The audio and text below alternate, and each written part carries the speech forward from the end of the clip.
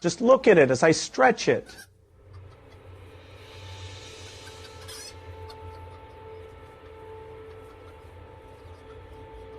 Wow.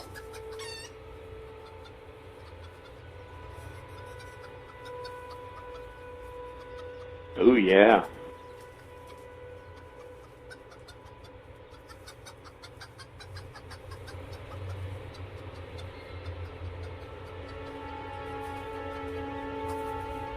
And my hairy ass.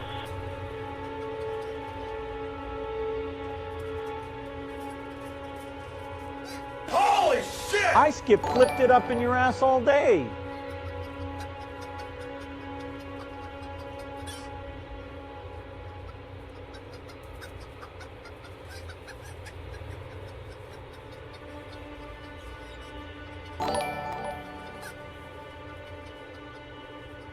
Stroke the meat.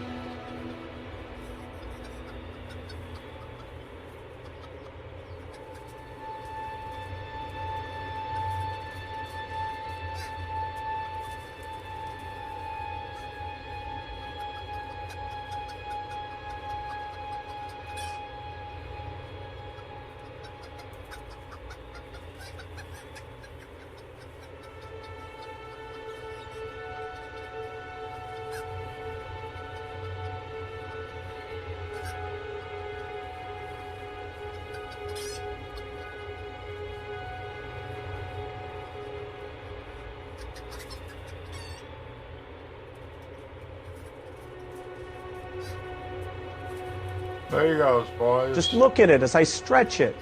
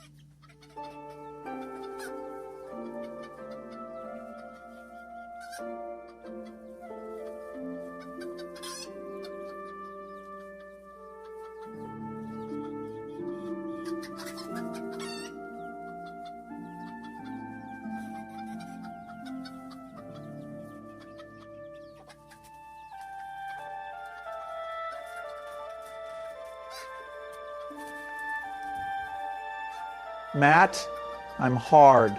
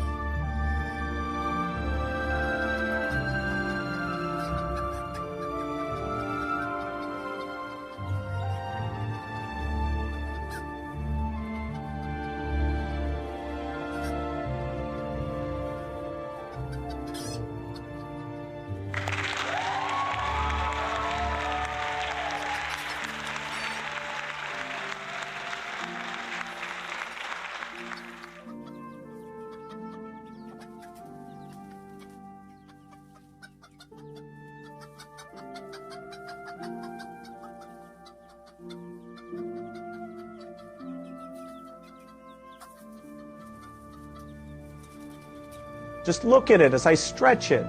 Matt, I'm hard. I flipped it up in your ass all day. Oh my God.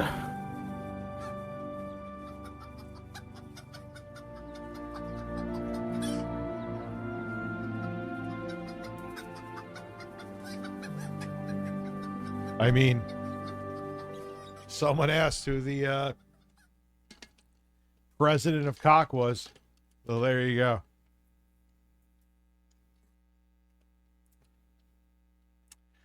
How is everyone doing today? I hope you're all doing well. I need to do a couple more things with Kick. I didn't expect to get a video out today. So yes, today it will be a Twitch only stream. Shockingly enough. Yeah, I found 32 sticks of DDR4, 8 gigabytes each. So, I mean, I have two 2080 Ti's I'm selling. One has a closed loop cooler on it. One is just a vanilla one. That's going. I have a B580 from Intel. The only GPU I'm going to keep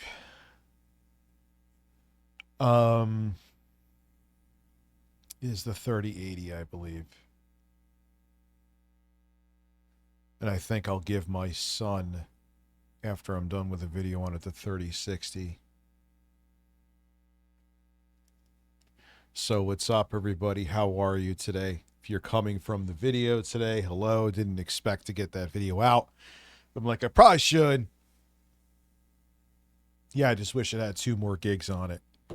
So, if anything, I'll give my son the 3060, like I said.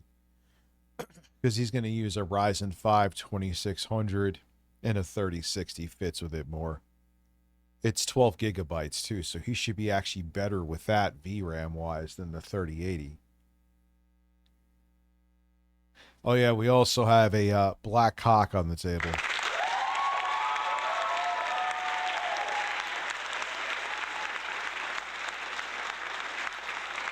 So as I was cleaning my downstairs, I'm like, what the fuck is this box? I'm still in the middle of cleaning it.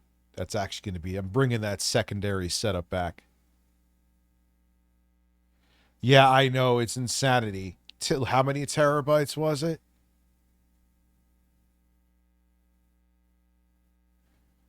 Yeah, I may make a short on that tomorrow.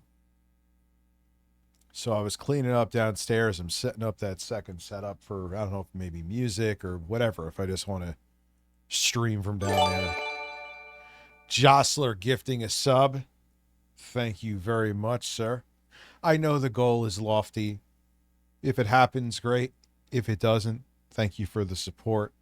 You know, believe me, I'm not going to sit here and pull a Phil and lecture you.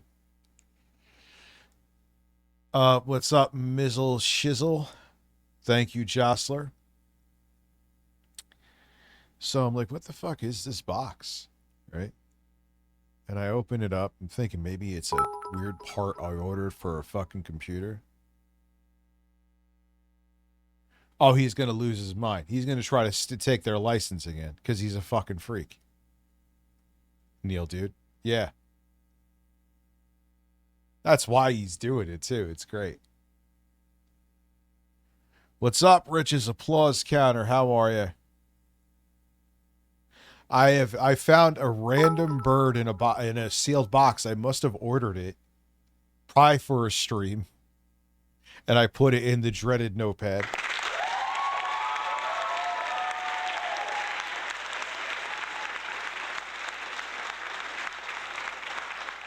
There's a lot of crazy shit.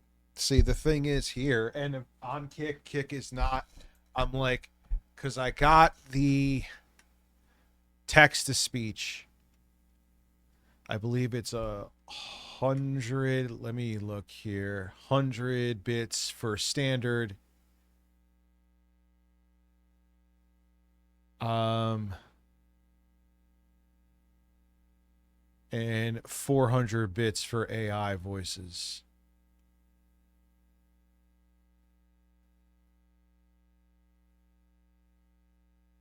I got to figure some of that out still. It's kind of confusing, but nonetheless, it should be somewhat working. Again, like I said, I didn't plan a video, but I'm like, you know what? I should do a video so people know I exist on here, if nothing else. The video's doing okay. YouTube is like wholeheartedly with open arms, bringing back clickbait content.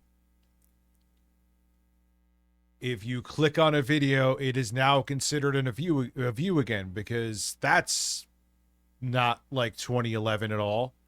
Have we not learned where that leads to? Maybe there's something I'm missing to it where this is beneficial, but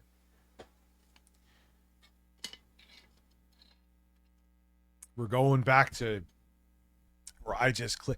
I mean, I get what they're doing this is because they heavily increased how much watch time you need, how many views you need to get into the partner program. So they're making it easier for you, I guess, to hit some of those metrics. But that's like clickbait's going to be back in full fucking swing, dude. What the fuck are they thinking? Local Man Eats Butt has subscribed as a tier 1. What's up within the asses? I gotta film. See, I'm sure they want me to put more AI shit, but I don't know anything about AI benchmarks. So with that VTI 490, maybe I'll record that tonight after I stream. I'm just gonna, do benchmarks. Mizzle Shizzle 85. Thank you for becoming a sub. I mean, and listen, man, I'm not like, I'll never do clickbait where I'm flat out not talking about the subject in the video ever. But I'm going to have to play ball. What's up, Local Man Eats Butt? How are you? Been following since 2015. Thank you. I mean, I'm like, I get what they're thinking, right? But I don't see how that's going to end well. Mark my words, they'll go back to watch time. Phil, I'm too cowardly to be a Green Lantern. What do you mean?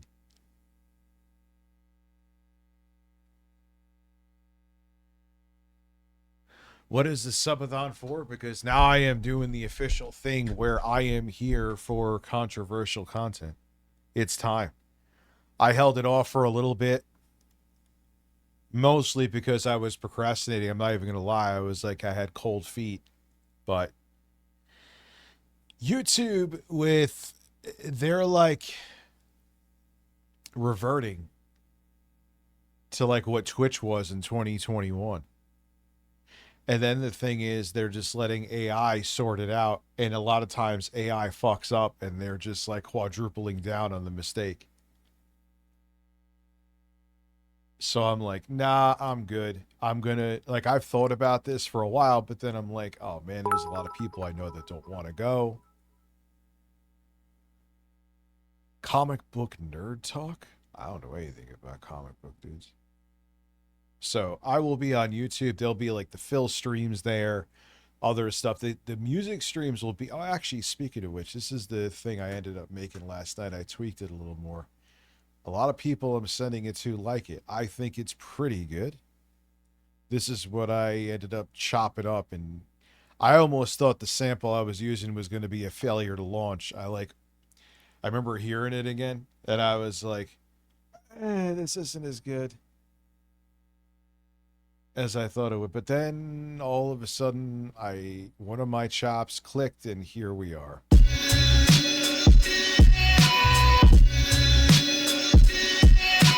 And there's change-ups throughout all of this.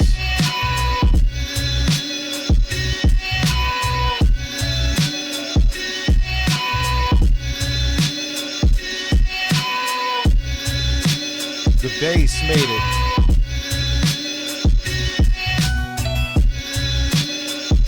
I could use an echo there. Like, I couldn't do this on YouTube. I cry to it.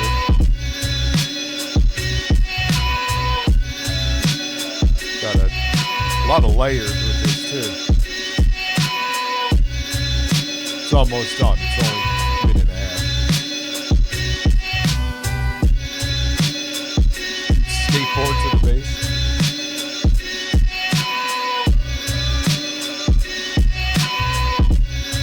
Yes, we have a new bird on the table.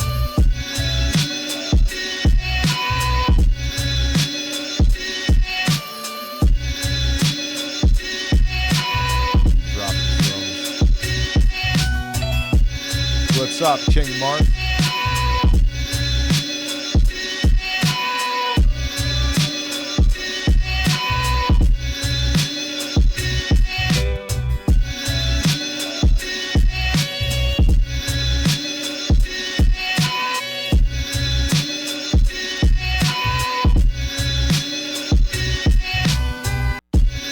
Yeah.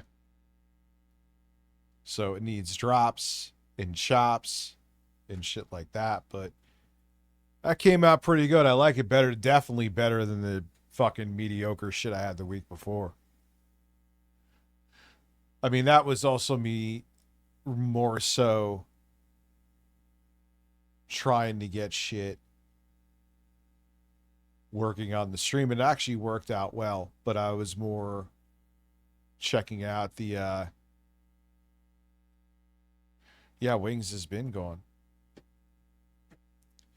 So that one actually came out a lot better because I was more comfortable with what I was doing, where last week, even though everything was fine, I was still like, all right. Oh, we got plenty of shit. Dude, I got so much shit. I got, like, what is it? The problem is I click on the fucking playlist and it, like, wants to, like, just spit out whatever I have. And just auto-play it. Why is it not going?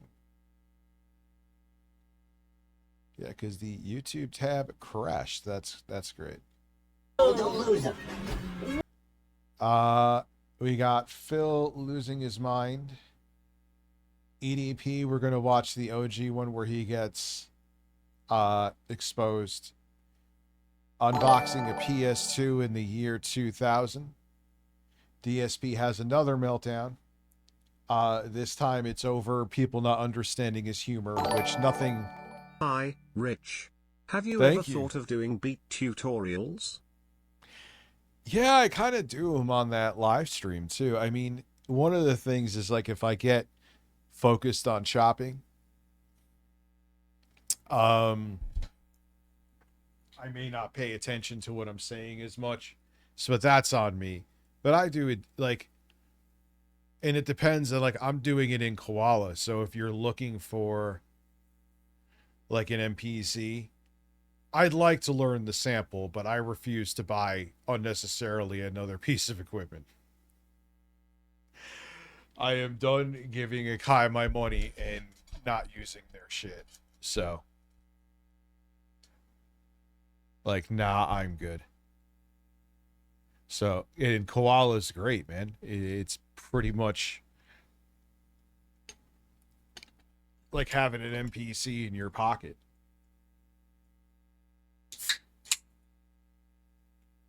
No, it's going to be shit games.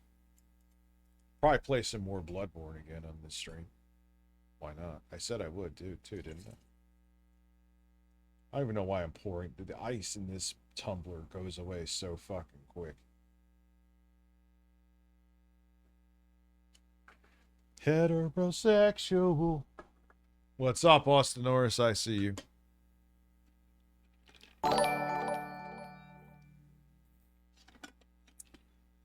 What producer? Thank you very much, my friend. Appreciate that. I wonder if there's a way I can make account resubs too. So no, we got Joe Rogan panicking, how predator catchers get fucked up or fuck up investigations. No shit. They even include Chris Hansen in this one. Hat Country's Guide to the N64 Library being reviewed by Mike Matei. Very curious about that. More quartering. Another strange video about Phil. DSP raging over Mario Sunshine. DSP has a meltdown because his humor is too complex for you to understand. Yeah, there's a lot. Kama75. Thank you for contributing to the man tax.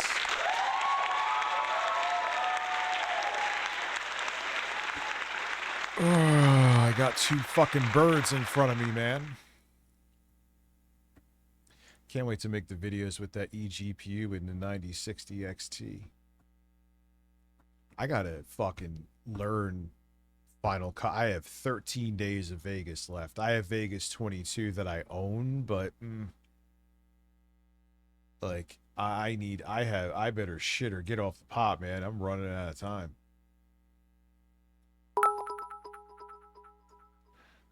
Tell me a lie. I have a huge dick. Oh man. There you go. You ever use a Mocha adapter for Ethernet through coax? New place has no ETH. Nope. I wouldn't even begin to tell you what the fuck that was. Walmart Fatty. Subscribing for 3 months. Thank you very much.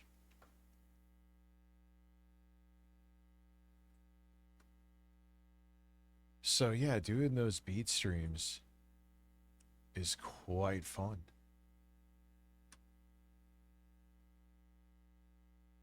Listen, don't forget to play your PS3. He'll probably be here later. Play your PS3 with HDMI 2.0. All right, I will, dude. Not that I... Listen, man, I'll try it. I don't care. But he is like... I don't know, dude. He's like, listen, I grew my dick like 4 inches playing my PS3 on HDMI 2.1. It's a miracle.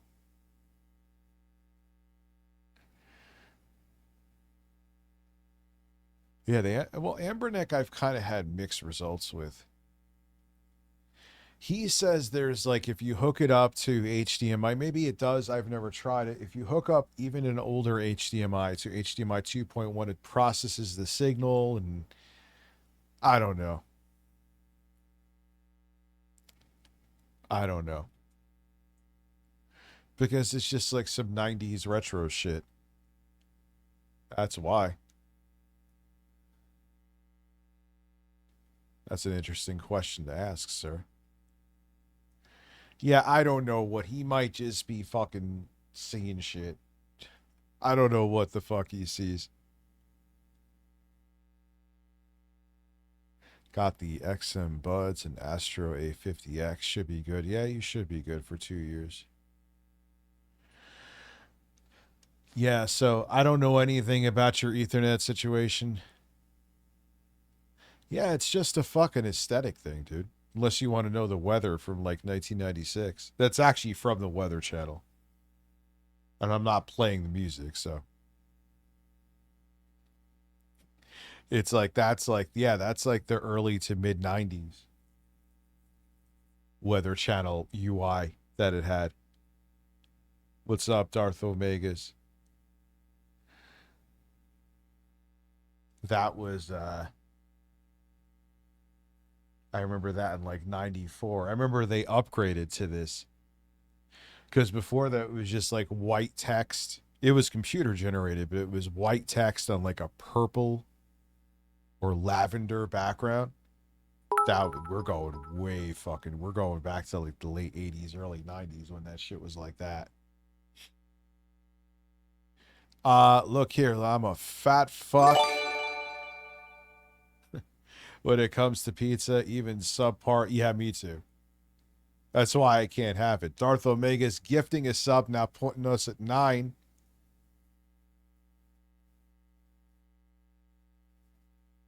Also, too, let me see how it looks. That's kind of badass, man. So if I want to turn the lights off later. Are we streaming till we hit the goal? I don't know about that. I don't know about that, dude. Who the hell knows when that would be? You know, if it's like semi-reasonable, if it's like 2 a.m. maybe. But even then, that's a maybe. I should be more ambitious with that, but yeah.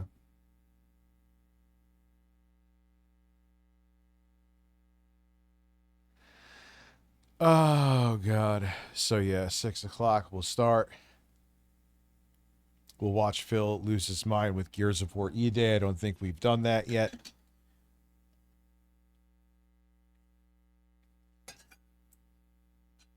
Tim Pool rage quit Jubilee. Yes, please.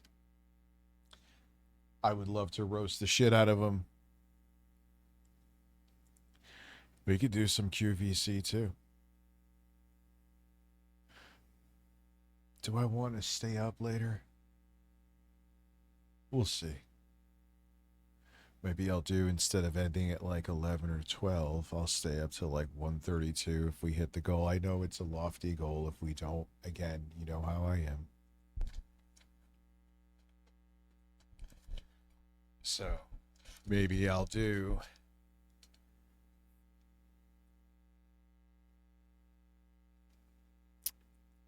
No, I ain't staying up until... No. Sub-a-Thon.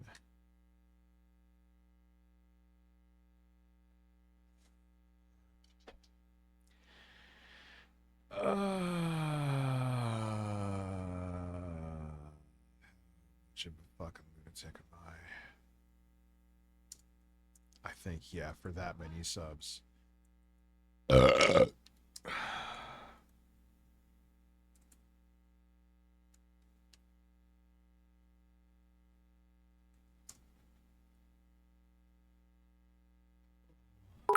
By 11 p.m. We are at how many? I heard. Yes, we're gonna watch that. Is that on YouTube? It would be easier if it was on YouTube. Thank you, Jostler, for the bits. All right, you know what? Fine, 220. 220. For that many subs, I'll 220. I'll be okay. It's not 12 hours. I mean, that is a lot of subs, though. I would give it about like a 20% chance of us getting. Let's keep it real. That is a lot. And what are we at, 9? Yeah, we're at 9.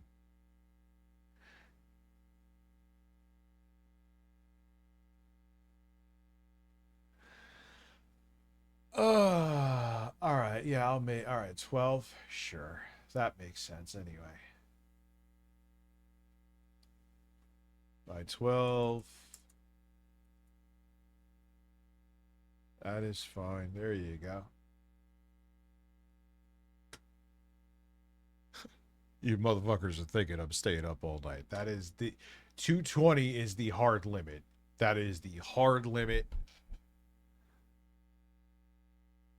I wouldn't fall asleep then. But again, like, and Kane has done it, and I have done it too, where he's like, yo, I'll hit you up with like 50 members. I'm like, all right, cool. And then I do it, and then I'm fucked up for like a month. No, dude, if we even reach 200, I should play the lottery. You know what I'm saying? That is a lot of subs. I get it. Fucking hit 200, I'm gonna fucking stop the stream and go hit the lottery. Yeah, so it's 6. We shall start. Review men's asses, USA. Put this light here. Yeah, there you go, boys. And then if I put this light here, the shit out of it right here. It's not like junk. I have a mouse and stuff. Yeah. So then, let me see. Off. Let me see. Ah, that's kind of cool. I look like I'm in a spaceship where I'm going to arrive on your fucking anus. Bob introduced the black cock today. Thank you, Bob.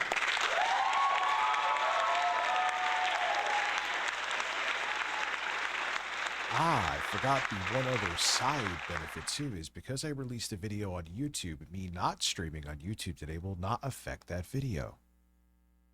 I mean, the few people that will come through from that video is not going to affect it.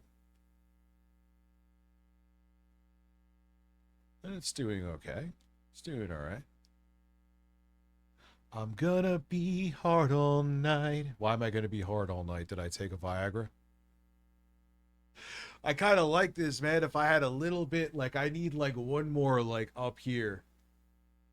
Right? Is that where my face is dark, or is that like right here? And it would be like chef's kiss. I mean, if you want the light back on, let me know. Kind of gives me a better energy. Large blue fat man.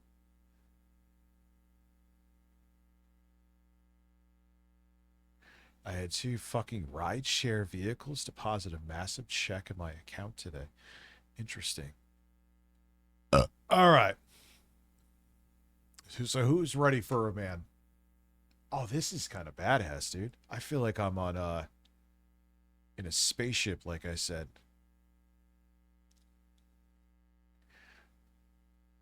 What's up, Alone Fox? How are you? I'm about to arrive on Phil's anus.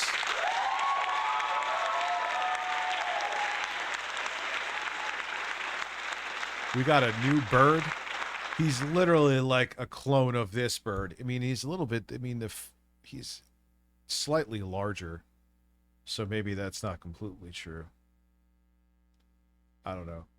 Whatever. He's a big, beautiful black cock, and I'm here for it. What in the fuck was that, dude?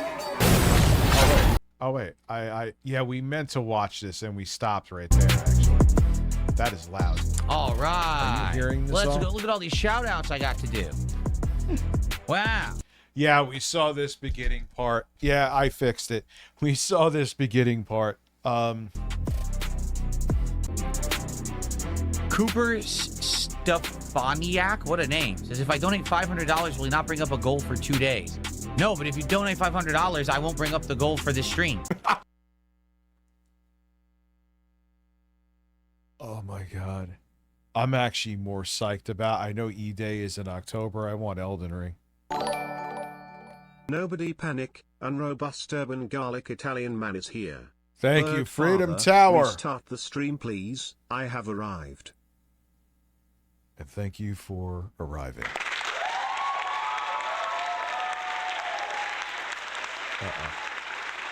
messaging thing.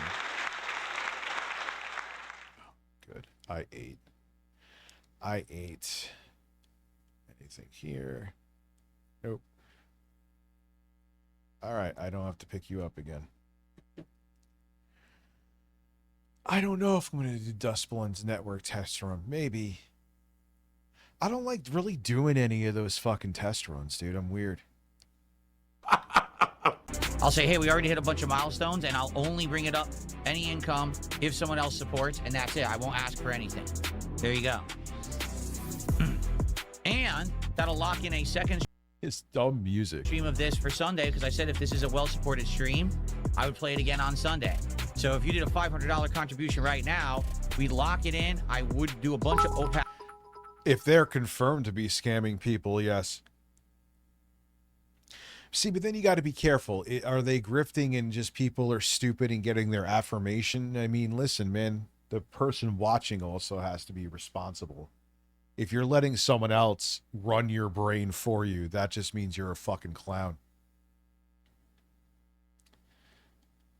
Yeah, if Phil talked to a mobster guy like that, he would get the taste slapped out of his fucking mouth. Openings at the end of this stream. I wouldn't bring up income unless someone contributes for the rest of the stream, and we would play this again on Sunday. So it would do a lot of positive stuff. Here you go. Hello, everyone, and welcome. It is I really the do release think I'm day gonna of do the open beta that of support Gears of where War I just E-Day, clip him and saying I'm going to be support a checking bunch this of out times. on PC right now. All right, we already got level 50. That's pretty interesting. Well, the lighting is Someone actually level blue. 50 already. The lighting is actually the beta blue. just released. Someone is level 50. Yeah, Phil, we're middle-aged men. There's young adults, 20-somethings, teens, and kids that are playing this that have all the fucking time in the world to play it. Like, cry.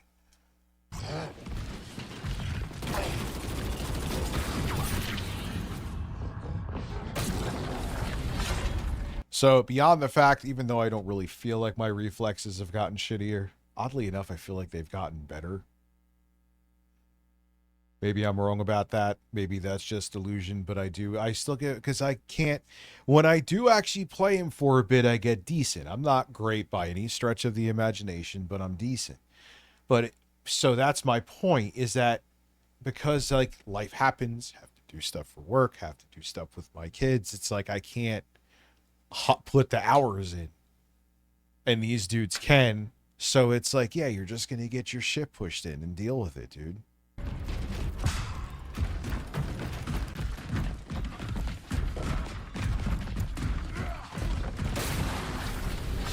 What the fuck? Same reason why I don't waste my time picking up a fucking fighter. Why?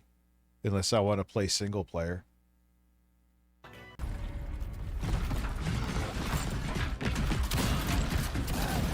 No, that's coming up.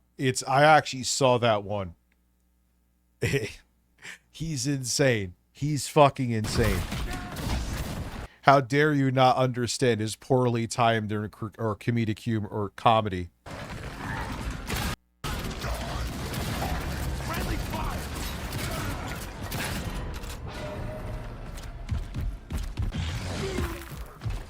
A GDP wind. I'm gonna fart on a computer.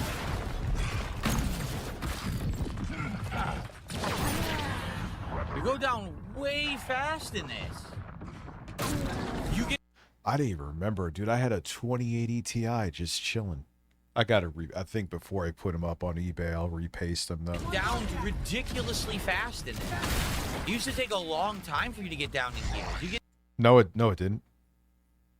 I remember back in like 2010 getting my shit pushed in gears.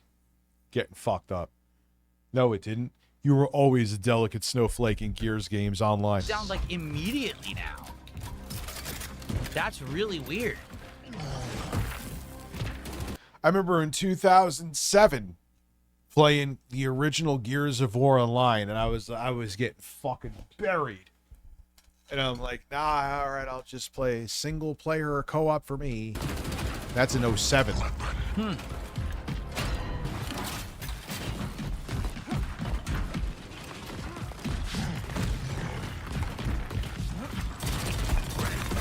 Like, yeah, man. I know. I'm a boomer. I finally learned what sweaty means. It's like, nah, these dudes are fucking lunatics. And this is in 07. I got almost 20 fucking years ago. killed again. Do you see my point? I'm getting downed instantly every time someone shoots me. What the hell's up with that? Huh?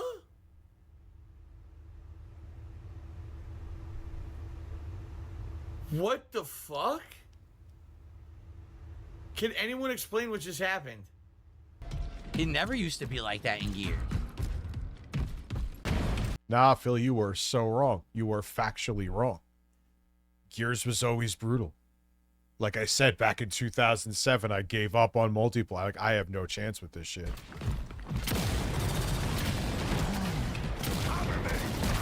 At least, like I said, with Call of Duty, if I play it for you, I'll be terrible if I stepped away, especially, and go back to it. But I could be okay if I put in a little bit. Gears, it was like, nah. No, I just got fucking...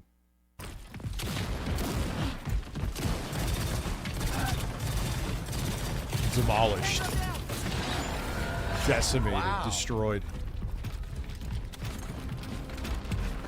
I mean, I hate to say it, these people you get to tell have been playing it nonstop.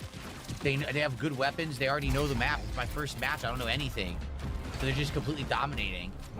What am I supposed to do about that? Not much. Just lose miserably, I guess. A minute. What's up, Set on Fire?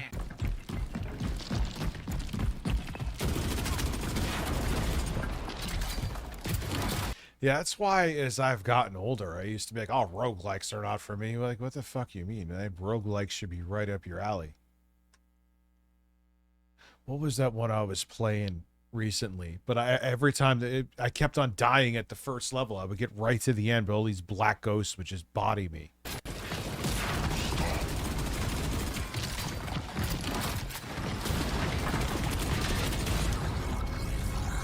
Instantly killed again.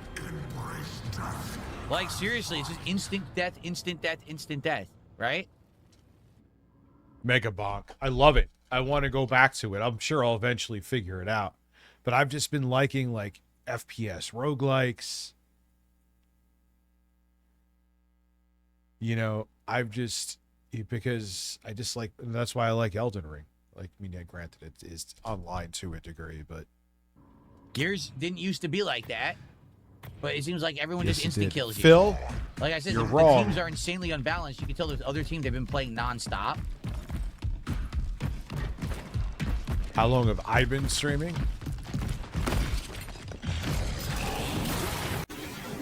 Oh my god! What the fuck? Whoa! Whoa! Don't lose him. What in the fuck was that, dude? Yeah, about 40 minutes. Instantly killed. Literally, I don't even know what killed me. What was it? Yeah, where is he getting this imaginary hand-holding that Gears would do to you in multiplayer? It's specific. I know for a fact it did not. How did it instantly kill me? Like, it's not even up for debate.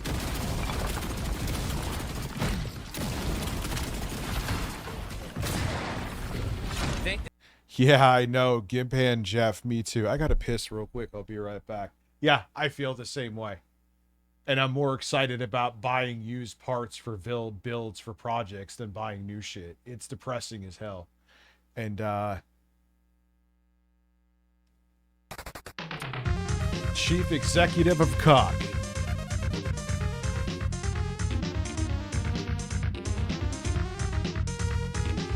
Oh, wait, I don't have his name there.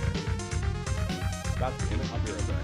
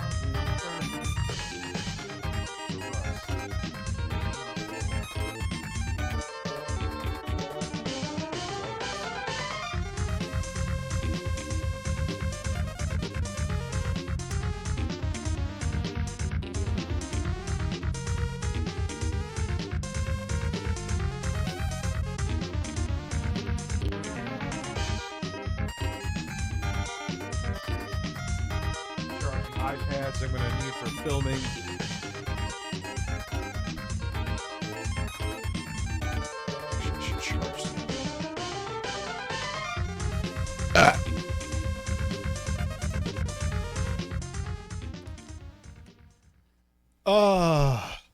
They always have the better guns. They have the shotgun. I don't even know where the shotgun is on the map. Take a look at the deaths. One killed with the sniper, the Lancer, and one killed with the Nasher. So they just keep running to the better weapons and dominating us because they know where they are. We don't even know what we're doing. It's our first match. So the matchmaking already failed miserably and put us in with people who play nonstop. Complete waste of time.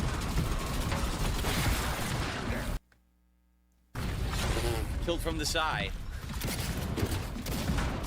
Yeah, no. Okay.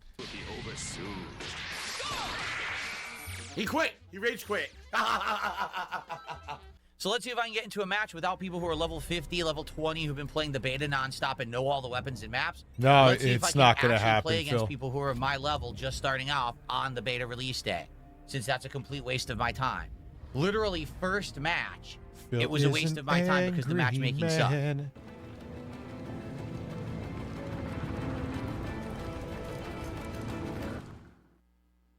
I'm hoping the single player's decent. That's what I'm hoping for. Okay.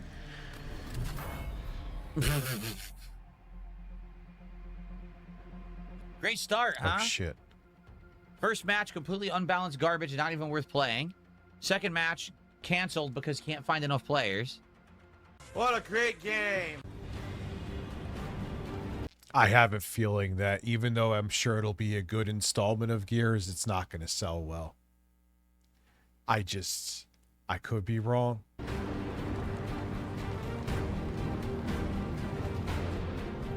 I mean, all the companies are hurting right now. It's literally what I talked about today, but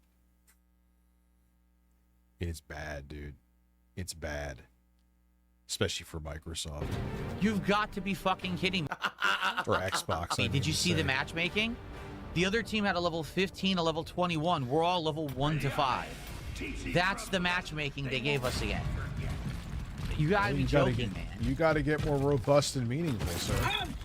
How do you throw grenades? Up, right? Up on the tab? Yeah, and you know what? It's kind of necessary that AAA gaming is dying. I want to plug in my Gabe machine.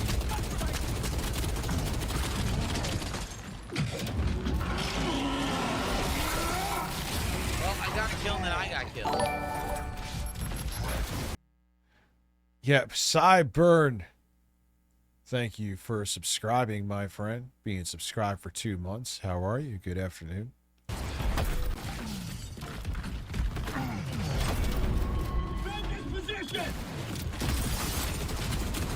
And then people have Game Pass. What are they doing?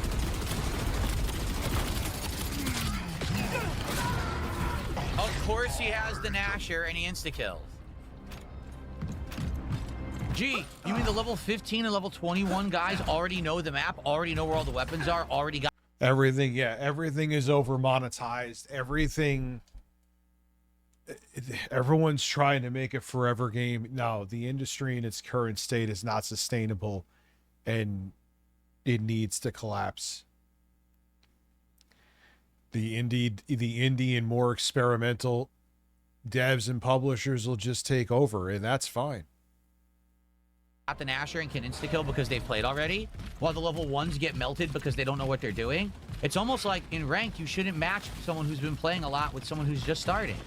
Almost like that's like a foreign concept to these fucking game developers, right? Fucking idiots. Is he playing? Here we go with the double stab nonsense. Look at this. No, that's not Zelda. Come what the on. fuck is that? I know you're already in the room and I double stab you before you can even swing at me. What the fuck? What the fuck was the game dev thinking? What a complete shithead. What the fuck what game a fucking is this? asshole. That's Neo 2.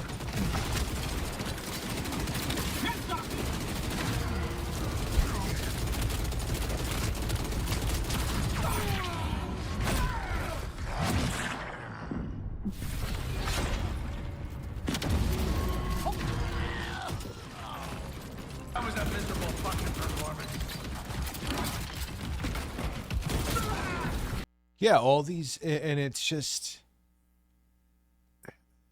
not a sustainable thing. It's insanity to think it is. And here we are.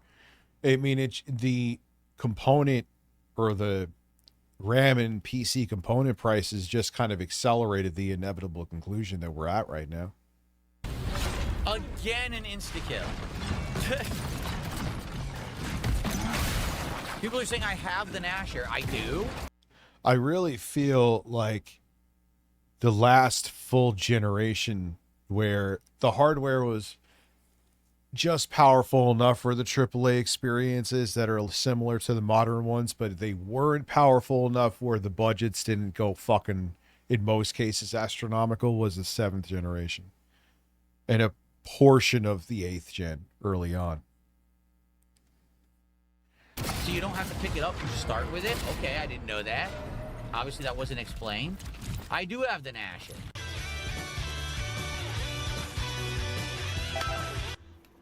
I have the prototype Lancer, I have the snub, and I have a smoke grenade.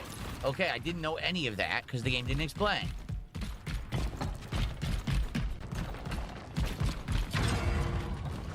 Yeah, dude, you're kind of like really bad at this.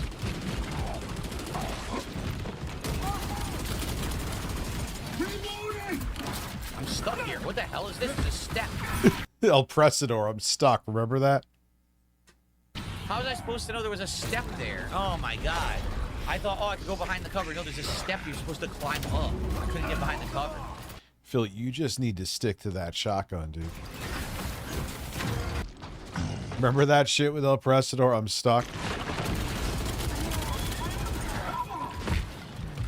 That he made it for a while in that Call of Duty shit, where it was just the same thing, but he made a killing, man. He made a fucking killing for a minute. Uploading, he was just pointing it at the screen. Playing Call of Duty terribly, and he would get stuck and scream, "I'm stuck." Don't let him back in! Cover me! We have the gear down! Insta-kill with the shotgun again. El Presador. Gee, I wonder if these people have been And this is what it meant. There was El Presador was part of Machinima, dude. Remember that? playing non-stop, huh? Insta-fucking-kill.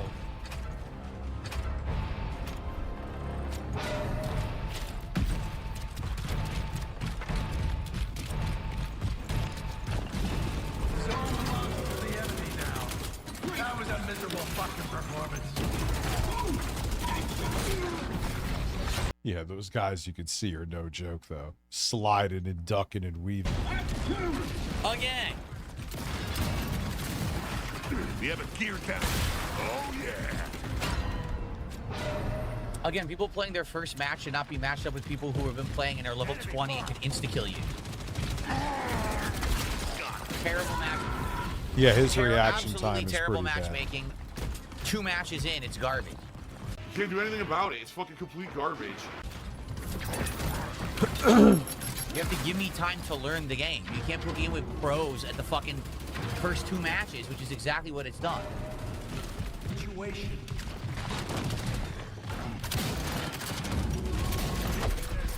No, there's no way. I was trying to connect my controller to PC and kept connecting to my Xbox and pre-ordered GTA 6 without knowing for it. No way. Bitch.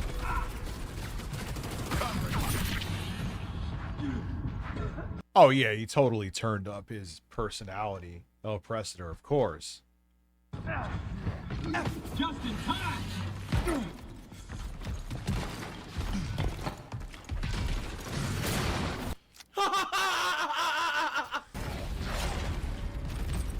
Wait. He absolutely hates this. He can't stand this. I did get the kill. He can't. He'd rather be doing anything but playing this shit.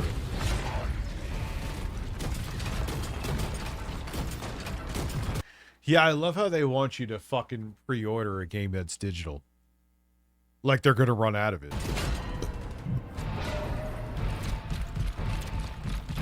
Like, you want me to pre-order that shit, there better be a benefit to it. Perhaps you've forgotten what's at stake. I didn't do poorly for a first match, but again, those people, level 15, level 21, they know the map. They know how to easily insta-kill with the shotgun. They've been playing the entire beta last week. Why am I matched with them in a first PPP's HRT, how are you? match? What's up, Black Sheep? Literally what should happen is should match you with people who are your same level. It didn't do that at all. That was pathetic. Oh, actually, according to he got 13 kills and only died 3 times. So this map kind of reminds me of a map from a previous Gears, but I don't think it is. I think it is a new map. No, I got a refund on that shit. Now I'm on a team with a level 32 and a level 20, which is also ridiculously unfair. So I'm on a team with 2 really good players. Why? Because you're robust. They won't forget.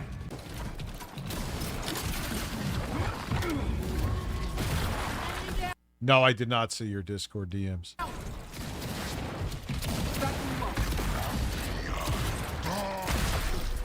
Jesus. Yeah, it's like, dude, it's a digital game. It's on a server. I'll be able to download it anytime. Okay, I will.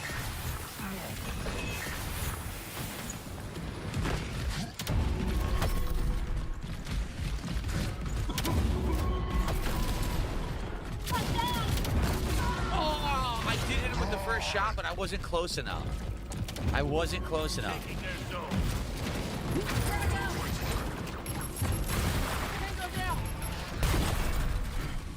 Oh, I got the Gears 2, and I saved that shit, and I never tried it yet. God damn it.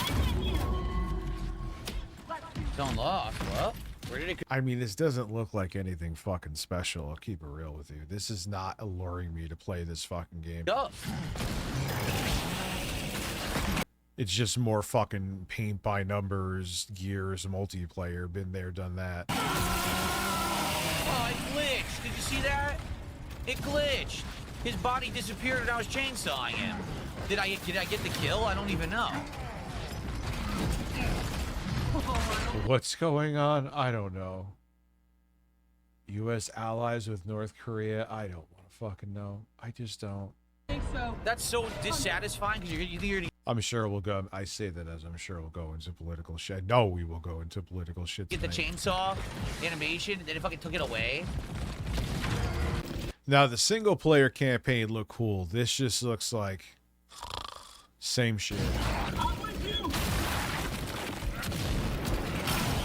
What? Huh?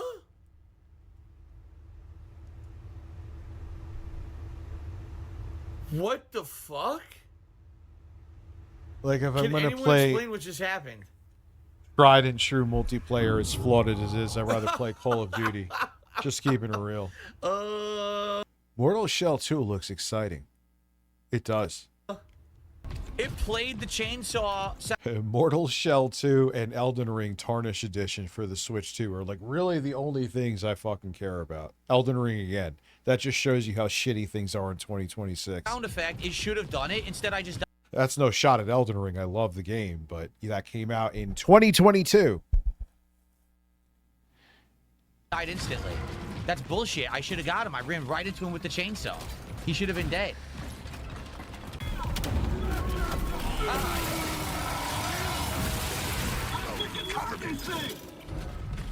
Yeah, this just looks like... Nice.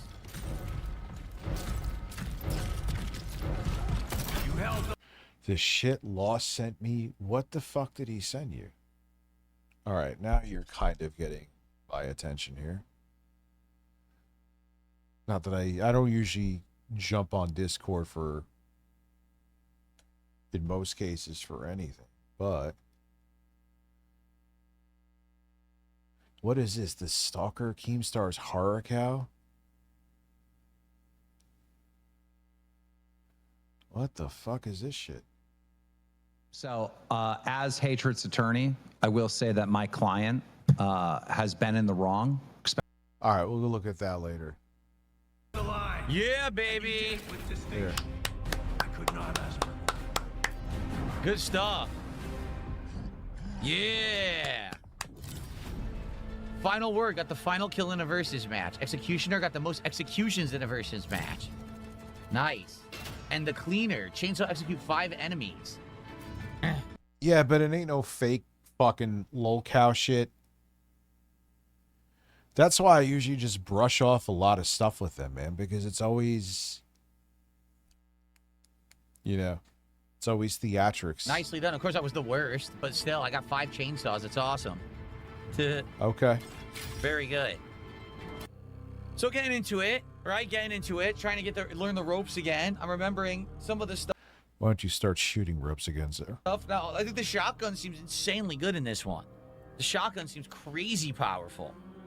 Yeah. It's always been.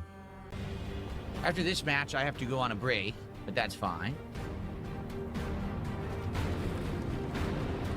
I mean, I feel like the allure of online multiplayer, unless it's Call of Duty or the Forever games, which I guess in a way Call of Duty kind of is that.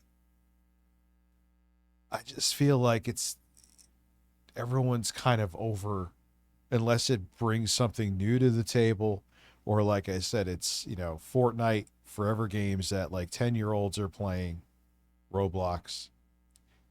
I just don't think anybody fucking cares anymore. It's not the 7th gen where everyone thought like no one could do any wrong coming out with a multiplayer game, a conventional one. Those days are done, man. So all these games are trying to catch a ghost that's not there to catch anymore. Look at the team they put me on. 2 level 50s. See what I mean? Matchmaking's busted. That's not fair. That's totally not fair. It's like Blade trying to make money just knife it in Call of Duty in 2026.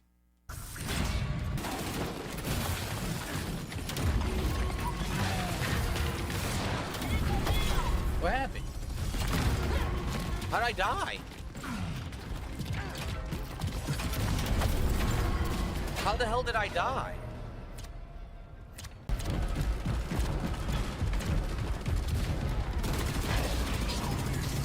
Oh, that's my teammate. Oh my god. I can't talk. I've done shit like that. I've done shit like that. What? Oh, I think the game is lagging. He was rolling forward, but I got downed by his shot. But he was rolling. And this is where, and a lot of the AAA studios are always trying to shovel something multiplayer down your throat, hoping to make their own Fortnite, or even still to this day, Call of Duty. And it always, as we see, it fails most of the time. Yeah, and a lot of these studios are going to implode.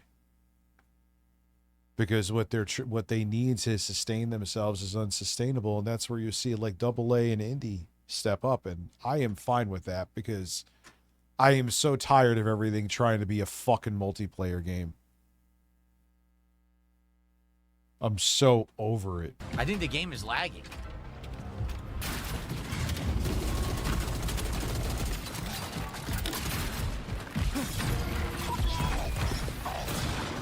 Yeah, I don't know about this match. Look, this guy has no name. What? How does this guy have no name?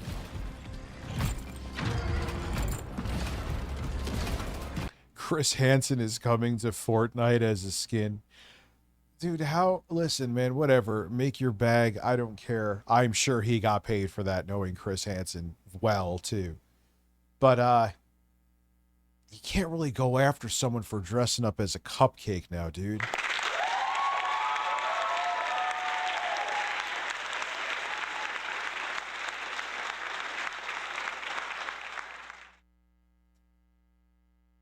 Oh, man, you trolled me. I was going to say.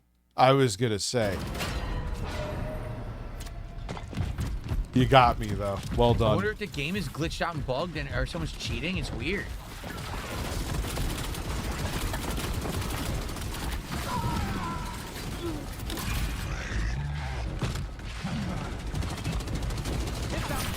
god, I got down instantly.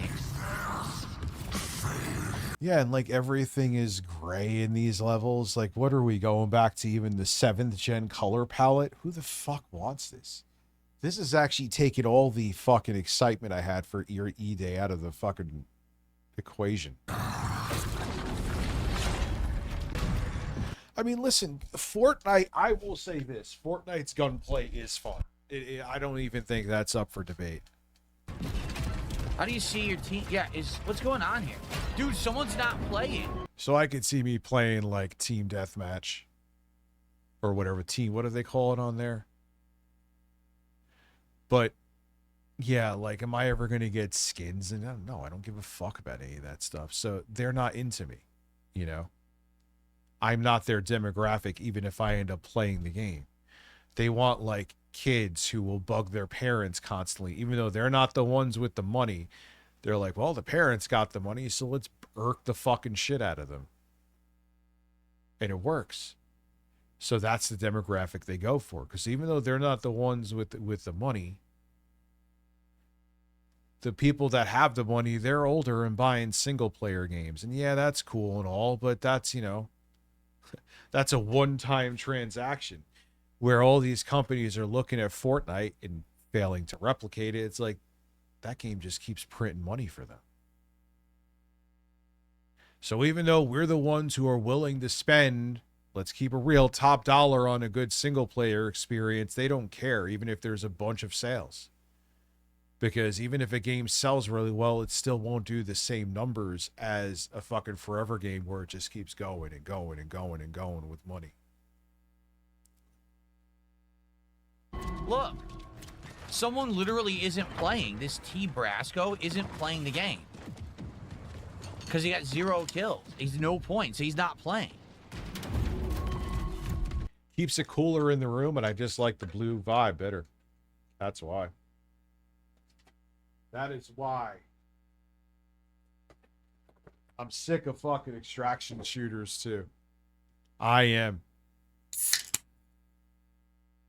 Like... But, I mean, I kind of see how the like games like this are dated, though. Like,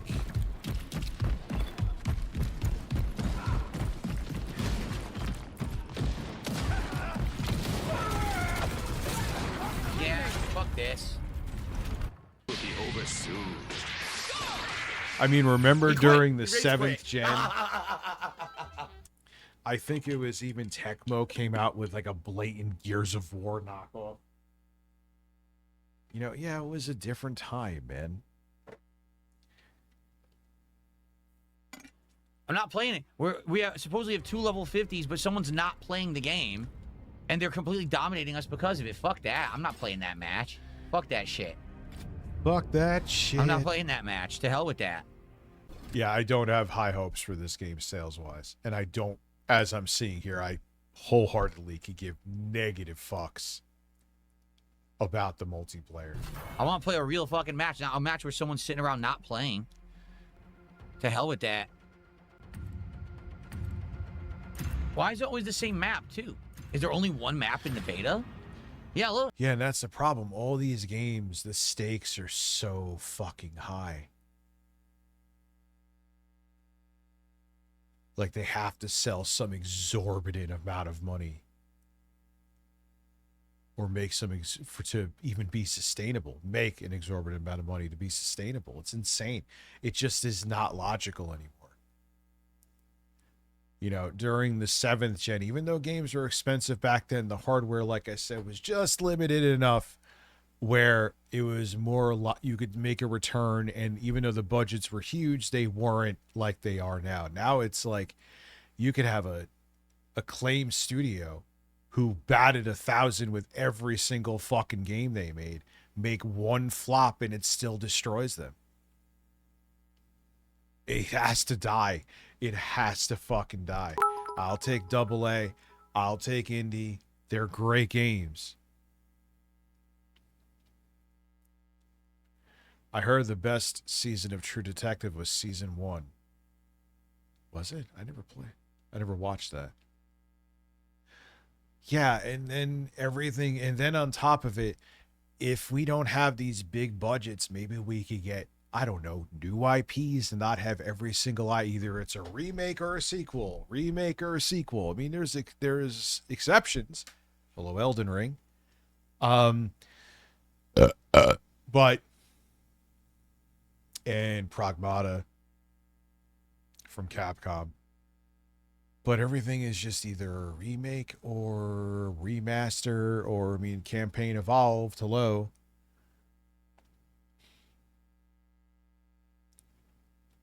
Jesus, man. It's always the same map. What's going on with this? They only... It's time. And I think, like I said, the memory crisis just kind of accelerated the path I think we were going down anyway. And then on top of it, combine the lack of excitement for push the Switch 2, I would say push that aside, but console hardware. And now with the prices going up, the apathy is going to be like, wait a second, this console that's now 6+ years old, or close to 6 years old, I mean to say, you want me to spend more money on than when it launched initially? Nah, man, this is dumb. This is dumb. What are we doing here? put one map in the open beta? Yeah, and then you take away physical media, which, again, I always say because I like being transparent. I have been buying most of my games digitally for a very long time, and that accelerated in 2017 when I thought I lost my physical Switch games. There still needs to be rights for digital goods. And if we don't get those rights before they fully get rid of physical media, we're fucked. So those rights need to be fought for like now. You're not going to save physical media as a mainstream form of game purchases or software purchases. But you can, like, that ship has sailed. You can fight for your rights with digital goods, though. That doesn't sound right. You think they would have done at least more than one? This sucks. Enemy caught you lacking. And now the last stop. We're going to get out of the butt and into the fuck if we don't come up with that $200.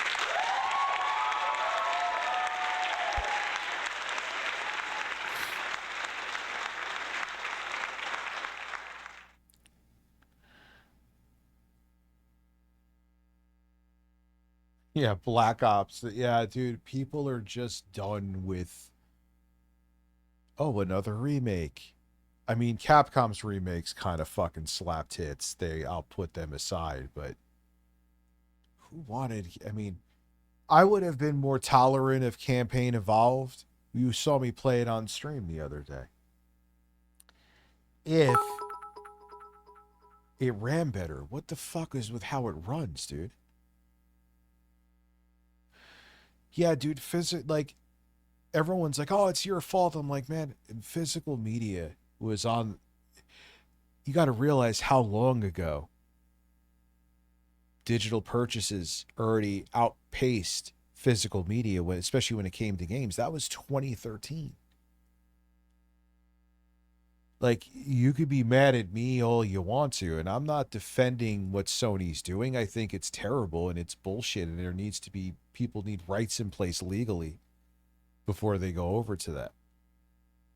But it's almost a decade and a half ago. You were way late to that party.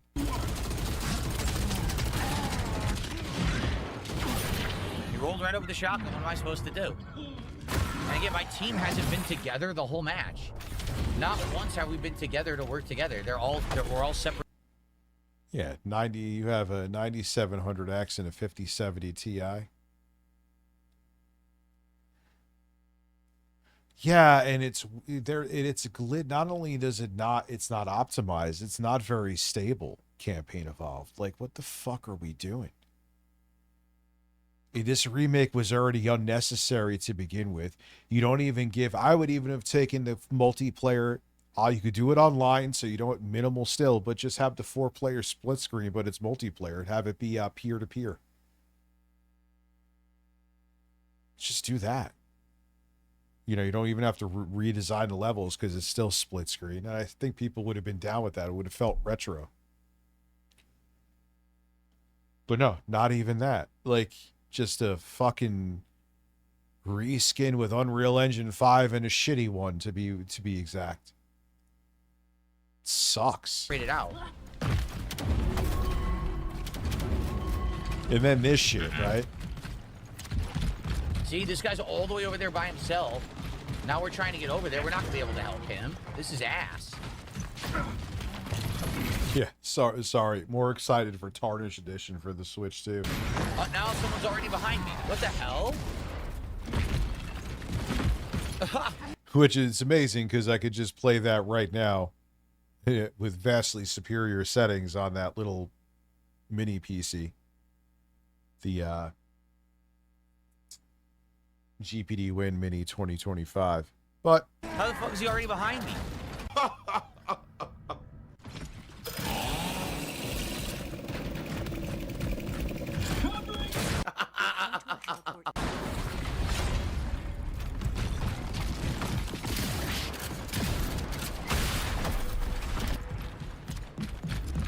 This guy, are you kidding me? Another person who's not playing? all right, I'm bored of Phil sucking. That might be, but this is more like, we know he sucks at games. I suck at games. He's going to keep sucking.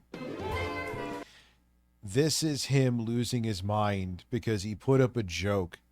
You'll see it here. Basically, he was doing like the opposites thing where he's like, oh, the stream did so poorly, but by so poorly, I mean it did so good that we're going to continue whatever the fuck he was playing. I think Dark Souls 2.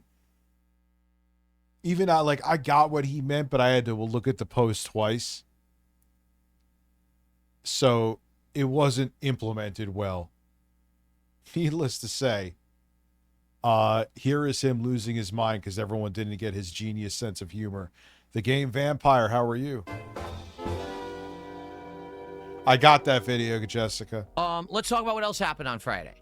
So, as you know, if you've been paying attention, I've been playing Dark Souls 2 over the last month and a half, 2 months. It's been the PC version at 4K resolution, and it's been with this path tracing lighting mod. Actually, that mod does look pretty good. I'm doing good, man. Now, we're at the end. We're literally at the very end of the game. And we got to the Dark Lurker, but we died. And I was like, let's do other stuff. So we went and we fought Vendrick. We beat him. We went to the final area of the game. We went to the final boss. Fought the 2 bosses first. It's a 2v1 fight. Then fought the final boss. And then found out, because this is Scholar of the First Sin edition, and because we killed Vendrick, there's a final boss. So I ran out of time and didn't get to finish the game on that stream on Friday. But the stream was well supported. I think it was like 160, 70 bucks or something on the stream. And I was like, well, people put their money where their mouth was. They said they wanted more Dark Souls 2. And I told them the only way that I would do it is if people actually supported the stream, because we had several. Support. You see what I'm saying? Slow streams of Dark Souls 2. Well, that stream was not slow. Therefore, I announced we will continue with the game this week. We'll do another stream of it where I will beat that final boss. We probably will go back and beat the Dark Lurker, and then we're going to start one of the DLCs. Which one? I don't know, but I thought maybe we should go in chronological order, which I think means it's the one where you go into that underground dungeon with the big dragon that chases you and tries to kill you the whole time. He always does meetings, dude. This is all he does is fucking meetings. I'm not sure exactly what that one was called, and I'm sure you're going to need your help, obviously, to He goes into the performance of his streams like anyone minus like 2 people give a fuck. The performance of the streams are for you to be concerned with and you alone. Or if you run a business with employees under you, I mean to say, then fine. That's for them to fucking talk about, not your audience. figure it out, but that's what I figured. I was like, okay, maybe we'll do got a that. new So cat that is that's going feral? to start this Okay. week, Tuesday, because tomorrow we're doing Assassin's Creed. That's right. So Tuesday we continue with Dark Souls 2 as a way of saying, hey, thanks for the support. Let's keep it rolling. Now, here's the thing. We play this on Tuesday, and it's a dead stream. I'm not going to keep playing it. I hope people understand that. But I gave it a shot. I said, you got. So think about what he's doing already. Your stream did well, and it says, all right, man, thank you for the support. We're going to play this stream. He's like, hey, but that stream did well, but if this one doesn't, I'm not going to keep playing. What are you doing, Phil? What are you doing? Oh, my God. Show up for this stream. They did, and they supported, so we're playing it again Tuesday. Okay? Okay. Now, I made a post, okay, on my YouTube channel. You can't make this up. I made a post on DSP Gaming, okay, about this. Let me find it. Okay? So I make the post. You ready? Here's the post word for word. I'm just going to read it to you. I can't show it to you because today I have my Switch hooked up, so I can't put it on the screen here because the Switch is hooked up, not the PC. But I'm going to read you the post word for word. Some horrible news, everyone. Due to the... Hold on 1 second, because I just looked up numbers. That is very high. Still high, but not as insane. So it's 100 for that. Level of support that I got on stream today, I'm very sad to report that Dark Souls 2 is coming to an end.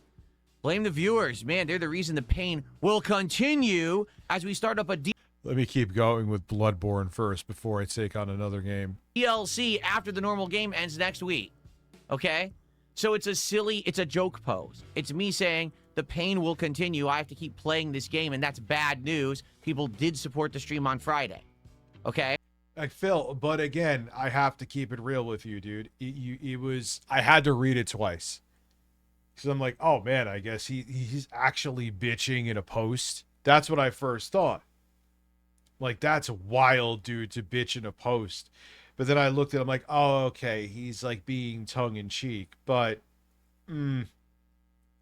I can see how people read it wrong. Sorry, Phil, but he's about to lose his mind because everyone doesn't get his completely genius and totally obvious, excellent and well-timed humor. That's the post. It's very straightforward. It's silly. It's funny. It's sarcastic. But the problem is you need to have reading comprehension, intelligence, and not be an autistic idiot to which is amazing. One, he's saying that as derogatory, and two, that is, Phil, it's almost guaranteed that you're on the spectrum, dude.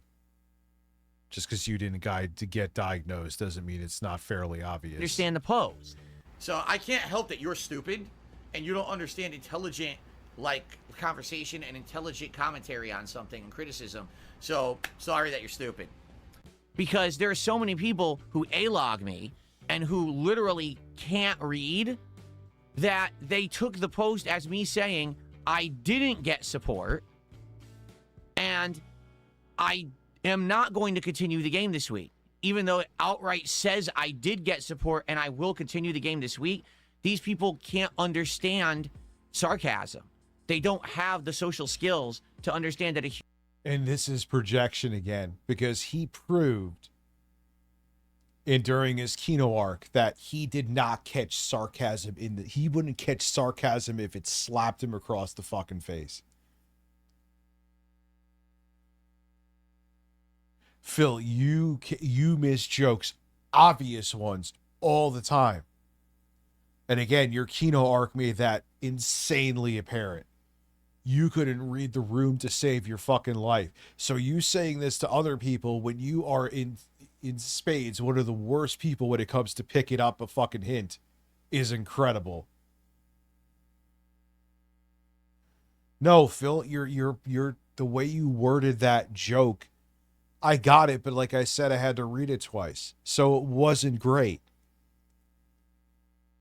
You misplaced your humor, and that's why people are like, what the fuck? What are you talking about? I thought the stream did well. human might make a joke every once in a while, so they actually read it. Yeah, but you suck at them. That's why you had to go back to video games.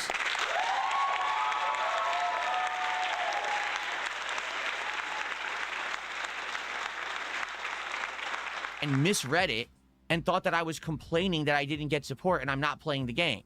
Like, that's absolutely fucking hilarious. You can't understand how society works and that people might be sarcastic and make a joke. because you're such a fucking brainless idiot. So these people, no lie, went ahead and made some of the most hilarious reply posts, okay, that I've ever seen in my life. This bothered him. I'm actually going to read some of them right. This bothered him so much. He got crazy insecure because his joke landed so poorly. Right now. So, just hilariously, some people did get... Whenever he says...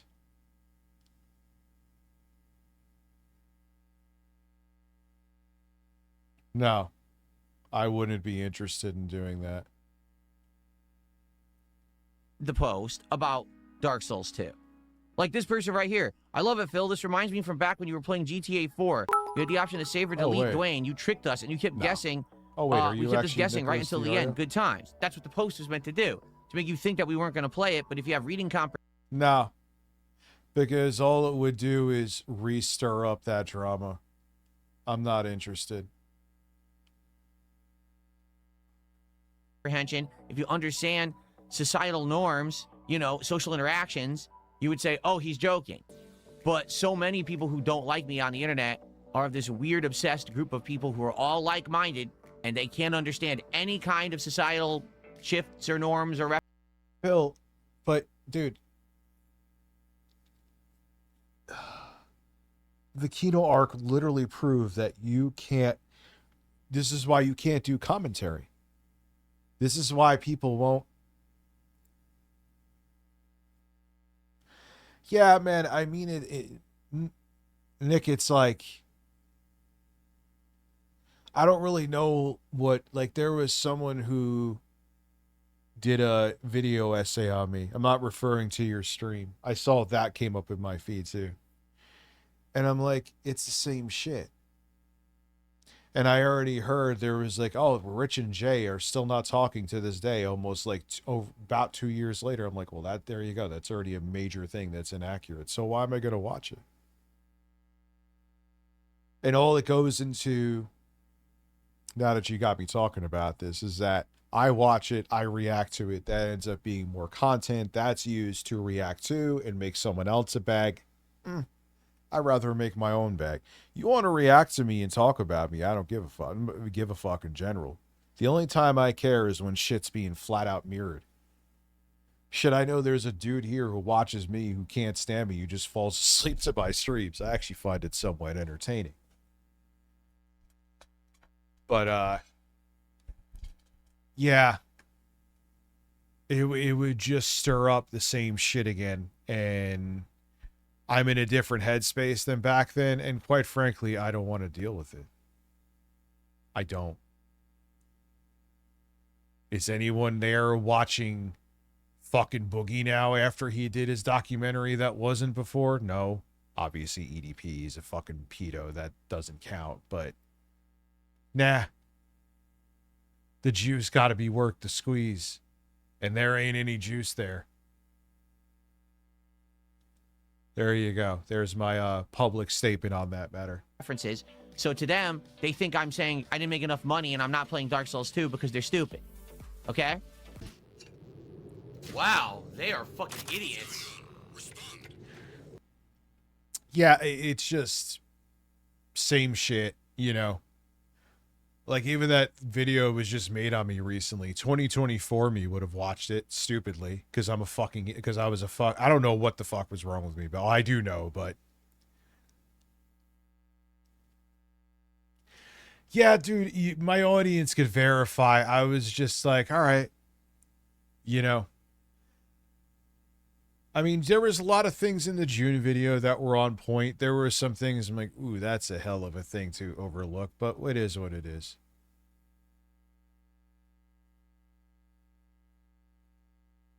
It's out there. And that's it. And unless you're mirroring my shit, I don't care. You could fall asleep to my streams and drink and use me as ASMR. I don't give a fuck. That's literally what someone does. If you know, you know. Rich, it's so dark there. It really is you in life-size sex. It is a life-size sex doll. Also, can we crowdfund that project? Eric is interested. Why is he not reading it? I'm going to fix that right now. See, it should read that.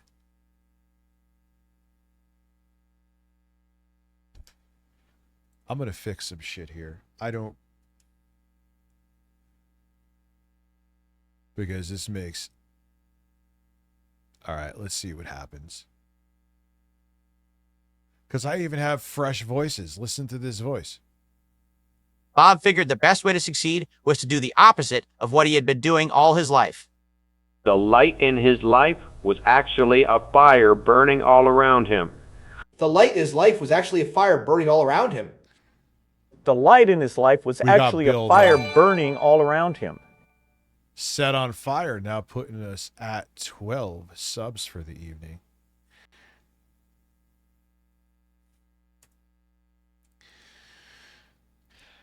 I learned a lot from that 2024 disaster, too.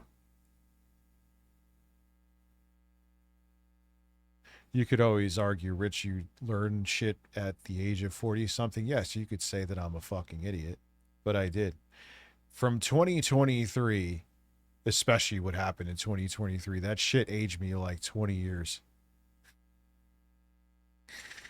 You know, I don't wish what I went to in 2023 on anybody, but that definitely made me make very poor decisions in that time frame.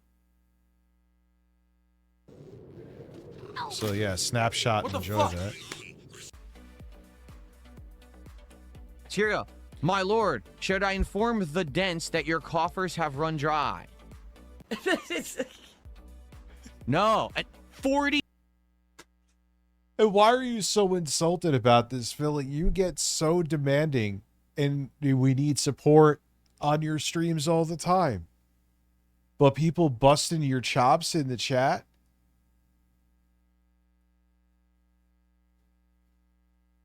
About the same thing that you actually do is so offensive? Come on, man. You're just being a silly ass, dude. Period. 48 thumbs up on that comment. 48 thumbs up on a comment that is too stupid to understand. And that's what irks him, because he feels like an idiot. Now, does this work? Oh, there is no Eric, dude. That's why it's not going to work. There's Bill instead of Eric. I'm sorry, man. It's Bill. We have... Here, I'll show you. DSP, Stan, Harmon, and Bill.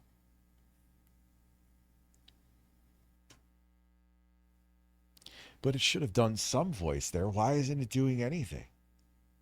So no, it's still not working.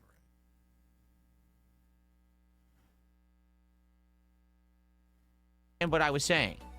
So that's actually 49 idiots. Even though I tested it. Listen to this one. We have failed our king. Cat will never leave America at this rate. I am sorry, my lord. 66 thumbs up. So 67 fucking idiots didn't understand the post. Nonsense. He is so... What he's really bothered by is the fact that no one got his joke, so he feels really insecure and stupid about it. But because he's a narcissist and saying, I could have wrote the joke different, it's your fault that you don't understand his genius humor, because a narcissist can never be wrong. It is so insane that he is so butthurt by this. It is fucking on another level. When they don't know shit. They're just a bunch of fucking know-nothing idiots. Dumb fuck kids on the internet who want to create drama for their own purposes, and they can eat out of my asshole. I mean, how dumb are you fucking people? I mean, honest question. His ear is twitching too. You know it's serious.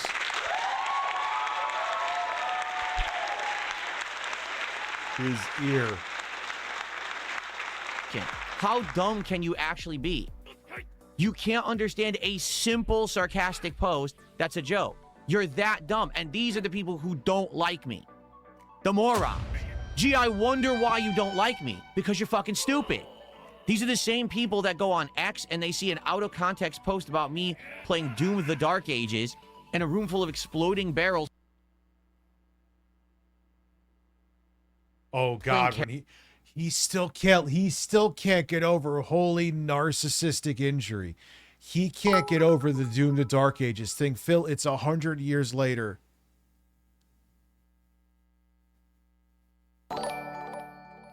Yeah, it's not working, man. I don't get it, and I tested it. I don't know why it's not working, Evis. I don't know. It's there, right?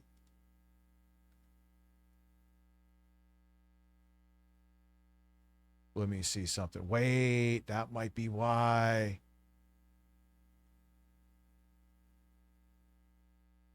What is this? Let me see. Oh, that's not it. Properties. Okay, hold on. I think I got it. Maybe this is why.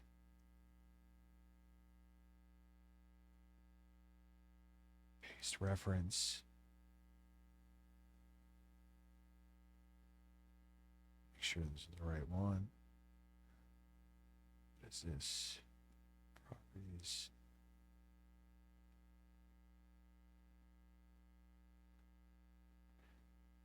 Now, let's see something. Now it should know I lowered it. Let me see. Because I should be able to test it. Log in with Twitch. This better work. I had to renew my fucking membership for this. Let's see here. This is a test message. All right, so it should be working. It should be working.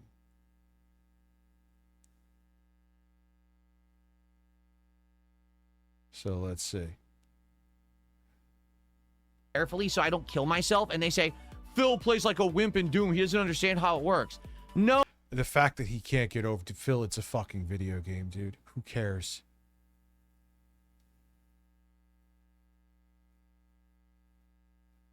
$50 for subs. All right. So make it 250 bits for AI. And now it should be fixed. I didn't have the right TTS monster in the React scene. So that was probably it. We shall see, though. No, morons. You don't understand the game and the context because you're fucking idiots. So you turn it into a negative about me. Phil, people who weren't like devs, like getting in on it with Phil. Because you're too dumb. It has nothing to do with me. It has everything to do with you being fucking stupid. You're so...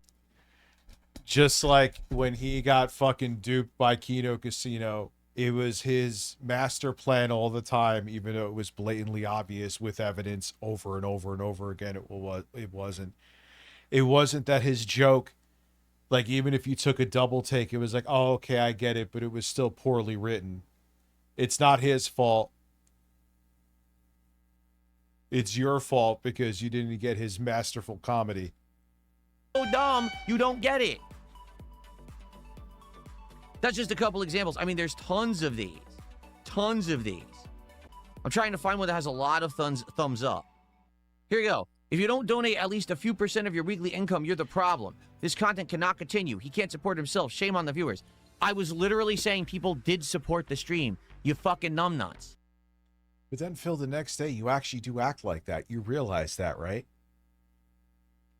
You still act like hand-to-mouth Phil from 2017. You just don't give the sob story anymore.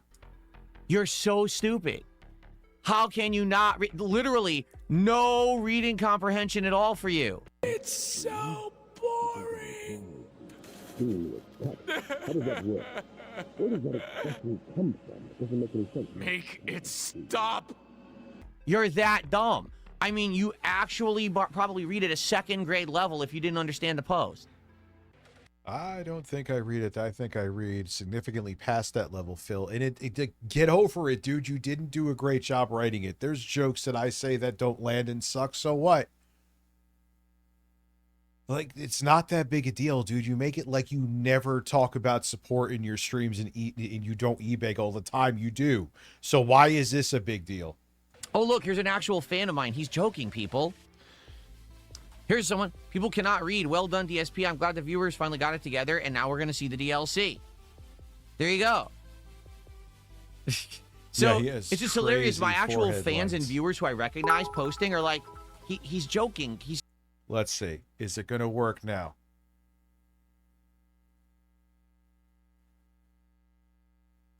It's just not. It's not going to work. Even though it kind of did before. Oh my God. All right. going to keep playing it. Why are you so stupid? I'm going to fix something in Streamlabs. But, I mean, then. I'm not even kidding. This is 100% the case in point. The people who don't like me on the internet are just stupid. That's just it. Like, you sit around, you watch bandwagoning idiots who say shit about me that's not true because you're too dumb to watch the content in context and understand it. You can't understand a post because you're too fucking stupid. I mean, you probably have two brain cells that click against each other to get you to tie your shoes in the morning. You know, it's probably like... to write your name on a fucking form, you probably need 3... Still testing. Testing. Testing.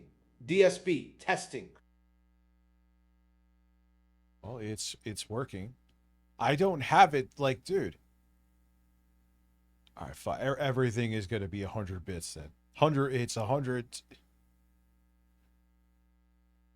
It's 100 bits for whatever you want to do. AI voices, 100 bits. Just 100 bits. 100 bits. 100 bits. It's 100 bits.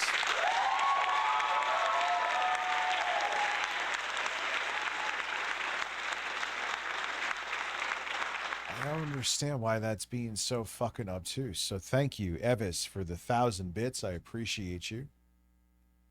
people to assist you. And holy shit, you couldn't understand the post. I'm actually blown the fuck away. You couldn't understand the 100 post. tits, yes. He cheered again. He goes, "It was the head of the FTC that said in a press conference they're going to fine you $42,000. Stop it. And the reason that this is actually incredibly upsetting is because this is the kind of stuff that I used to do back in the day. Wait, you don't stop. You, back in the day, you don't stop playing a game right now? If there's low support, you're going to say that with a straight face. I have not played Gex. Oh, come on, Phil. I got to piss real quick from drinking. Come on, Phil. Come on, dude. Stop right now.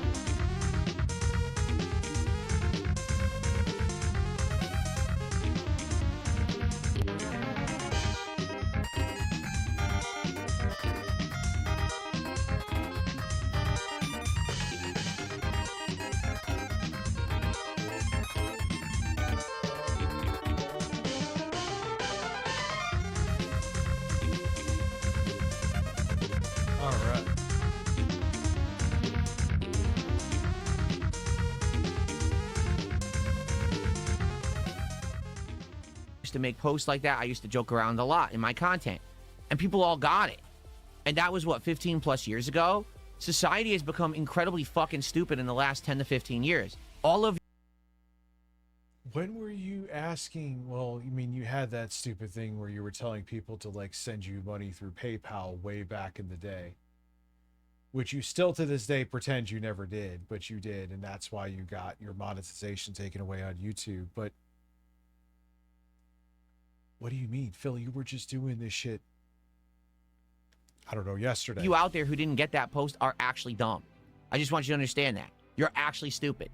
It's that simple. I don't know what else to tell you. You need to go fucking learn how to read and comprehend, because the reason you don't like me is because you're stupid. Well, yes, people have gotten stupider, but Phil, this post does not count. You did not write down what you were supposed to. Now let's see if it works. Or did I put DSP? Dude, it's DSP, but it should do a voice. But it's not going to. I will show you right here that I am not bullshitting. 100 bits, 100 bits. Tips I don't even have enabled. 100 bits for AI voices or for standard. I mean, here, I'll hit it just to show you that it's working through OBS. This is a test message. So, if someone can make that make sense, I don't know what else to say. That's insanity. I am a man, and you could call it, kiss it while you eat it, and shit it out with a spoon. Also, your support is insufficient and disrespectful. Yes, it is. We should get more subs in here. We're at 12. I realized that goal was astronomically high, so I cut the goal down to half. Yes, it is still high. Yes, it is still a very slim chance that I will, now that I realize what I was asking for before. So there you go for the gifted sub. 87. Period. Okay.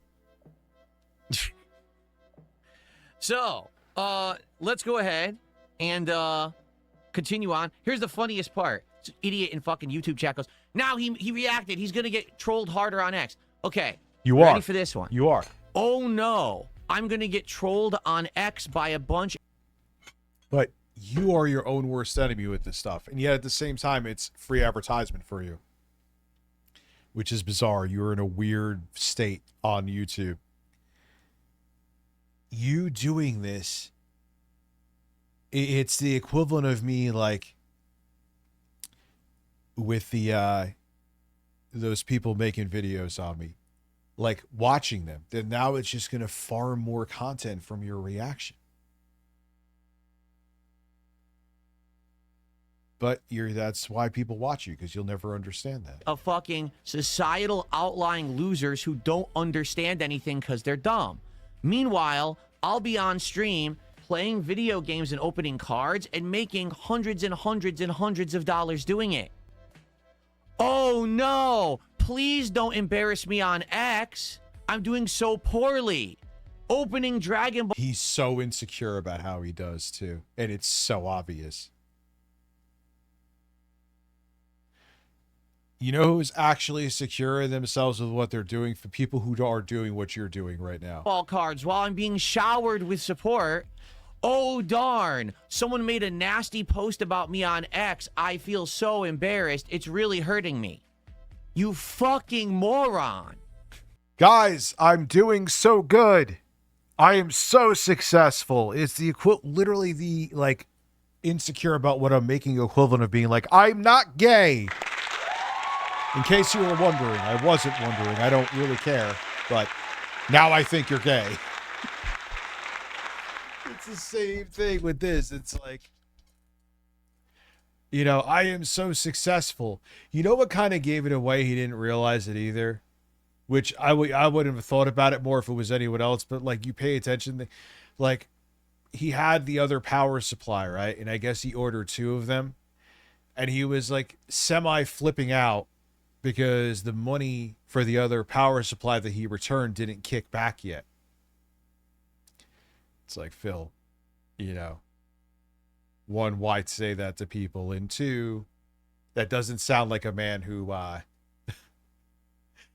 is wildly successful. You know what I'm saying?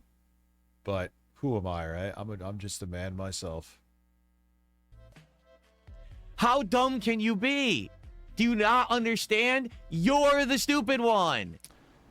You're the stupid one. Sure. What the fuck? There's literally no self-consciousness. Zero.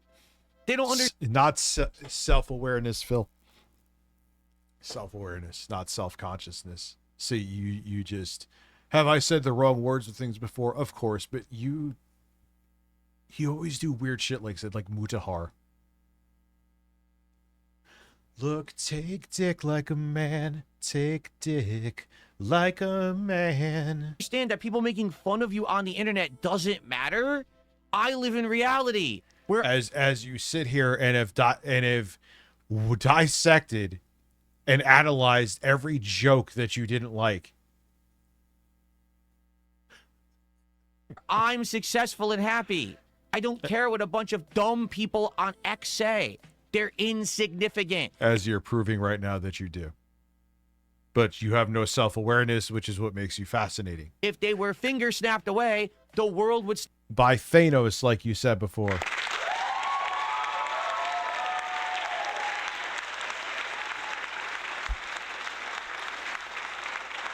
Still operate. No one cares. Anyway, I thought it was hilarious. I had a great laugh on my day off. Seeing these comments come in, I'm like, are you kidding me? This is modern human society. Everyone is a fucking dumbass. And these are the people who don't like me. And this is why they don't like me. Which, Phil, yeah, I agree with you on that, but it's not, that post was not it, dude. Because they're too stupid to understand. On-screen celebration using 120 bits. There's a bunch of May 1st fills.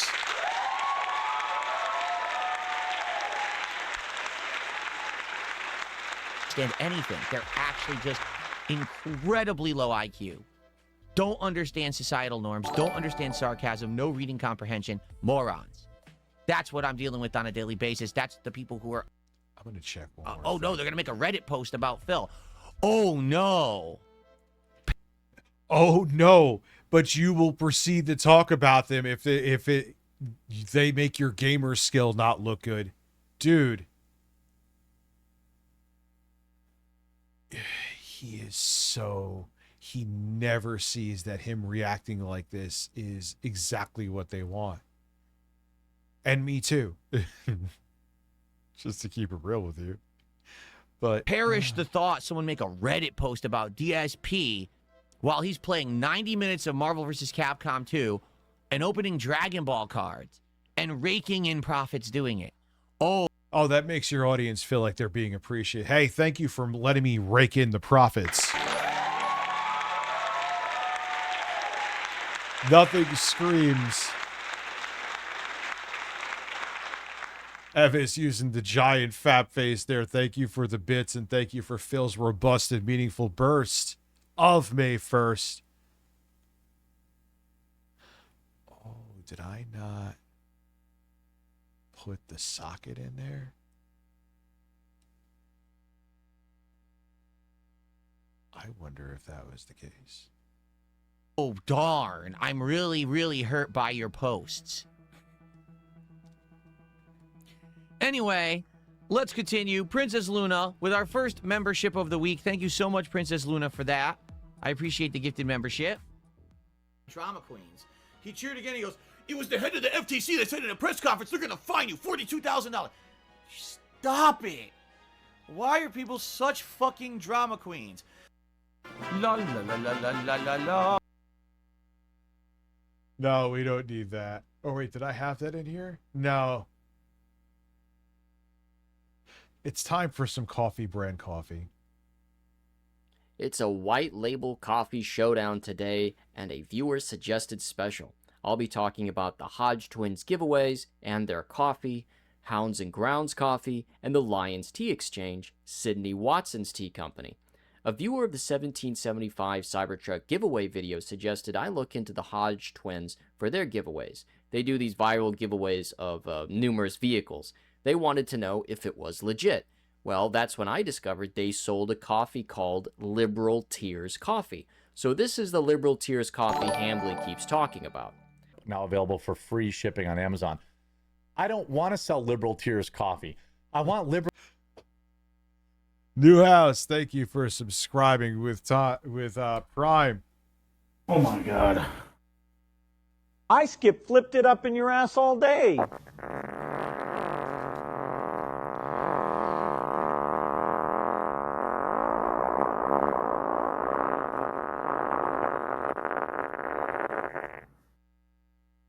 There's some ass for you.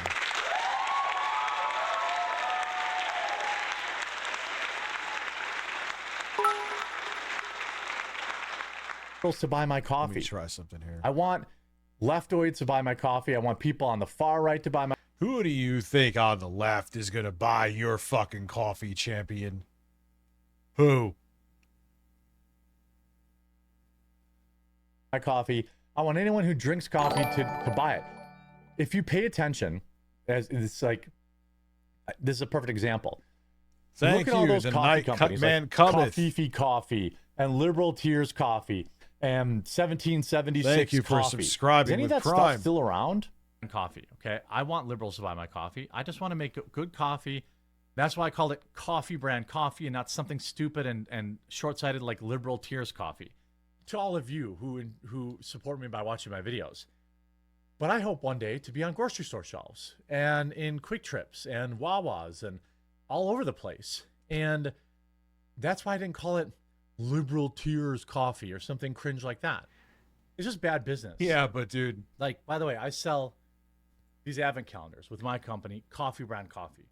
You notice how my company isn't called something stupid like liberal tears Now let's coffee. see if it works. It's because I know everybody likes coffee.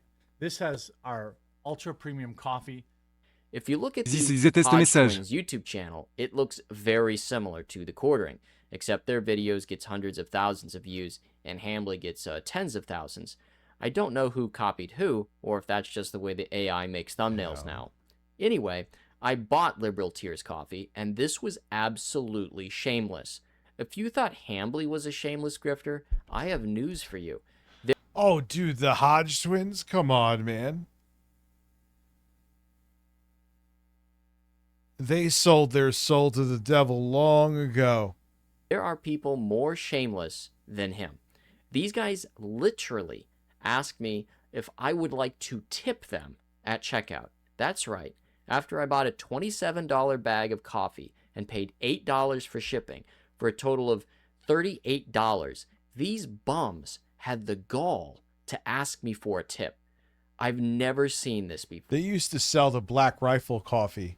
I guess that, Or I have never seen this in an online checkout. I had to make this video after that. I got the coffee and big shock. They didn't have the address or any information of the manufacturer on the bag. Yeah, because it's all white label shit. And they're all getting it from the same fucking factory. The bag it came in did have a clue.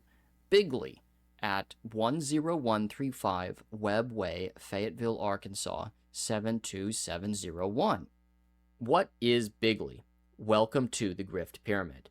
They are a fulfillment center for a whole bunch of grift products from a bunch of YouTubers. If you go to their website, they partner with guys like InfoWars, Hodge Twins, Russell Brand, etc. They take generic products. Yeah. So you're just buying the same shit from just different places. It's all the same and thing. Slap the influencer's logo on it to create a white label product, or it's just straight up drop shipped.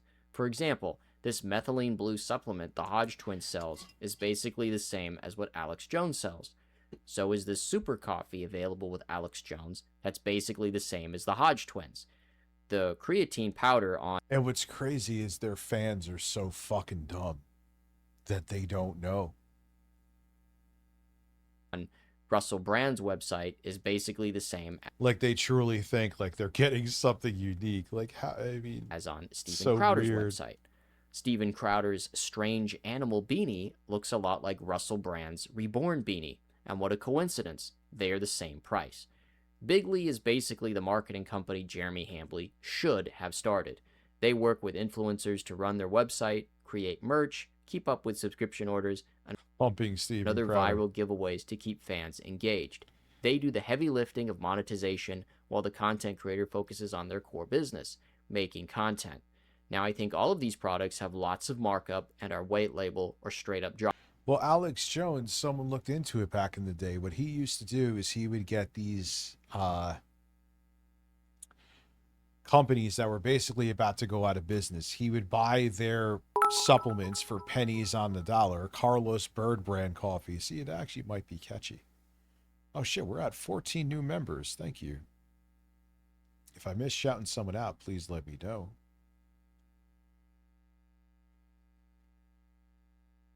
So he would buy these like supplements because they were snake oil bullshit that were like down and out and about to go out of business, or were maybe not going out of business, but were struggling. And he'd be like, all right, I'll buy your shit for next to nothing. And then he would flip it and sell it like it was some super boutique supplement that only you could get from Alex Jones. And it was all bullshit, man. It was all drop ship garbage. And he made a fucking fortune doing it until it was all taken away from him for him lying about Sandy Hook. Drop shipped. But people who would buy a Steven Crowder hat or an Alex Jones wristband, etc., don't care where it comes from. They just want to support their creator and receive a token in return. Going back to the coffee, I asked the Hodge twins where the coffee comes from. They declined to comment. I then asked for a refund. They offered a store credit. I replied, advising I would like my money back and even offered to pay for shipping to return it. I'll keep you updated if they respond. The question in my mind is, why would a company selling a white label food product not tell people where the food is coming from? This is my personal opinion. 1. Once the source of the food is discovered, people will go buy from the source, cutting out the YouTuber as the middleman. Yeah. 2. 100%. Because if you could, like, say they don't just do drop shipping and you could buy directly from them, what would people do? If they actually like what's being drop shipped to them, like, all right, I'll just fucking buy it right from the company. It'll be half the price and I actually like the product and it'll be cheaper. So of course they don't want to tell you. If the source was discovered, people would go figure out what your markup is and it would make you look greedy. 3. Perhaps the source isn't consistent with their values as conservative content creators. It's like Mill Creek. While Jeremy Hambley railed against political coffee and woke, he gets his coffee from a gay coffee roaster. To be clear, the Hodge twins don't believe consumers have the right to know where their food is coming from. When it comes to their bottom line or consumer rights and transparency, it's amazing how now everyone's like, yeah, all these unethical people which prove they're unethical are actually unethical. I'm not saying that as a slight towards Luther Morgan, but I'm like, yeah, no shit. They choose their money. No fucking Let's shit. get back to the vehicle giveaways. Hodge twins, Alex Jones, and this guy called Cameron Hayes all participate in vehicle giveaways. Are the vehicle giveaways legit? If you go to the website and look at the terms and conditions, they are massive. And the giveaway portion of the business is handled by a special sweepstakes company. They also regularly announce the winner of the vehicle and make that winner info available for review. All of these things indicate the winners are legitimate. So why give these vehicles away? I think it's some kind of attempt to drive sales of this merch. You purchase the merch and you get entries into the contest. Also, you consent to give over all of your... Well, yeah, of course. Fucking cereal companies do that shit too. Of course. Personal information. This way they can add you to their mailing list and continually advertise to you. However, you don't actually have to buy anything to enter the contest. If you read the terms and conditions, all you have to do is mail in a postcard. This way you also don't fucking mail in a postcard? What is this, 1992? Have to give any personal information to them. One postcard is the equivalent of 3,000 entries. If you buy something off of the website, $1 equals 1 entry. So for the cost of a postcard and an 82-cent stamp, you have the same entry power as someone who spends $3,000 on their website. You can send a maximum of 30,000 entries. There's also bonus periods where the number of entries are increased. My usage of the post office mail in your ass. is a meme, but I'm telling you guys, you got to read the terms and conditions and send mail sometimes. Instead of giving them my money, I entered their contest via mail for the cost of $3 because I mailed my entry during the bonus period. I sent 3 postcards and should amass 30,000 entries. So Hambly, if you are watching this and would like to gamble in a very low-cost way, this is what you got to do. Anyway, do I think the vehicle giveaways are legit? Yes. It's not like the 1775 Cybertruck giveaway where they handled everything. Who the fuck would want that thing? In-house and there was no winner announcement. This company uses a third-party vendor. They publish the winners and use them for marketing purposes, which makes sense, and there are extensive terms and conditions. However, we did come across their little grift fulfillment business as a side quest. Grounds and Hounds Coffee Company. Oh my god, what's with all these people and fucking coffee, dude? This was another viewer suggestion. It appears to be a coffee company where a portion of the donations go to animal-related charities. The questions I had about this company were, where does the coffee come from, and do the charities actually receive the money? If you wander around the website and try to figure out where the coffee comes from, you won't be able to find it. If you zoom in on the coffee packaging, there is no address or any information. If you look up the company on LinkedIn, they have their address as 1806 Sawtelle Boulevard, Los Angeles. And again, they're doing it because they don't want you to know where the source is from, because the source will be literally the same shit and significantly cheaper. California. If you go to that address, it is a real estate office. If you go to the California Secretary of State website and search Grounds and Hounds, it is there. The hell kind of fucking... It is an out-of-state LLC formed in Delaware. If we go to the State of Delaware, Department of State, Division of Corporations, and type in Grounds and Hounds, there is a result. According to this, it was formed on June 5th, 2018. Where does the coffee come from? If we go back to the California website, you see the address right there, 1144 South, 500 West, Salt Lake City, Utah. That is the address for Black Rifle Coffee and a large industrial building, probably the coffee factory.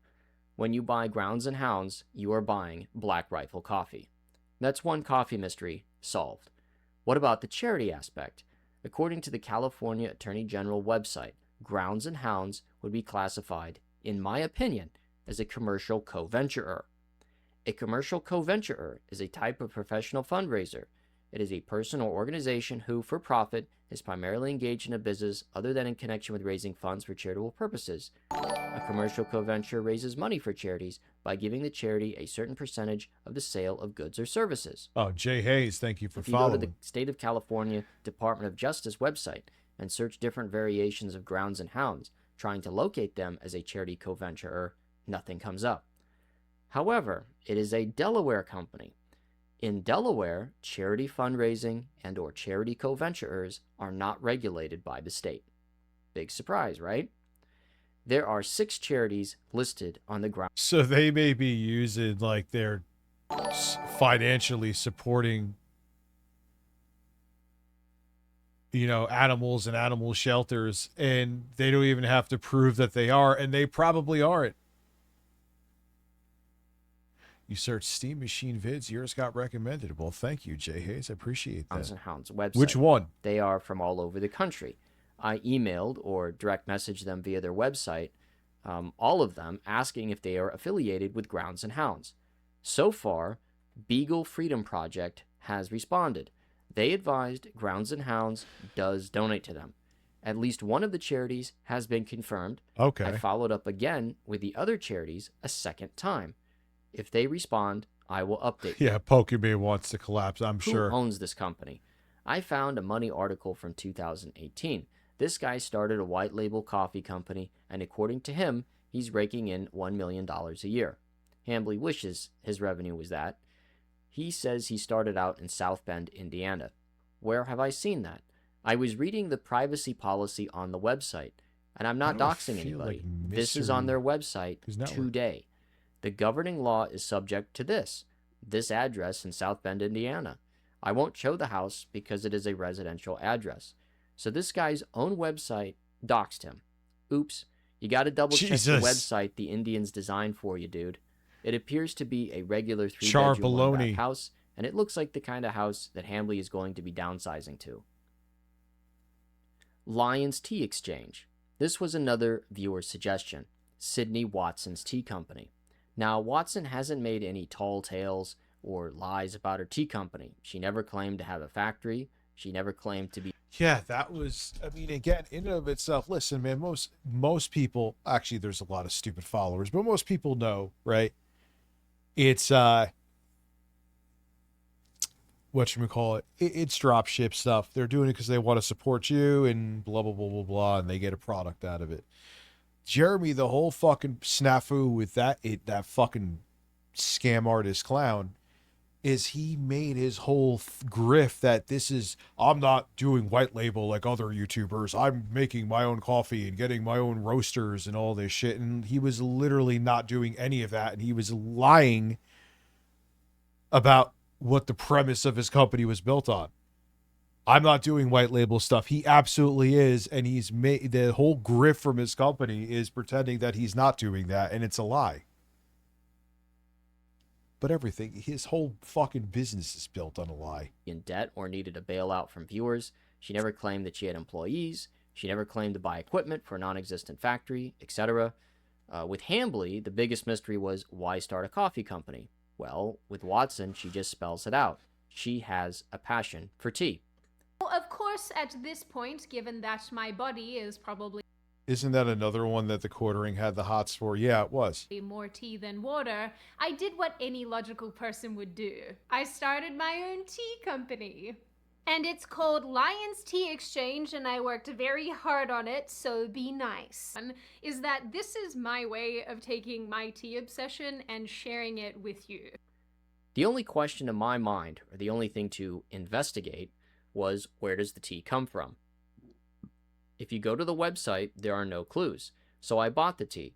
15 tea bags for $18, and with shipping, it cost $27.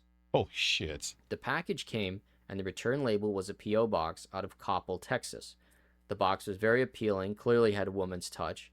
There were also free samples for other flavors.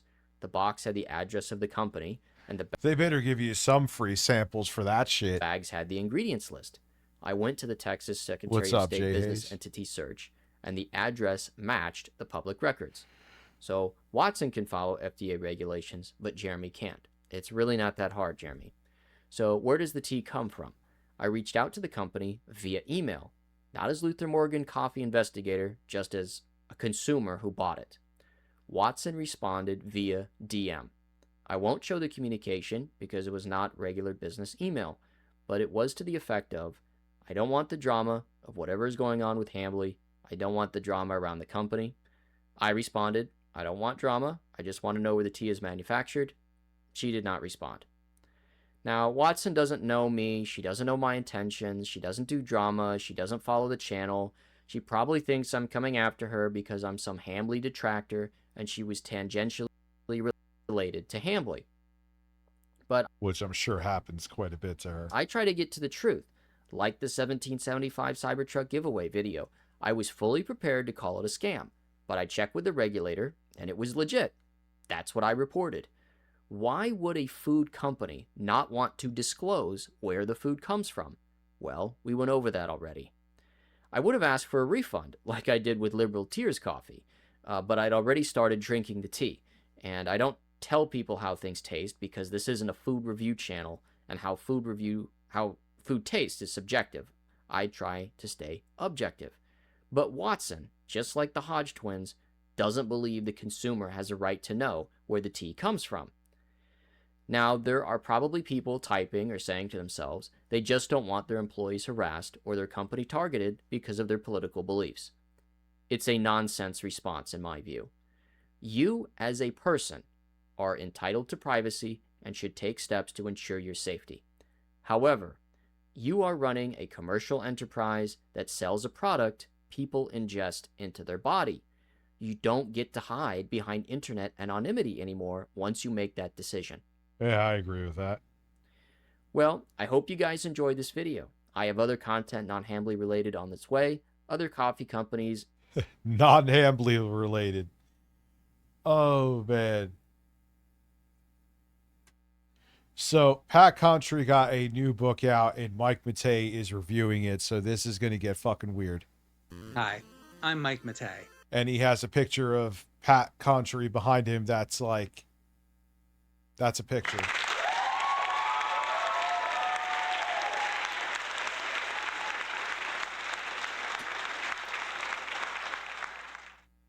Today, we're going to be looking at the Ultimate Nintendo Guidebook, Guide to the N64 Library by Pat Contry. Isn't that right, Pat? I'm going to be giving my opinion on... I wonder what Pat tells him about me. I am sure. God, Pat hates me and I hate him. He's such a fucking schmuck. The reviews in this book as we go through. It's going to be a lot of fun. So I'm not going to look at every single game review he's done in this. I'm just going to go through games that I personally know, and I want to see what his opinion is and see if I agree with his opinion or if I think his opinion is shit. Let's find out. Better be right, Pat. Superman 64. I got to read this. Okay, he gives it one. Superman 64 is shit. There you go. Star. Yep. Fine. I agree. How about no stars? As a lifelong fan of DC's various animated series, the most depressing part of Superman, the new Superman Adventures, is that the full title of the fucking game?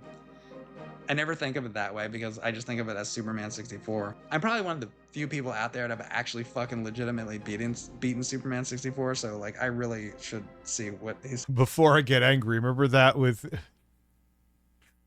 Because Ian said he's like a... I forgot what he worded it as. Like he's a random where you just keep shit on the shelf. I couldn't think of the word. You keep shit on the shelf and never use it. And Pat was so butthurt about that, dude. So butthurt. Says about this. It's using Bruce Timm's fantastic, instantly recognizable art. By the way, the only reason I'm not stopping it on Twitch is because it would reset how many people subscribed. I cut the goal in half. Style as the basis for go by what's on the screen. For the in-game models of Superman and his foes. Yeah, because there was an animated series. Yeah, he's a shelf collector. Thank you. And Pat was so like, dude, who cares? Like, I know you're not sitting there playing all of that shit. Like, come on. Give me a break. At the time, I guess that this is like based on. It's not my favorite style of Superman at all. I like the fucking Christopher Reeve movies, and like as far as the comics, I like X-Men. My jaw's hitting I'm not around. like a Superman guy, really. I don't like. Well, hold on, though. The Superman here's the Superman I like. I like the Christopher Reeve movies, but the one I really like, I love the Fleischer Superman. That's the best Superman. So sometimes DJC Game Studios. I do really like Superman, but this shit is anyway. These minimalistic designs should have been a cinch to translate into 3D. That's true, but this task was beyond the developer's reach. That's for sure. That's a nice way to phrase. I see. I am not capable of phrasing something like that. I actually really like how that's worded because it's so different than how I talk. I would say that it's fucking dog shit or something like that, and he says this task was beyond the developer's reach. I should use that more often. I'm gonna steal that. I like this. That was made, what was it, by some French game studio named Atlas, right? This review so far because that's good. Beyond the developer's reach. Almost equally depressing is the wasted potential that this represents. True. Superman is a property ripe for exploration. And there was no game. There really hasn't been a good Superman game, has there at all? I don't think so. In an interactive medium. True. A character with such rich creative history from which to draw deserves far better than a cavalcade of mediocre We'll watch gameplay. one more game after this. Mediocre's being nice. Half-baked ideas and unending glitches due to disastrous production development. There was a 360 cycle. Superman game? Yeah. The way he phrased this Titus, was a very nice way of saying this game fucking sucks. So I agree. That was great. That was a great page. Excellent. Oh, Magical Tetris Challenge. I want to see what he says. What's it like when Disney meets Tetris? Well, mostly Tetris with just with Mickey involved. Magical Tetris Challenge doesn't stray far from the puzzle game's origins. That's true. There's some changes, but in fact, longtime players won't even have to change their strategies to win round after round. Magical Tetris Challenge does do something distinctive, though, being one of the few 2D games on N64. The sprite work is top-notch and classic. One of the few 2D games on N64. I feel like there's a bunch, but okay. The sprite work is top-notch. Didn't they say there were fuck-ups in his original book, too? He was also had his ire towards who was the other guy who made a book like his? Yeah, Pat's just a fucking dick. He really is. It is. That is true. And the classic Disney through and through. It's a better game for doing this too, as trying to leverage the 3D capabilities of the system would have sacrificed some clarity and detail. That's true. I agree with that. If they would have like tried to make a 3D, it would have been like not great probably. That said, though, there is Tetrisphere, which is a 3D Tetris game, and I know a lot of people don't like it. But, well, the 5th generation 3D was shit. But I actually think that's a really good game. So that was the first true 3D generation, was the 5th generation, where it was like 3D from the beginning. And yeah, the games are fucking a mess. There was exceptions, obviously, but I don't know. Maybe they could. What's up, Juicy Booch? The thing Booch? about it is they're not. Wait a sec. Here's the thing about this. They're not gonna make Mickey's Magical Tetris into a 3D game because it's from a fucking arcade game. This is a port of an arcade game. What's up, Dublin? I feel like he's trying to say it's a better game for doing this too, as trying to leverage the 3D capabilities of the system would have sacrificed some clarity and detail. So he's saying like, oh, if they would have made it 3D, but they're not going to make it 3D because the arcade game isn't 3D because it's a fucking port. So why don't write that sentence? He's going to get pissed. He's going to get pissed. If he doesn't get pissed, he's a fucking hypocrite who's just simping for Mike Matei. Because that was way harsher than that fucking intro that Jay and I did, and you like declared war against me, you fucking Brillo-headed fuck. He just called you out for not doing your fucking research, which he's right to do. Are you mad? Are you going to cry about him on podcasts? Are you going to pretend he's a giant, which I didn't even fucking care. He like had me as Donkey Kong in his video. You still hate me because to this day because of that. Mark my words, because it's Mike Matei though, and I believe I have no issue with Mike Matei at all. I think seems like a cool dude, but I'm just saying he'll cuck for him because he's directly connected to the nerd. Whereas if I said that same exact thing, oh man, he would have. You guys know, you've seen it yourself that I'm not making this up. He would have lost his shit.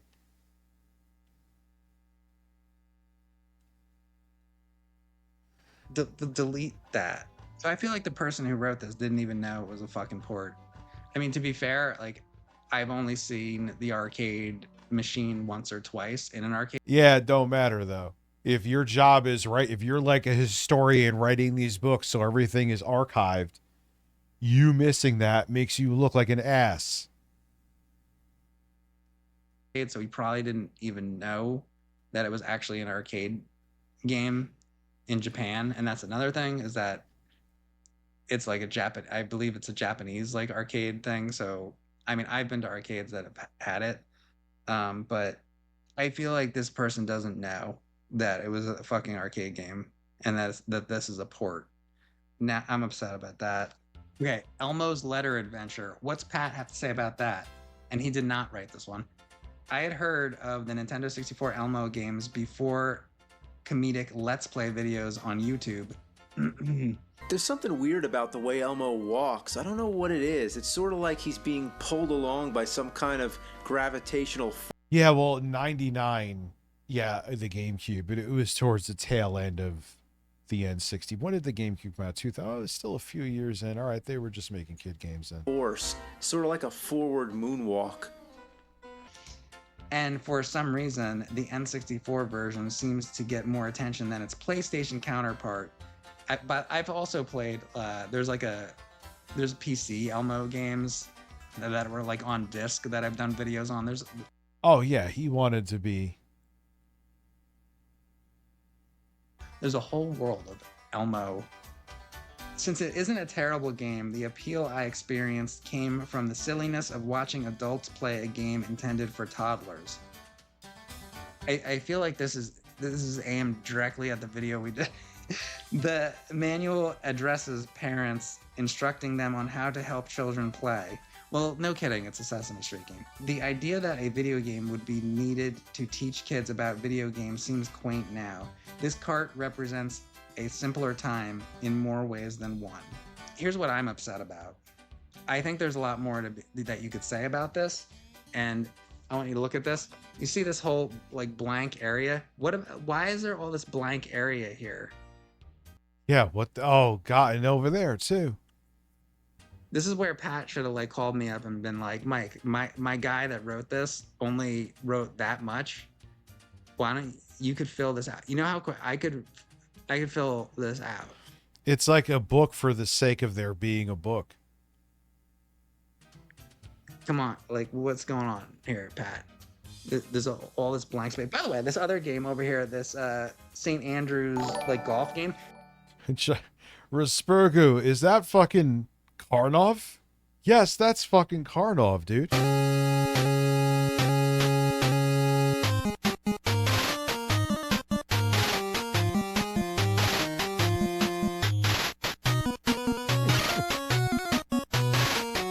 That's awesome. Yeah, like add another picture. Oh man, Pat is gonna be butthurt by this, dude. This has a bunch of blank area down here too. Why is it all blank here? Maybe he feels like it's just like empty space to make it like, I don't know, make the page layout feel like a little open or something like that, I guess. But I'd prefer to have some more information, because I don't think this is enough information about this Elmo's Letter Adventure game. I think we could. Yeah, he just put it in there because he had to, because it was an official N64 release. And like, it's a kid's game, don't. But it is in the book, so I could say it's in here.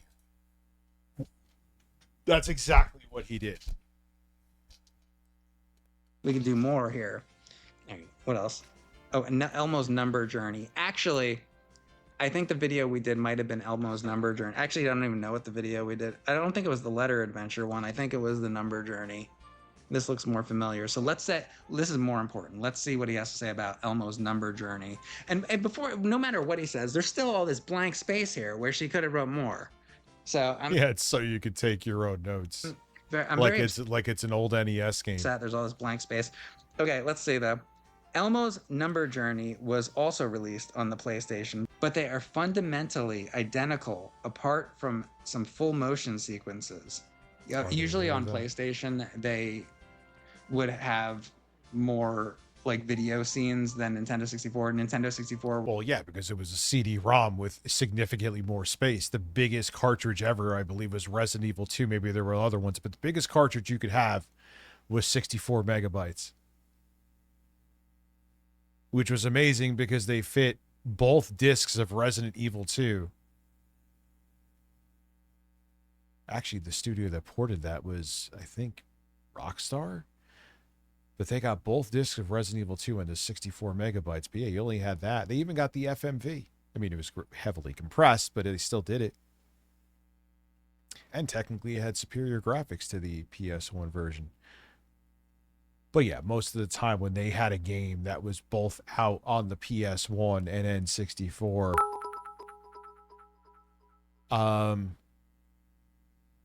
yes, doesn't Mike Matei have a huge cock? Isn't that like something, even though it was a joke, it's kind of true? We usually just do like a still image in a Thank lot you, of the Neil. games, so that's par for the course. Remember he made that really racist cartoon back in the day? Oof. Yeah, that was a tough one for. With PlayStation versus Nintendo 64. Elmo was probably chosen as the star of this release and Elmo's Letter Adventure because he was popular in the late 90s, highlighted by the Tickle Me Elmo toy pandemonium in 1996. He occupied the spotlight so much on the TV show that some fans think Elmo ruined Sesame Street. I can understand that, but he's not guilty. The target demographic changed to a younger audience, making it seem childish to older kids who remember the more mature Sesame Street. Although Elmo's rivalry with Rocco is relatable at any age. Okay, that's all fine and true, but they're not given an opinion about the game. This is just general Elmo, like, this is just like what is this person who wrote this opinion on Elmo? They're just saying like a general Elmo opinion. What they should write here is even though it's a children's game, you still, as an adult, should be able to write about the functionality of it. It's just, hey, we're going to put this in here for the sake of putting it in here because it was a game for the N64 and I have a Brillo pad in my head and I sit there in private streams reacting to old commercials and not saying anything. That is a thing that Pat Country does. They should play the game and they should write the opinion on what they think about the game. I'll give you an example. Like there's a part right here where it's showing like bumper cars. What do you think of the bumper car part? Like what are the controls like there? Okay. Here's my issue. So we're gonna look at this. Over here, you just have general information about the game. The Nightman cometh. Thank you for re-upping your. We now have 16. I don't feel like I'm missing anything. I feel like there's like stealth subs coming in because I see the number is always going slowly up like an old man's penis. I'm like, I didn't miss anybody. Like this is what happens. Then there's reflections, and this person's just giving some general Elmo knowledge, which is not about the Nintendo 64 game. It's just general Elmo knowledge. And then there's a big blank spot. What you put in this big blank spot, now you have a why don't you put section that says opinion, and then you say what your opinion of the game. Like, okay, you have like, why don't you put the box art down here then?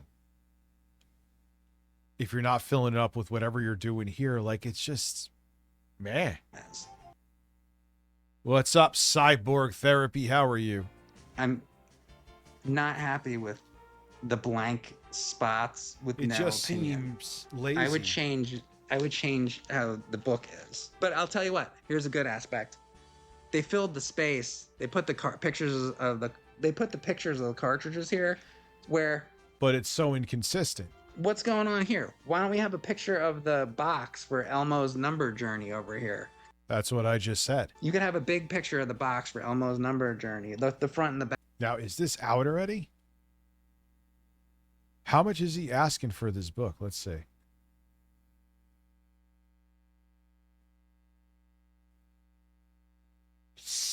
$90?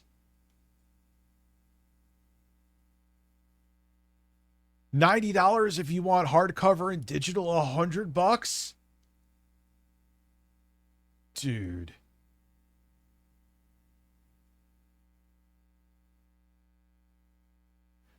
Digital book you get for $30. Digital pre-order. Digital download. Jesus, Pat. You're an expensive man. Okay, well, there is the ultimate. What is the difference?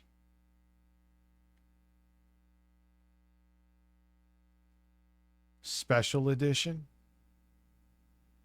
Man, you need to give special edition work in these books. You want that much money, man. What the fuck? Back of it. That's just off the top of my head. Maybe you could think of other. How about the instruction manual or something if there was one? Like, why is there empty space here? But over here, you get the cartridge shots. Oh God, he has an article on Hercules here. The Hercules game sucks.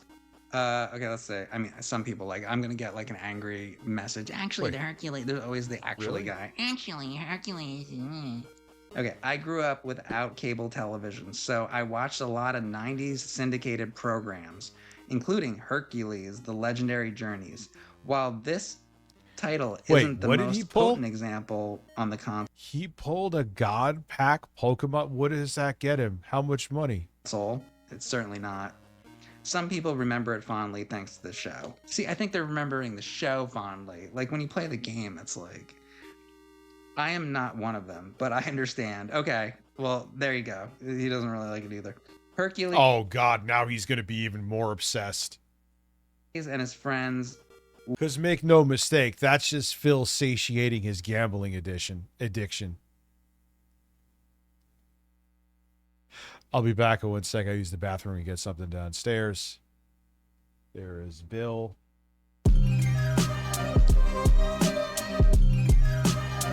Yeah, so it's just itching that.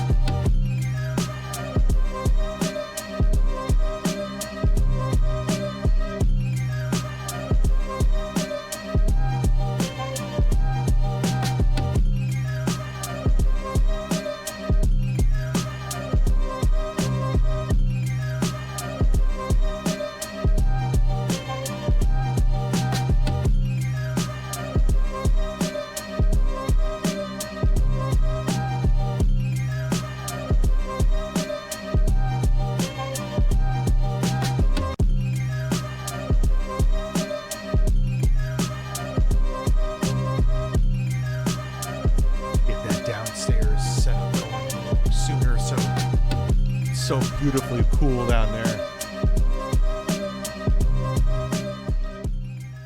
Can make the mix better on that, but I do like that beat too.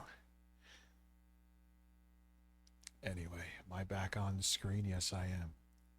Look right. The tone generally matches the show, and some of the adventure is tolerable. Right. Yeah, Steel do best. Okay, at least here we have an opinion. And he gives it 1.5 stars. I think it should be less. I think you give this game like half a star. So I'm happy. So sometimes there are opinions. See, that's definitely an opinion. So this reflections thing. I feel like we should put together a list of like top shit games for Mike Matei, and I'll play him. I'll actually do that on YouTube. Is not consistent now. So sometimes in the reflections, yeah, it's area, a lot of money. I heard trivia and tidbits and no opinion, and now they're giving you an opinion. So I don't like the inconsistency, Pat. I don't like how sometimes you get an opinion and sometimes you don't. I always want an opinion. I like the trivia too, but I want the opinion. This one, the Hercules one, that gave me an opinion. Okay, Mega Man 64. Now, Mega Man. Now, you guys know that I love Mega Man. All right. I will finish at this point. Fuck it. So let's not get upset about whatever I end up saying here, but let's see what Pat says. Yeah, I remember trying the 3D Mega Man. I think it was for the PS1 as well. That shit was not... That was a game that wasn't great. 3 years after Mega Man Legends was released on the PlayStation, Capcom delivered this port to the N64 players craving a new adventure with the Blue Bomber. It wasn't exactly what I hoped for when it released, but it quickly won me over. I might regret this. Dropping the rock, paper, scissors robot master fights of the classic 2D games in favor of exploration games. Listen, so 50 sub goal. Trying to get subs here. Grow this thing. Let's go. I cut it from, damn, I went from 250. Because I forget. Because I suck at doing math, but I'm like, yeah, dude, you know, that would be more logical with what you're looking to do. So there you go.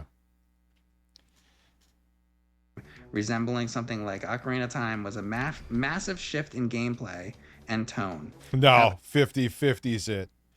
50, well, no, 50 is it. However, the faint that I tinge promise of you. melancholy and the light-hearted character interactions make Mega Man 64. And that's what I'll keep it at if I do anything stretch on Twitch.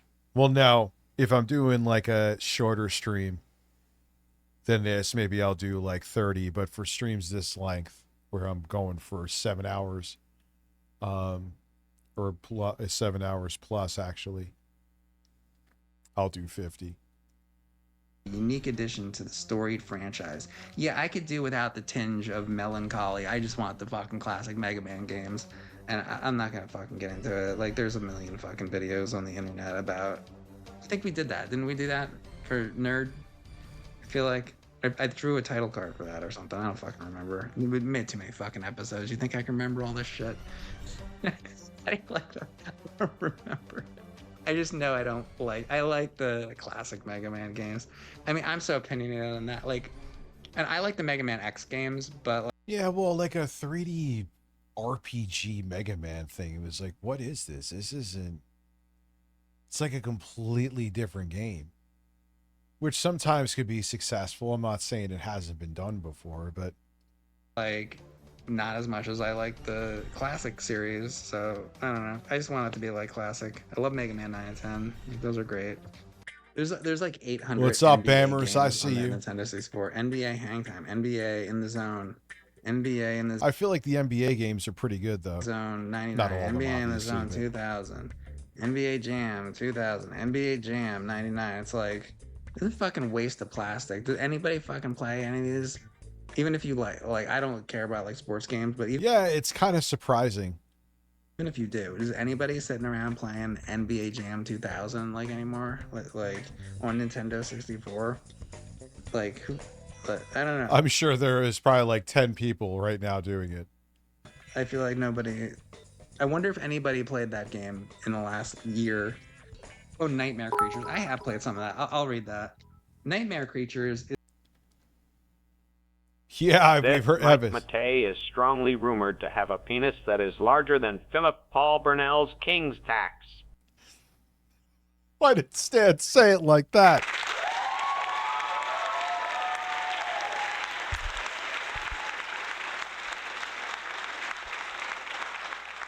is a 3D action horror title that would have greatly benefited from a second analog stick dedicated to camera control.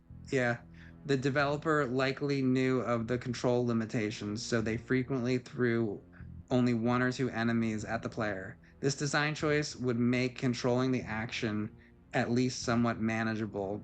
There are a Nightmare Creatures was bad but good. I love the atmosphere of it. Yeah, looking at it now, it's, you know, the controls were shit, but again, it's 5th gen game. But it wasn't bad. It was pretty good. It was pretty good. few instances Evis, again, thank you for the support this evening. That in was the later great. parts where 3 enemies would ambush the player, and that's where the real frustration comes into play. If you want a real challenge, run straight through the level and have several enemies follow you. That will test your patience to no end. Yeah, it's like, I remember like when I first like started playing this, I kind of like liked it. Yeah, me too.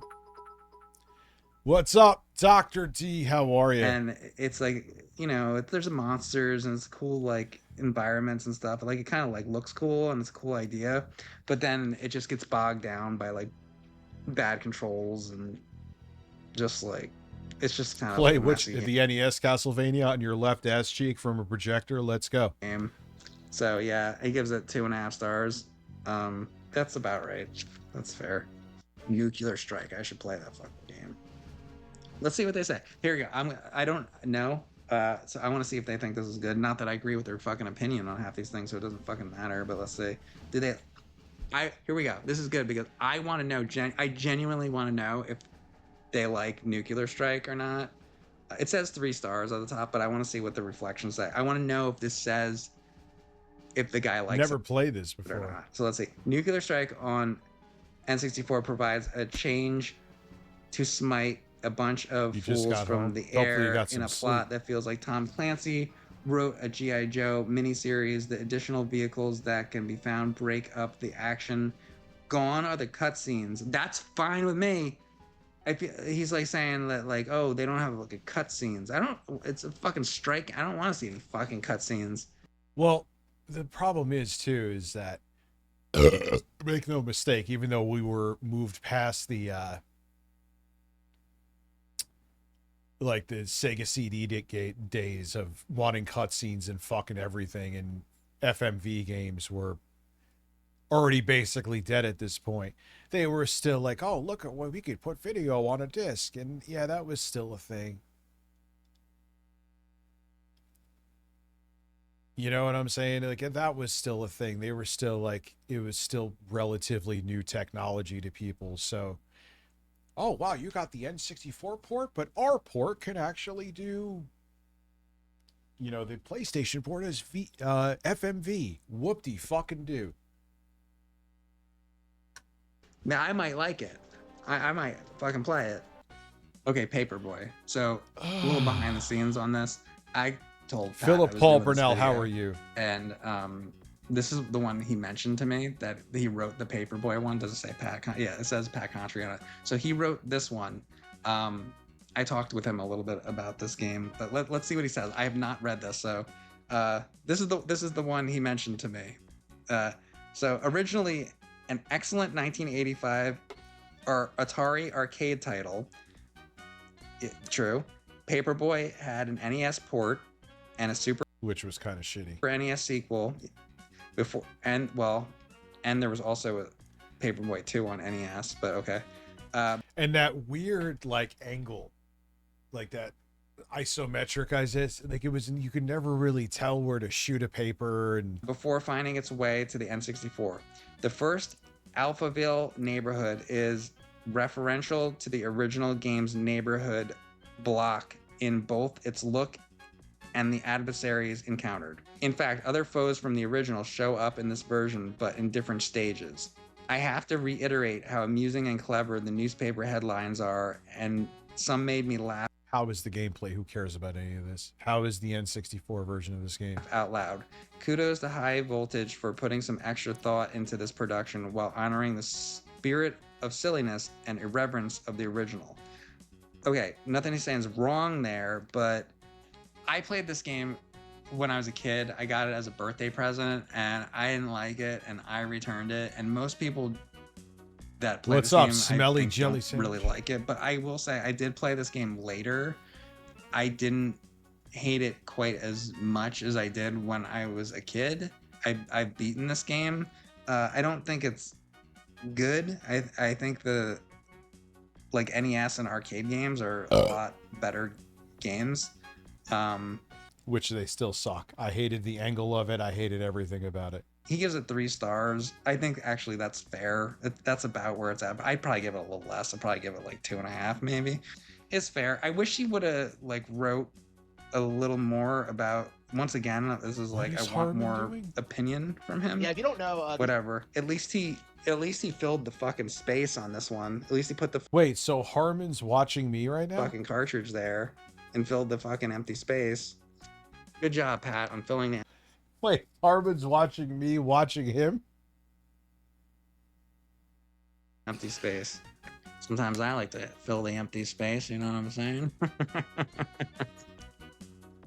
See that? Oh god, that tongue lick was disturbing. That was fucking disturbing.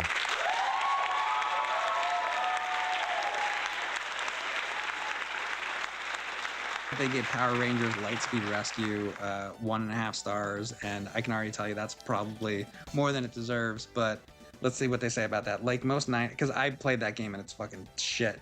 Like most 90s kids, I eagerly watched the first Mighty Morphin Power Ranger series. I wasn't a huge fan, but I enjoyed it more than I'd like to admit. Okay, so far, that doesn't need to be in there. Your opinion on the fucking show, guy. The Green Ranger's arc was especially compelling for a kid. Yeah, what the fuck does this have to do with the game? Show. Subsequent seasons didn't interest me. He's slouching in his chair looking creepy while playing a video game. So it must be a Monday, is he? This is the shit that pisses me off. However, in recent years, I have watched Linkara recap. Now he's talking about internet reviewer guy. Recap all the seasons in his... Linkara is a fucking weirdo, too. You really want to cite him? Okay, sure, that's, you know... History of Power Rangers video series online. Hence my awareness of how poorly... This is way more entertaining. Well done, Mike Matei. I like this. Can I sub to you? Yeah. The game represents the show. Lightspeed Rescue had other releases on the PlayStation, Game Boy Color, and computer platforms. Each was a different developer. I feel like, did this guy fucking play this game? This fucking person... I mean, for some reason, if you... Yo, Rich, where you at? It's leg day. Also, your Nintendo knowledge is weak sauce, my friend. Pikachu makes me feel like a real man. I mean, that's not even a joke, though. So you get... Fuck me.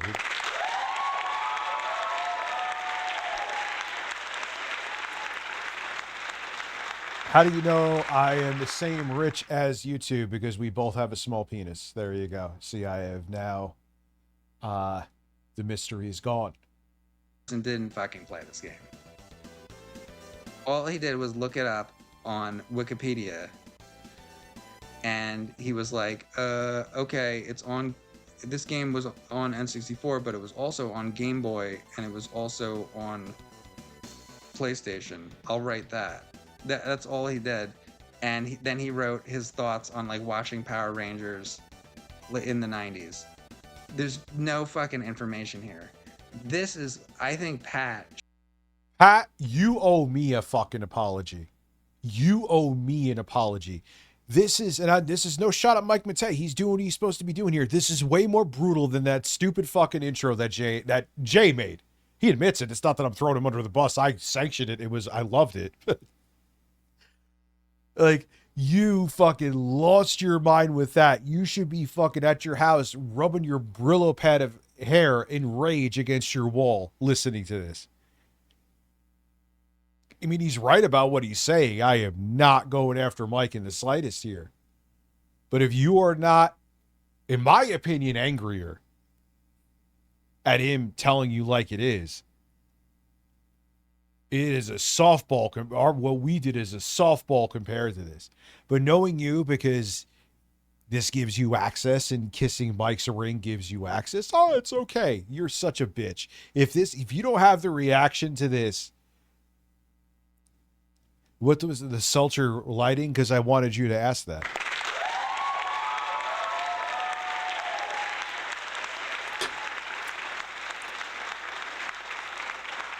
And again, Mike should be saying everything he's saying here, but Pat usually is a sensitive bitch. should have read that from this reviewer, and he should have said, this is not good. That's not going in the fucking book. because you didn't write about the game. You have to write your fucking thoughts about the fucking game. Even if it was just trivia about the game. Oh no. Or something. You know what this guy should have done? He should have played the game and wrote his fucking opinion. There's nothing about the fucking game here. He wrote his opinion on the... He's so weird. He's so weird. And it's so funny. Remember we were talking about how he does zero editing to his videos and they're a mess? The day after, he's at, I don't know, at Chili's by himself, because that's not weird at all. I'm going to actually focus on more quality over quantity. I'm paraphrasing, but it was along those lines. I'm like, dude, I know. Just admit that you hate watch me. Just admit that you hate watch me. It's fine. Ames, I'll give him credit. He at least admits it. Fucking series. And then he wrote that it's on Game Boy and PlayStation Color as well. He didn't fucking... There's no fucking proof to me that this person played this fucking game. Because they probably didn't. It's just to say it's in the book. It's just to say it's in the book. That's it. You love me so much that you hate watch me. I'm sure there's actually people who actually like my content, but they refuse to admit it, that do watch me. They just refuse to admit it because they have to fucking hate me for some reason. That's okay. Game. Because he's like, oh, I watched Linkara video on... Yeah, this is like a slop book. It's just this. It's just so he could say that he has every game in there with a review, even though they ain't reviewing shit.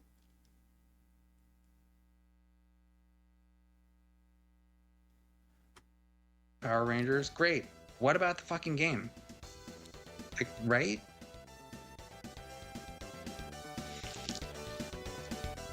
That's the worst one I've fucking seen so far.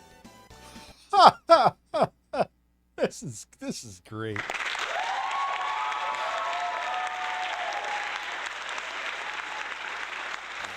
Boo on this page. At least I'm glad that they gave it like a low rating because that game's shit. But that fucking blurb is not okay. Because it's not about the fucking game. This is supposed to be about the fucking game. Not some dude being like, I watched Power Rangers in 1993. Oh. Yeah, like who cares? That's great. Go back and fucking get a DVD collection and watch it. What about I bought this book that is not cheap. That is $7200 depending on the edition you buy. So I could have a physical thing that tells me about all of the games for the N64. Because obviously, if someone's going to purchase that, they are a passionate person about that console and platform. You're sitting there telling him about, hey, I really even though I was a full-grown creepy adult, I still liked watching the Power Rangers. Who cares? If I wanted your opinion on the Power Rangers, go make a fucking YouTube video. I bought this book to have like a guide on all of the games for the N64. That does not count as a review because you just printed something about it.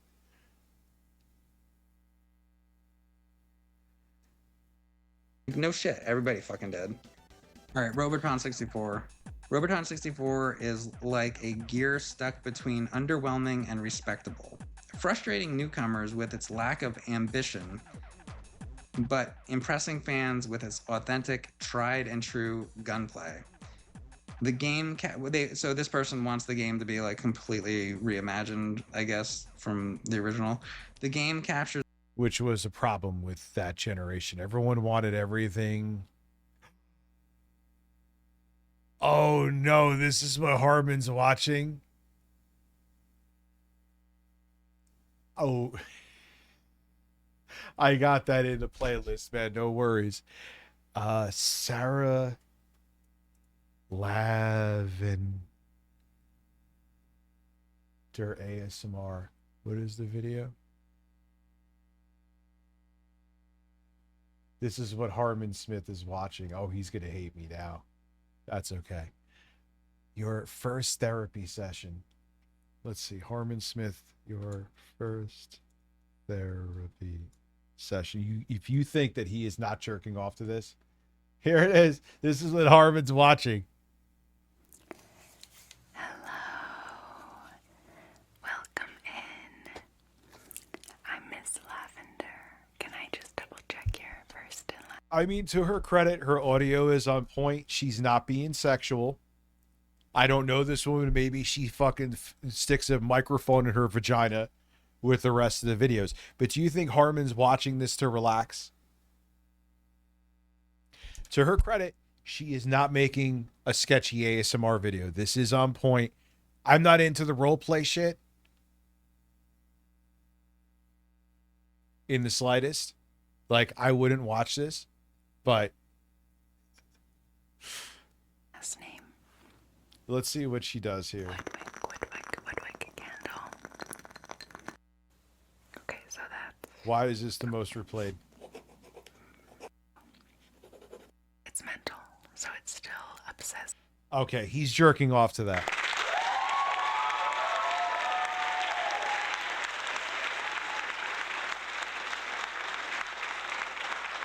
All right, I was expecting something a little weirder, but it's Harmon, though. You know he's watching that for nefarious purposes, but she wasn't. There was another one he was watching where the broad was just, like, licking the microphone.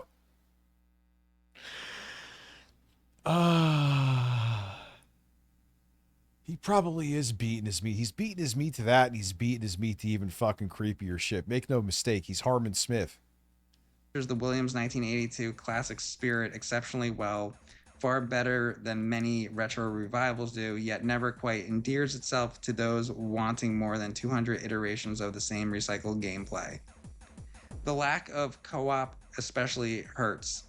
But here's a pro tip. With two controllers, have one player play pilot and the other be gunner. It works surprisingly well.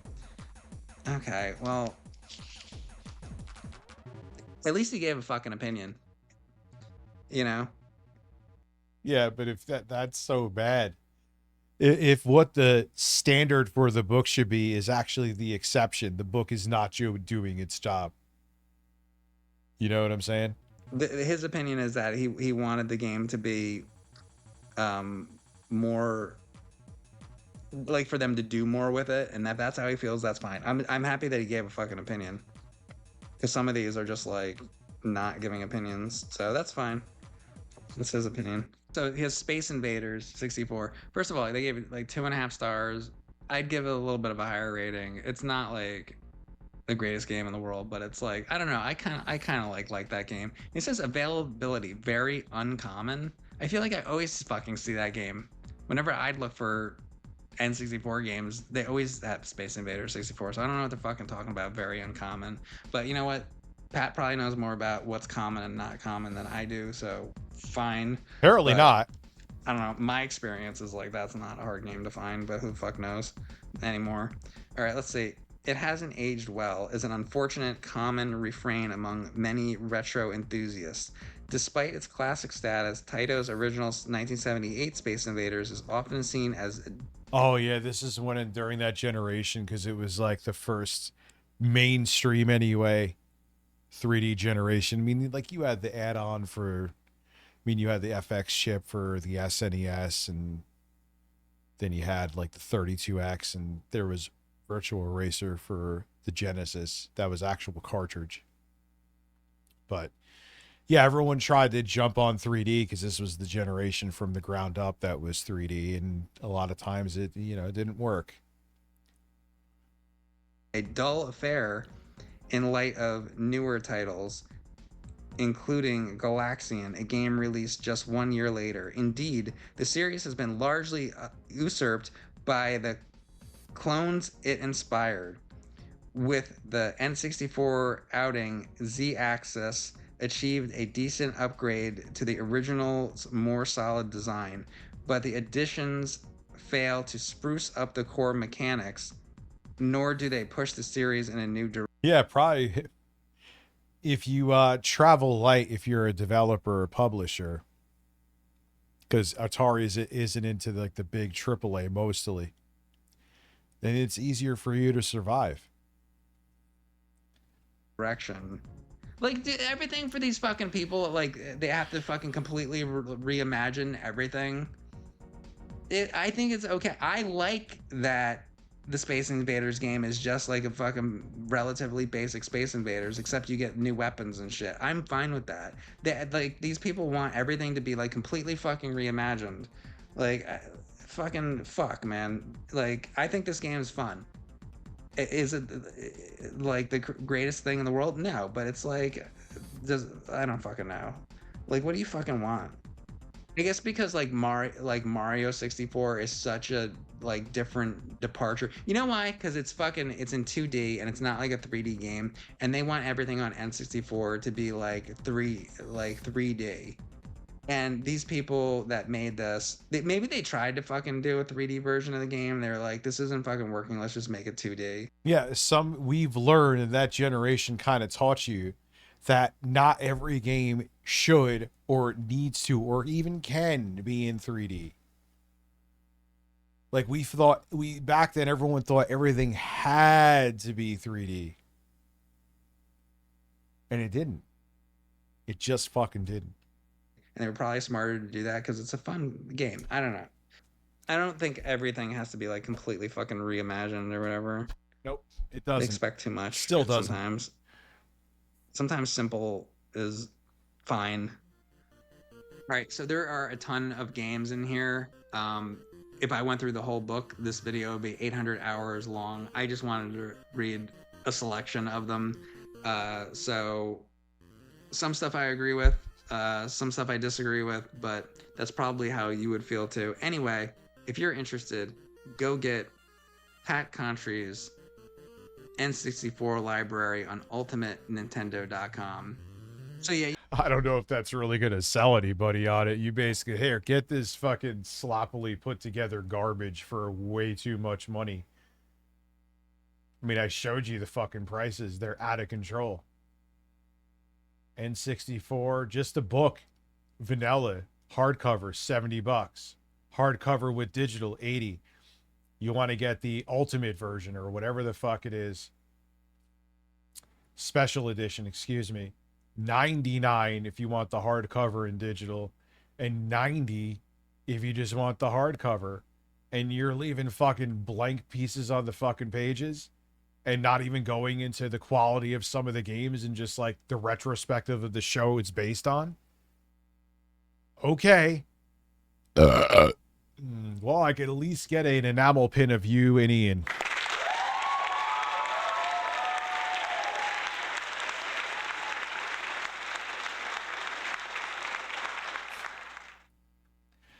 Oh, Pat, you're a man.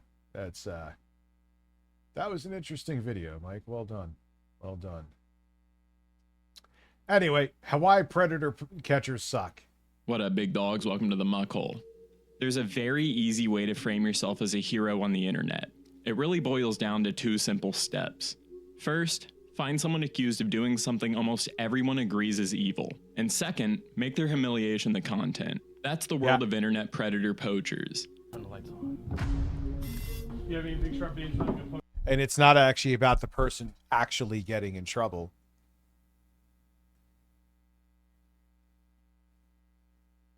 It's just about the spectacle, subscribers, and money. Yo, man, that looked like a good movie, huh, Chris? Hey, Chris, can you have a seat for me real quick, my man? These are creators who pose as children online, arrange meetings with adults they believe are seeking sexual contact with minors, confront those adults on camera, and then upload the confrontation as entertainment. Sometimes doing this themselves, and other times, hiring teams or associates to run decoy accounts and set up encounters if their operation is large enough. Sometimes these catches do lead to arrests and conviction. Like the one with Alex Rosen. Has like different sects around the country. Like PPP Texas, PPP wherever. Yeah, it's insane, dude. And I feel like these dudes do more harm than good. Matter of fact, it's almost 100% they do. But the format is built around the confrontation. Once the cameras, the crowd, and the live stream take over, evidence can be compromised. Police work can be disrupted, and the situation can become dangerous. Who was all these people? Oh, these are extras. There's actors. We really have the entire theater. The more it turns into a show, the less anyone seems to care about what happens to the case afterward. Yeah. And before anybody misunderstands... And a lot of the people, yeah, I know they do catch a decent amount of them, but a lot of them get Stands away. me. Let me be completely clear. I want people who abuse or try to groom children investigated, prosecuted, and locked up. My concern isn't whether a predator gets embarrassed. It's whether turning the process into content makes it harder to actually hold them accountable. Yes, sir. Here's my issue. Like, is this... And a lot of times, like, they look at the prosecutors and shit, look at this, and they're like, goodbye. This is entrapment. This was done wrong. The defense is going to have a fucking field day. It's a YouTube show, like... Yes, sir. Yes, sir. Well, we catch online predators, yes. So you conducted a illegal investigation to entrap this dude. The problem is that humiliating There you go. an alleged predator and successfully prosecuting one aren't You're the gonna same love thing my at all. nuts. Yeah, yeah. An arrest or a viral clip might feel like justice, but neither is the same as a conviction built on a real case. And a content creator screaming at someone in a parking lot isn't performing a public service just because the person on the receiving end may be. I know, and I know the argument, and there is validity to it, but like, Rich, even if they don't get any kind of charges brought against them and aren't held criminally liable, I mean, they're known for this forever on the internet. Yes, true. But some of these people, it would be, not some, a good portion of them, they'd be better behind bars than just being publicly shamed for eternity because they're a danger. They don't care about being shamed. They're going to find another actual victim. So these clowns looking for theatrics, fine. The video of this person is out there for eternity to know they're a fucking creep. But there's them being in a prison cell would definitely make sure they can't touch anybody. Yeah, they're shamed, but like I said, they may not care. And you ruin that, and now there's no chance of getting them behind bars, and now they're going to probably harm somebody because you needed YouTube views and subs, right? Worse. This video is about what happens when the pursuit of an unquestionably evil person becomes a monetized entertainment product. Because the moment the confrontation becomes the product, justice starts competing with views. And unfortunately, the views usually win.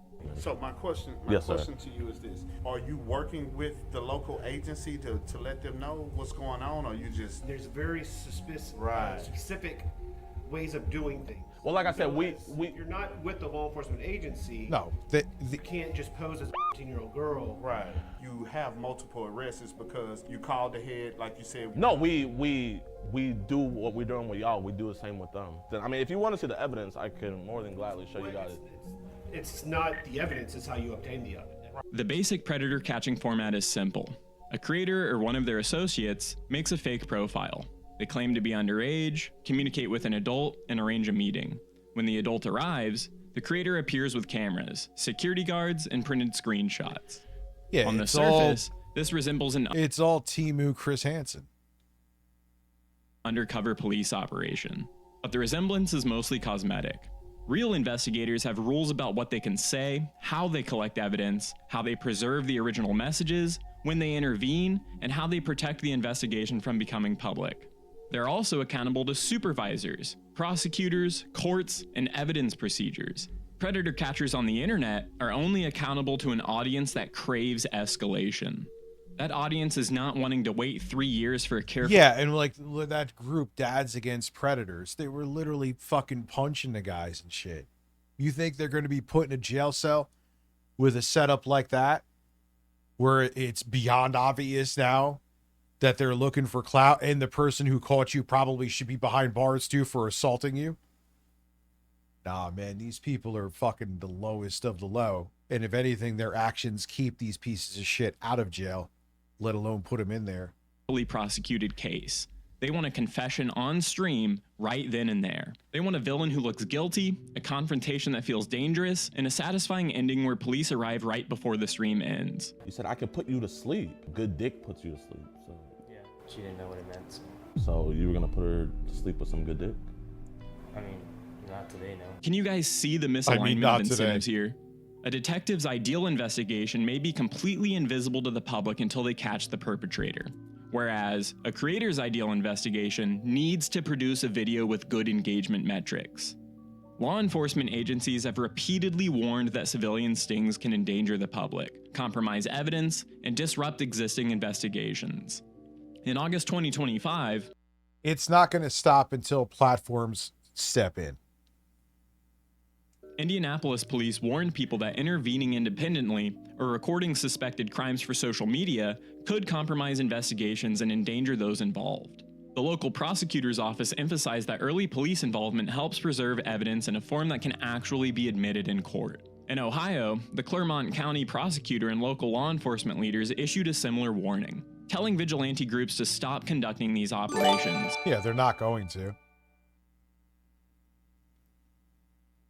The Changeling gifted a 1-tier sub to Phantom Shot 24. Thank you. Or at minimum, contact police as soon as they believe they've identified an offender. British prosecutors, who have dealt with a larger and more established ecosystem of civilian predator hunters, acknowledge that evidence from these groups can sometimes support charges. However, their official guidance also warns that the activity can disrupt covert investigations, provoke violence, contribute to self-harm, and expose the hunters themselves to assault or public order charges.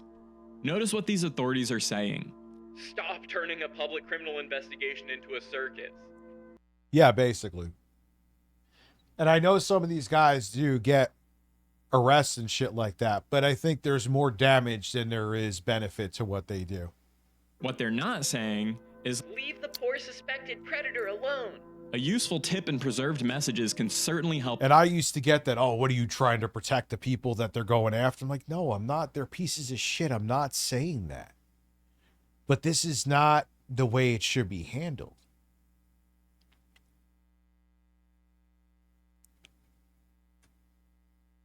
The police. But once your business so I don't get it. So depends on personally confronting the target, keeping the camera rolling, and publishing the incident before the case is resolved. Okay, we are at 19 subs. Thank you. Your goals are no longer aligned with the goals of law enforcement. Thank you, Changeling. A recent Gideon incident gives us a perfect example of how quickly this style of content turns into public chaos. Just last month in June, Gideon was arrested outside a McDonald's in Michigan during a live stream in which he and others were attempting to confront an alleged squatter connected to another content creator. You're under arrest for being disorderly. Freedom of speech. You can yell on the sidewalk. Sitting here causing the scene. On the sidewalk? Yep. So you can't yell? Officer. There's just something off about this dude, too. I get a weird vibe from him. And I'm not always right, but I usually am.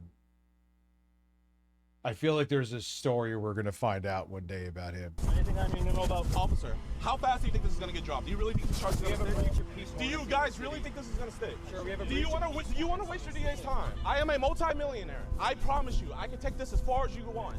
Oh, wow. I am a multi-millionaire. Dude. Oh, Jesus.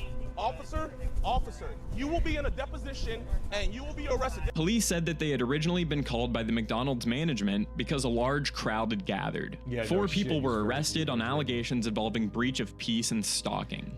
I do want to point out that Gideon wasn't attempting to catch a predator in that specific incident. I'm only bringing this up because it reveals the machinery behind the content. There's a person accused of a crime, and then there are 1 or more creators arriving with cameras. Then friends and an audience might begin showing up in person. Before long, a crowd forms, and the police are managing the creators. I mean, the guy went up to EDP wearing a cupcake outfit. Like, how seriously do you it's about the fucking theatrics, dude. That's what it's really about. Live stream, the confrontation, and everyone else drawn into it. The whole thing turns into a clusterfuck that disrupts the area and makes an already complicated situation even harder to control. The original dispute becomes almost secondary, and the stream becomes the incident. This is the same basic pattern that governs almost all predator catching content. Find a person the audience will dislike, insert yourself into the conflict, encourage viewers to become emotionally invested, then keep pushing until the situation produces some good clips and a dramatic ending. Now, before Gideon became known for predator catching, no, they realize that they don't really care. They just know that everyone hates fucking pedophiles, which, yes, that is true. And everyone loves watching them be embarrassed and suffer. It is just, it's an easy way to get an audience, and that's all they care about. Getting these people actually convicted, yeah, okay, bonus. But most of them don't give a shit, dude. They don't care. It just makes them money and gets them clout and gets them viewership.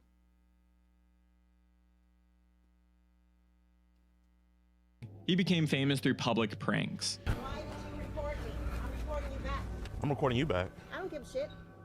4K. I don't give a shit. Don't record me. I'll break your motherfucking camera right now. Charmaine, you're in 4K. I need you guys to exit the building right now. Okay. Can you just tell Charmaine to delete that I need footage? you guys to exit the building. I will have a talk with her. I need you guys to exit the building right now, please. Please don't post that on Facebook. I have you guys with our equipment. You guys can't be doing that. I can't have you guys trespass. Oh, no. He trespassed into Harvard classes, interrupted lectures, and used students and professors as unwilling participants in his videos. He was removed from the US Open after getting a haircut in the stands during a quarterfinal match. He was later banned from NBA-related events after a series of WNBA disruptions. 150 bits from the change. These people give me the same 1A auditors. It's all clout chasing, yeah. Including attempting a shot with a loose game ball and pretending to sleep courtside with a pillow and a blanket. That content followed a familiar formula. Yeah, so how could you go to this to be taken seriously, going around catching child predators? Like, come on, man. You don't really care. Enter a place where regular people are attempting to do something. Ignore the rules governing that place. Create an uncomfortable scene, and keep going until security arrives. Then treat the reaction as part of the joke. Notice that the content doesn't work without unwilling participants. The lecturer, the employee, the security guard, or spectator become props in somebody else's video. When a prank creator moves into predator catching, that habit doesn't magically disappear. The creator is still trained to see escalation as success. A calm exchange and a target leaving immediately is weak content. Why quietly submit evidence to police that might be useful? That wouldn't get any views. So the creator needs the accused person to stay. They need a big scene. Yeah, and they ask and ask and ask all these fucking stupid questions. And they do that because it's all like, let's just keep them on camera. The more watch time, the more ad revenue.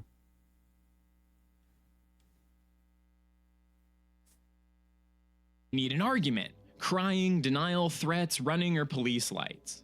None of this is to say that Gideon's work has never produced a real case. Some of his catches have led to arrests, charges, and at least one guilty plea. In Iowa, Brian Brown was arrested after communicating with a Gideon decoy whom he believed was an 11-year-old Yeah, he's a fucking useless piece of shit, Vitali. girl. In June 2025, Brown agreed to plead guilty to felony grooming. In Indianapolis, a volleyball coach confronted in a Gideon video was eventually charged with attempted dissemination of matter harmful to minors. However, the prosecutors stressed that the charge followed an independent investigation and stated that there are no shortcuts when building a case involving crimes against children. Those results are good, but those cases do not prove that the content model was responsible. They show that civilian information can sometimes be turned into a legitimate case when police and prosecutors independently verify it. The useful part is the information. The risky part is everything added to make that information entertaining. Now sometimes, creators go beyond turning the confrontation into content. They monetize the evidence itself. Gideon's EDP Watch sells paid access to the underlying material behind his predator catches. What's this? What the f is this? Do you want to watch EDP Watch episodes early and completely uncensored? Do you want to listen in? Yeah, it's all, and people want to see it, so that's why he's a multi-millionaire. On these disturbing one-on-one calls we have with these monsters. You're turning one of the most horrific and serious fucking things that you could do and making into a circus. As of recording this video, the official EDP Watch membership page advertises a subscription tier costing $4.45 a month. Among the listed benefits are full uncensored chat logs to EDP catches, and full phone conversations from catches. So the conversations that should be sent to authorities and collected as potential evidence are turned into premium content. People are paying monthly to read sexual conversations between adults and decoys whom those adults allegedly believed were children. Just sit with how strange that is for a second. Do you want to support our mission to protect those who cannot protect themselves? Then why not join EDPWatch.com? Yeah, look, it's just jokes to these people. Get extended, early, uncut, and exclusive never-before-seen episodes, full uncensored chat log. They're essentially exploiting one of the worst things that a human being can do. I mean, yeah, Chris Hansen makes money doing this too. And you could argue, look, that's his bread and butter.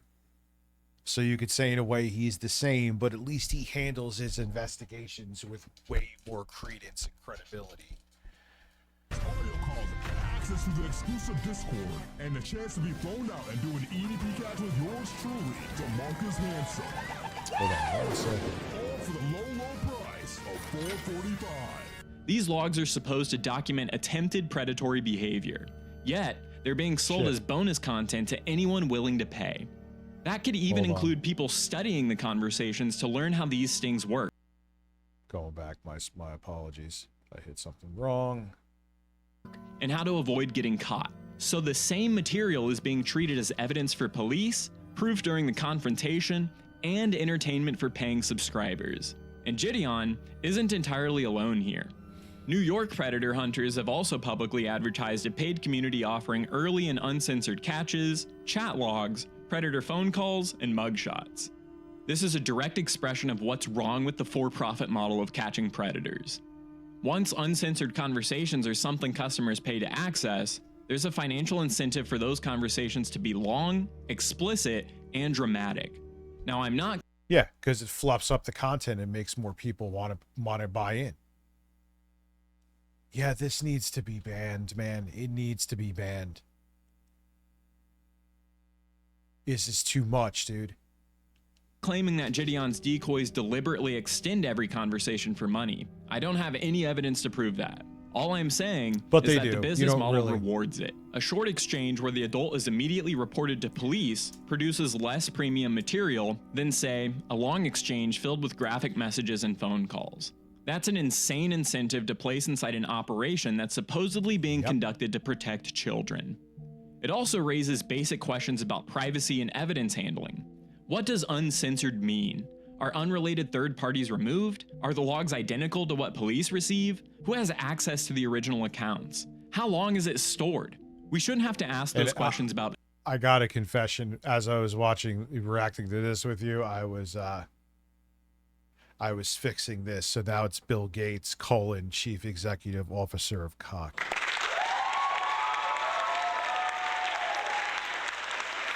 And then there's intro guy, the vice president. Oh, God, listen.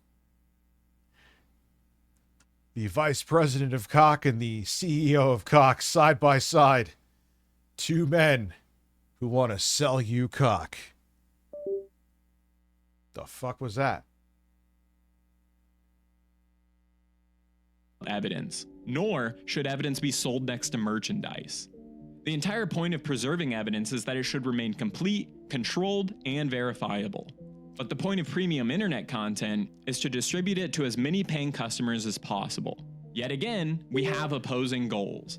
What turned off and on? I'm not looking up any log files right now. And before touching on any legal concerns, there's something deeply... The stream ends at 12 a.m. if we don't hit the goal. If we do, I'm here till 2:20. Gross about creating a fan club around this material. At that point, the audience isn't being educated or protected. They're paying to access the most graphic parts of the story. Vitali... Captain Salt gifted a sub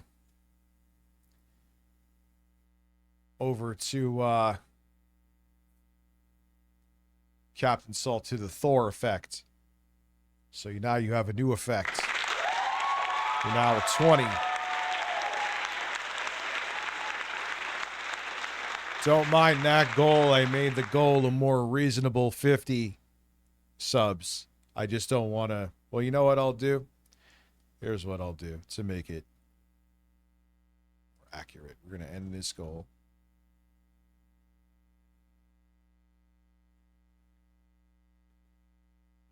Because now we're at an even 20. I could do it.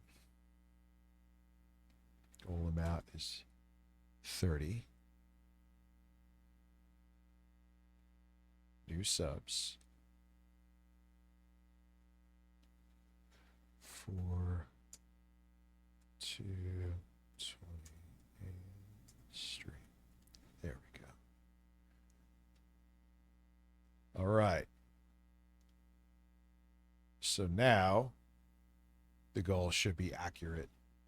Let me make sure. I'll refresh on the other page. Hello, Governor. Yes. So there it is. So now the goal will be an accurate representation and no one will be. Presents a more extreme end of this transformation. Vitaly became famous during the early YouTube prank era.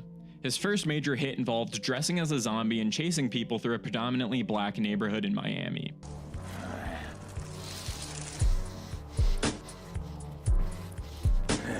His larger career was built on trespassing, public disruption, and stunts that treated random people as disposable props. Eventually, the prankster became a predator hunter.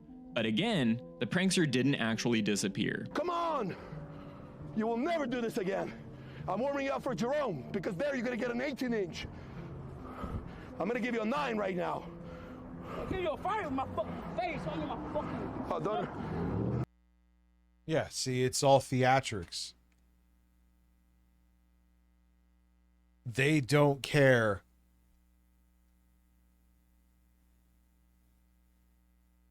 about actually catching these people. They just know that people will tune in because of who they are. Where the fuck you going? Yeah, you're putting your hands on them. That's it. The case is out the fucking window. You are not law enforcement. Why are you touching them? Police is the worst. No, Poppy. The subject changed, but the underlying content machinery remained. You know, if I had a nickel for every prankster turned predator catcher, I'd have at least 10 cents, which is probably just a funny coincidence. Now, Vitaly's predator streams added celebrity guests, rented locations, physical punishments, and gambling.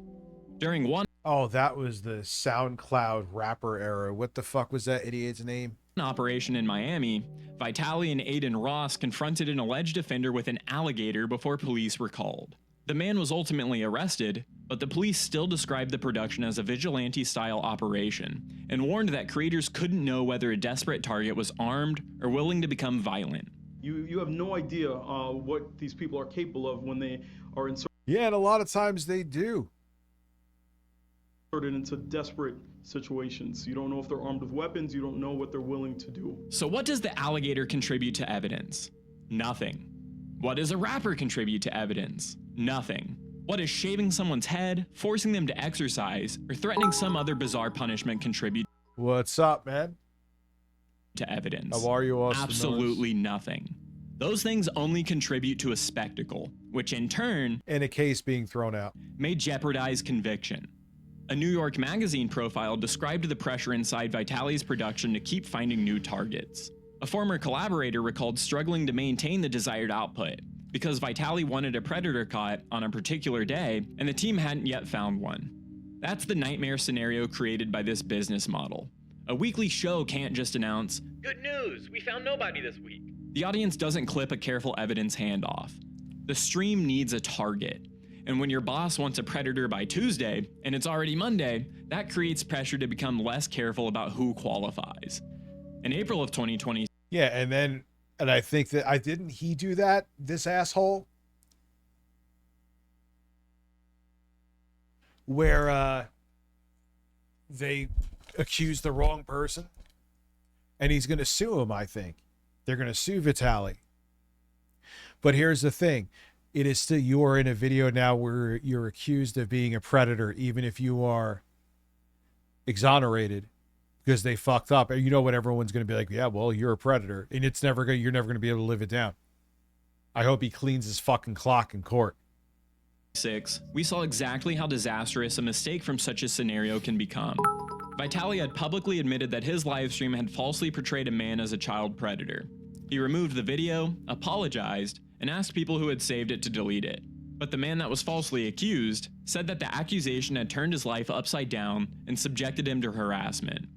The child predator label is one of the most destructive accusations a person can face. This is exactly why it should require more care than a prank video.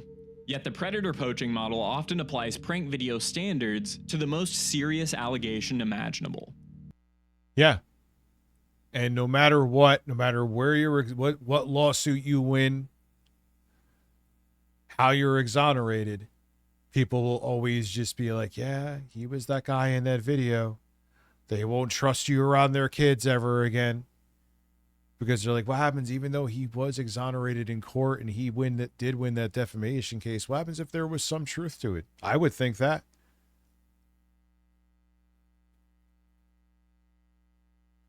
I think the same creators who once treated random strangers as props simply found a category of stranger that the audience will permit them to treat even worse. The predator label acts like moral immunity. Once the viewers accept that the target is evil, almost anything done to that person becomes funny, righteous, or deserved. And sometimes, the target is exactly what the creator says, and they may very well deserve the humiliation, or worse. But sometimes, isn't a good enough metric when millions of people are watching, and the punishment begins before a trial. To understand how we arrived here, we have to talk about Chris Hansen. This fucking guy who showed up naked. Yo, we could watch those here. We are watching. If we, especially we hit the goal, we are watching To Catch a Predator. We have to. You want to explain yourself?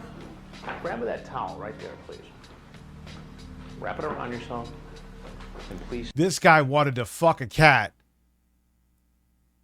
sit in that stool. Hansen brought predator catching into the mainstream, and became the face of the content format through To Catch a Predator. The show was based around sting operations I will watch all that shit. Conducted with the civilian group Perverted Justice, which had already been conducting internet operations before working with television. The setup became instantly recognizable. A man enters a suburban home's kitchen. There are cookies or sweet tea waiting. Then Chris Hansen appears with printed chat logs and asks him to take a seat. It was effective television because it created an incredibly clean story. The viewer knew who the villain was. Hansen remained calm. The suspect lied badly, and the police were always waiting outside. Compared with Vitali screaming at someone with an alligator, Hansen looks calm and restrained. That's why people often say that he did it right, and there is a meaningful difference. During much of To Catch a Predator, the production coordinated with local law enforcement. Police were positioned near the sting houses, arrests were planned, and the production had network lawyers and professional staff. But being more... Yeah, because you say or do one wrong thing, this fucking creep gets away. Organized than Vitali is an extremely low standard. The show combined journalism, private vigilantes, police work, and entertainment money in ways that created enormous... Yeah, what is what is that? That was like a haircut like a 13-year-old would have in 1993.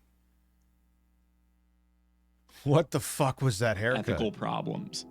Financial documents reported by Wired showed that NBC paid Perverted Justice more than $800,000 for 7 operations in a single year. The expected value of a larger arrangement approached $2 million. The people locating potential offenders were rewarded for producing enough encounters to fill episodes. The police wanted prosecutable evidence, while the network wanted television. Sometimes... Yeah, he was worse, dude. Cookies? Sweet tea? That all sounds very familiar to me, Rich. Do you want me to have a seat? Why not watch the episode that made me famous? All right, yeah, the OT will be us doing TCAP, and we will definitely do Stanley Kendall. Oh, yeah. Wow. And my hairy ass. You're getting Grandpa excited. Spread your cheeks and just go to town.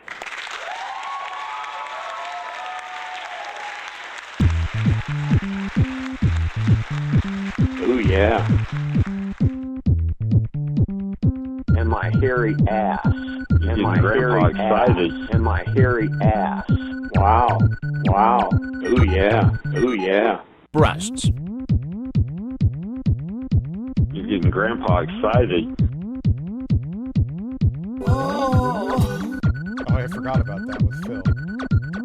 Oh, I have a fart from Phil, too. Where'd that go?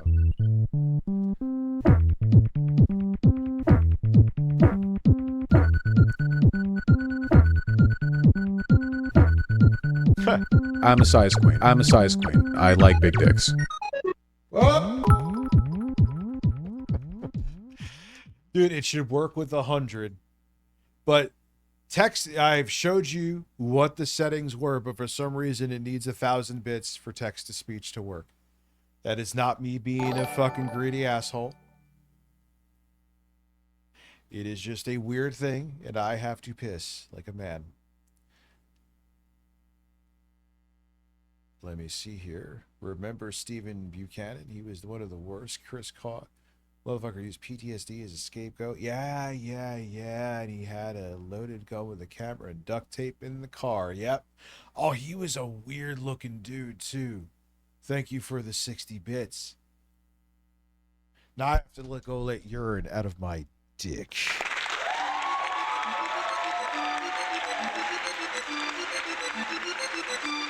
Breasts. Wow. Breasts. Breasts. Breasts.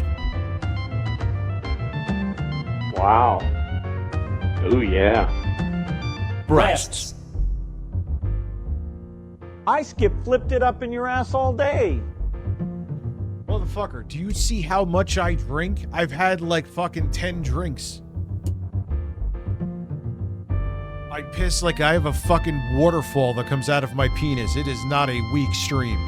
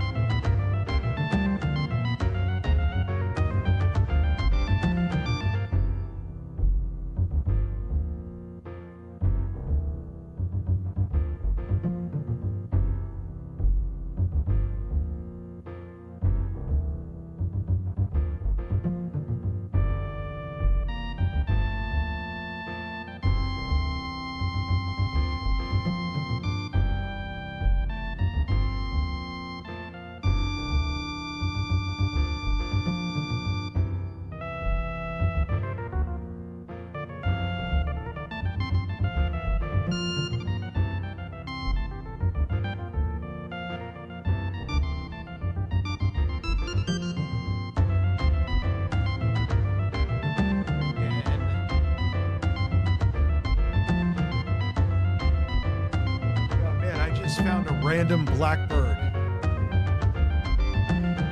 Random blackbirds on my desk, they have breasts. You have a question about Mr. Don Vito, a name I have not seen here before. Oh wait, no, I have.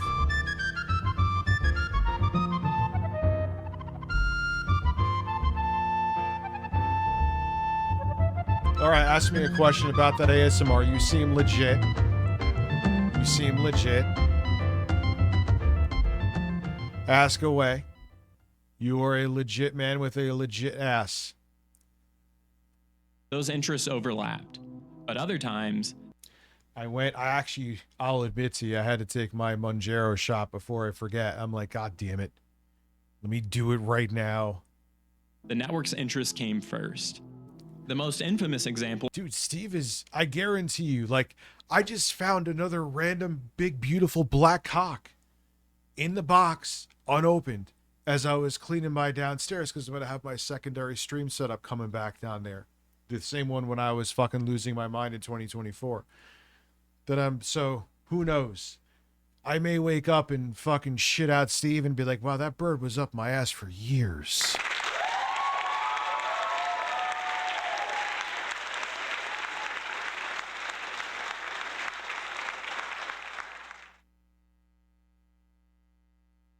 Involved Texas prosecutor William Conrad Jr.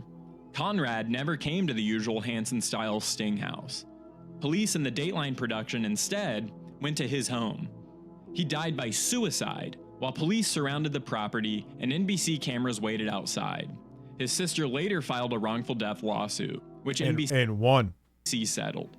The larger Texas operation also produced a catastrophic legal outcome. Because even with Chris Hansen and having like law enforcement and shit around him, right? There was times it was considered entrapment there. According to Wired, prosecutors were unable to pursue any of the 23 arrests from the Murphy, Texas sting because of issues that included jurisdiction and improper warrants. 23 arrests and no prosecutions from that operation. Across the series as a whole, NBC claimed the investigation produced around 200 indictments and 120 convictions. That sounds much better than the Texas disaster, but even those numbers require some context. It would mean roughly 60% of people indicted were ultimately convicted, not 60% of everyone contacted or confronted. The figure also comes from NBC itself, and there was no complete public accounting that would allow outsiders to verify every case. So even with the most organized and law enforcement friendly version of this format, the results were inconsistent. One operation... And there was a lot of misses. So these fucking clowns who were just doing this for internet clout, yeah, okay, they get the occasional case. But if Chris Hansen's getting that many misses, how many do you think they're getting? And it's all for theatrics. They don't care. Could produce convictions, while another could generate 23 dramatic arrests that prosecutors couldn't turn into a single case. The Society of Professional Journalists later used the show as an ethics case study, asking whether NBC... I kind of use it for,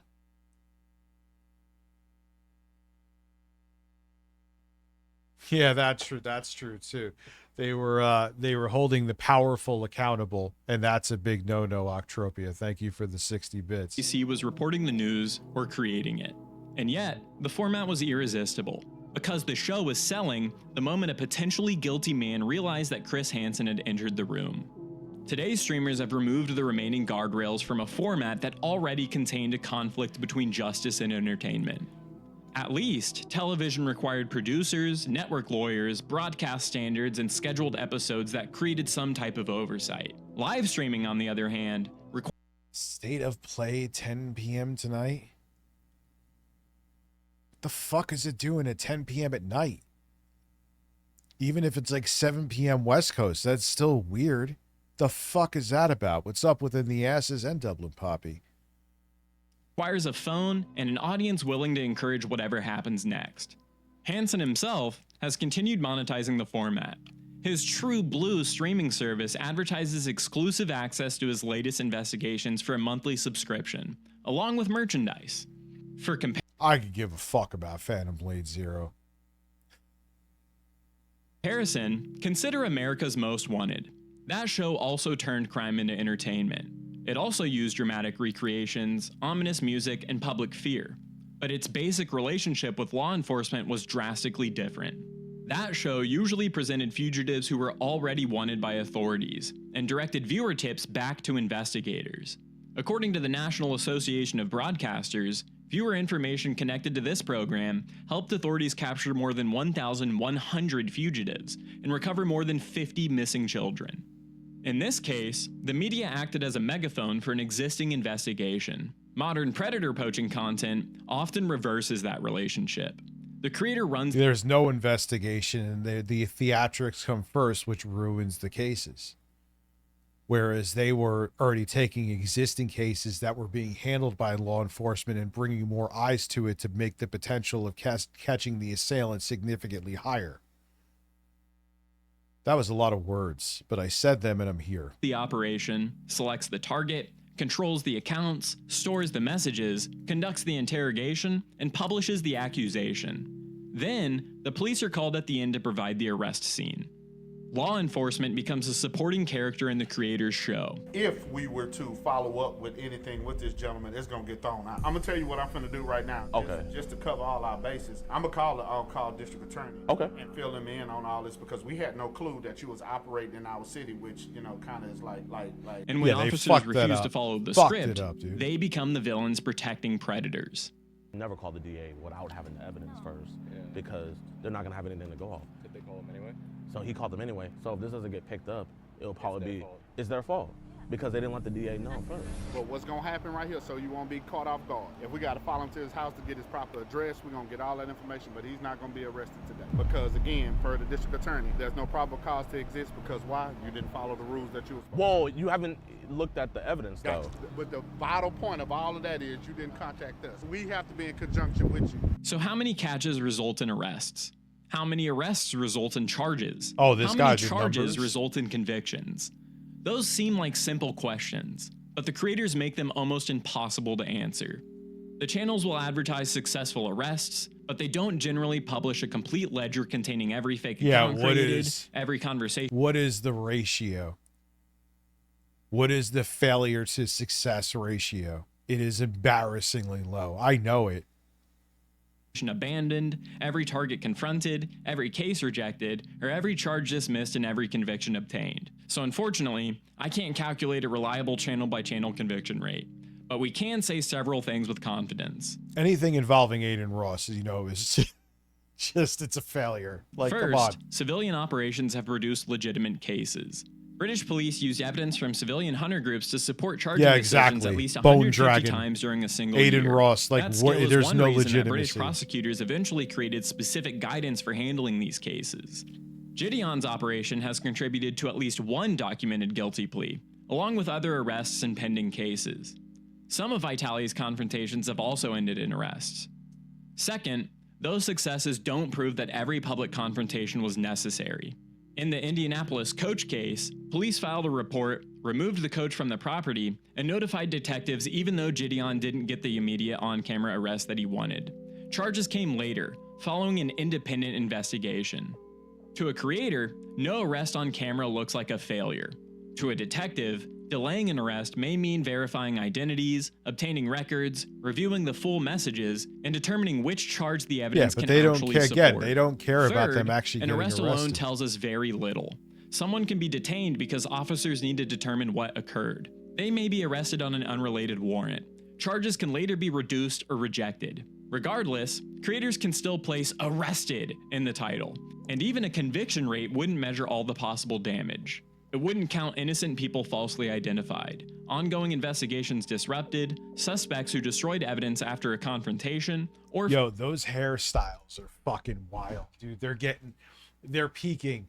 So this hairstyle is soon to be antiquated. The one that Aiden Ross has and whatever the fuck is on their heads. Look, watch this shit. What is on their fucking innocent heads? People falsely identified, ongoing investigations disrupted, suspects who... Dude. It's getting to the point where, like, in 6 months to a year, we are going to, I promise you, the mullet has more legs in it. The mullet does not look as bad as this at all. Destroyed evidence after a confrontation, or family members or employers harassed by viewers. That's like, listen, give me the Pat Contry, just shave off the sides. Say no more, fam.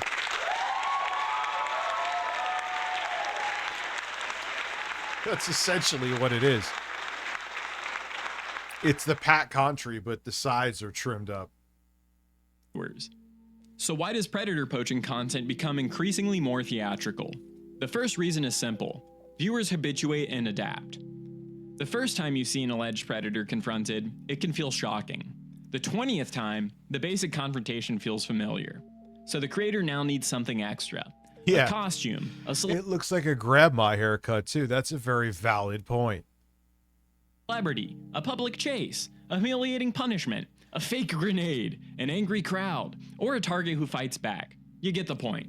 Wait, is he like literally naked with just, or am I? Eventually, yesterday's climax becomes today's opening scene. That's how entertainment works. A successful format creates expectations. Yeah, that's going to be like, oh God, that's such a 2026 haircut. Absolutely. That is a haircut like the mullet, even though the current mullet definitely looks significantly better than this. That will not be looked at as a haircut. That was not something people should have not chose this haircut. And then the creator has to exceed them. But here, the escalation occurs inside a possible criminal investigation involving real people. The second reason I should be naked. I am not naked right now. Is immediate feedback. Researchers studying 12.7 million tweets found that users who received more likes and shares after expressing moral outrage were more likely to express outrage again. Controlled experiments supported the same basic conclusion. People learned which emotional behavior gets rewarded, and then— Yeah, I don't understand. Like, he's not a bad-looking guy, Pat, right?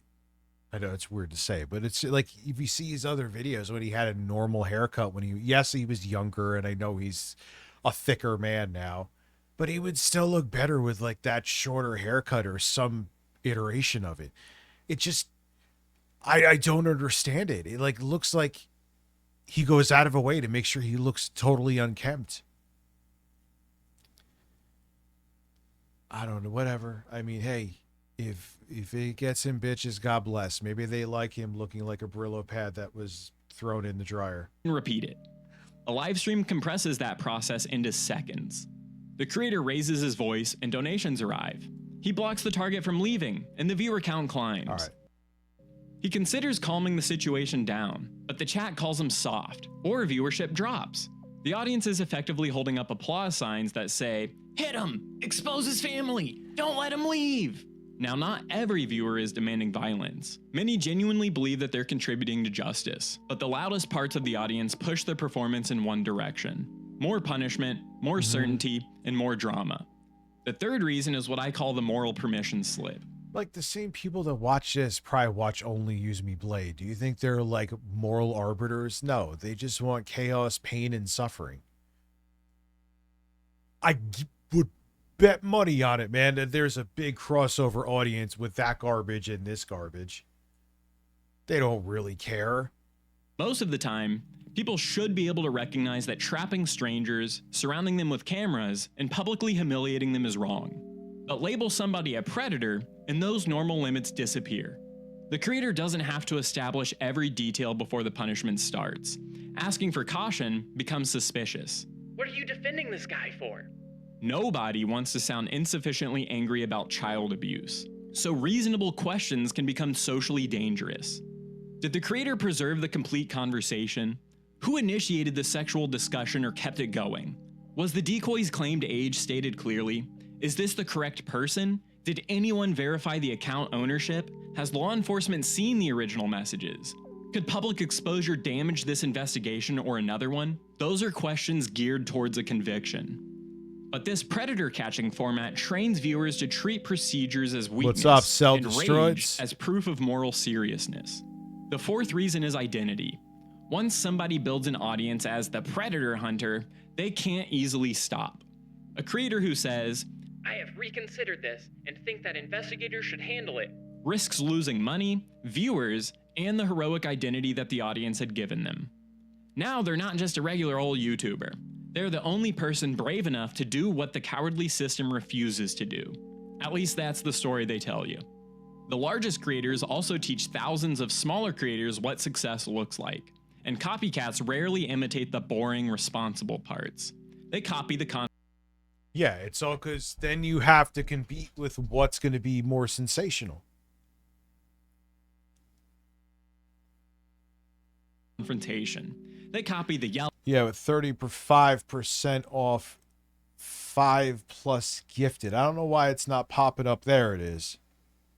Selling chat logs, and the thumbnail with Predator stamped over somebody's face. Who the got New York it started? Magazine investigation into Vitali's world found an entire online business ecosystem selling. Yeah, he's helping. Gideon helping as many predators as Todd Blanche is so true.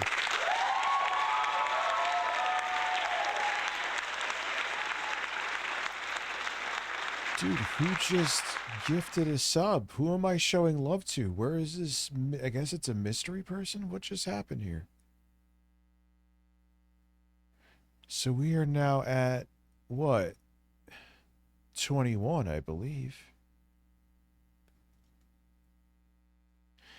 This is on how all these so-called fucking predator hunters ain't hunting shit.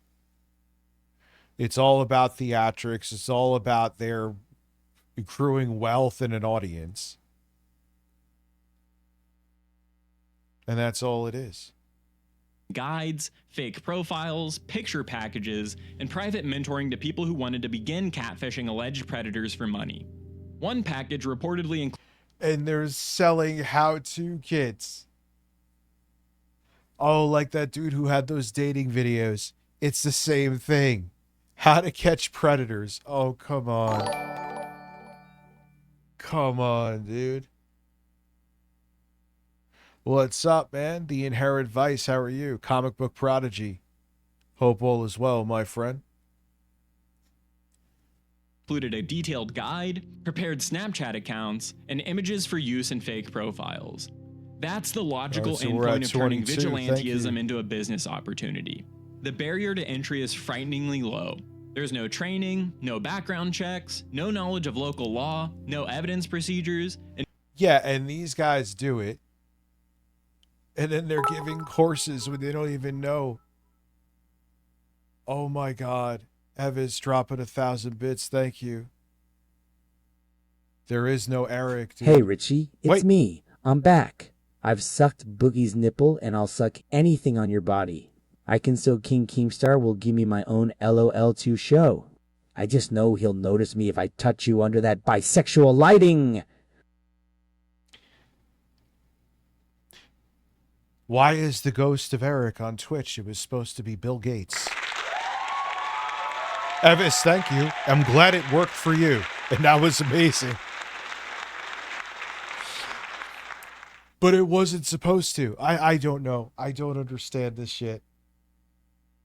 And then I look up stuff in forums and no one knows what the fuck you're even talking about. I'm just, my dick is extremely small. It's like an acorn with a head on it. That's it. no understanding of how child exploitation investigations may intersect with larger networks. Just a fake account, a camera, and the confidence to accuse somebody of one of the worst crimes imaginable. A major New Yorker investigation into amateur predator stings documented accusations of false imprisonment, assaults, damaged investigations, and targets who died. What's up, Set on Fire? That beat actually turned out pretty good. Definitely better than the week before. By suicide after public confrontations. Imagine the because even if you're exonerated and it was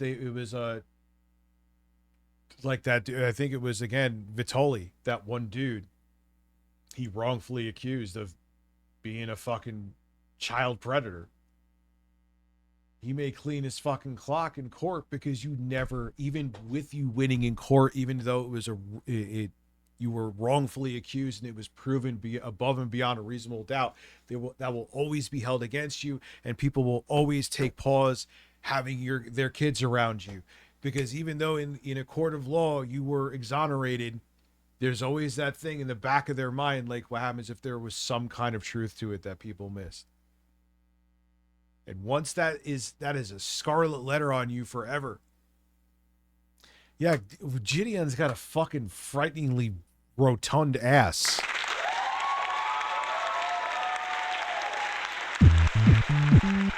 Ocean water. Ocean water. Ocean water. Ocean water. Breasts. Ocean water. Breasts. Ocean water. Spread your cheeks. Ocean water. Go to Ocean town. water. Ocean water.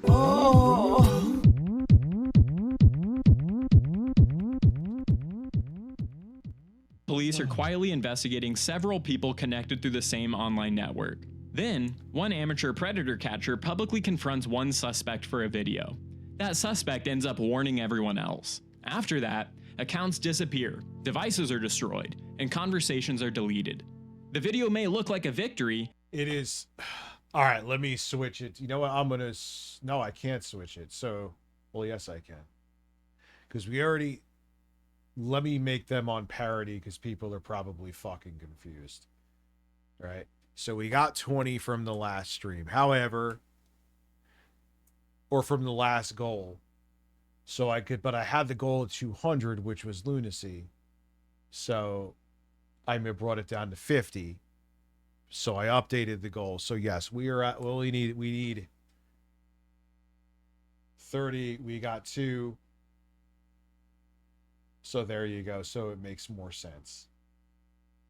Because we already got 20. So we're actually at 22. Does that make sense now? They match.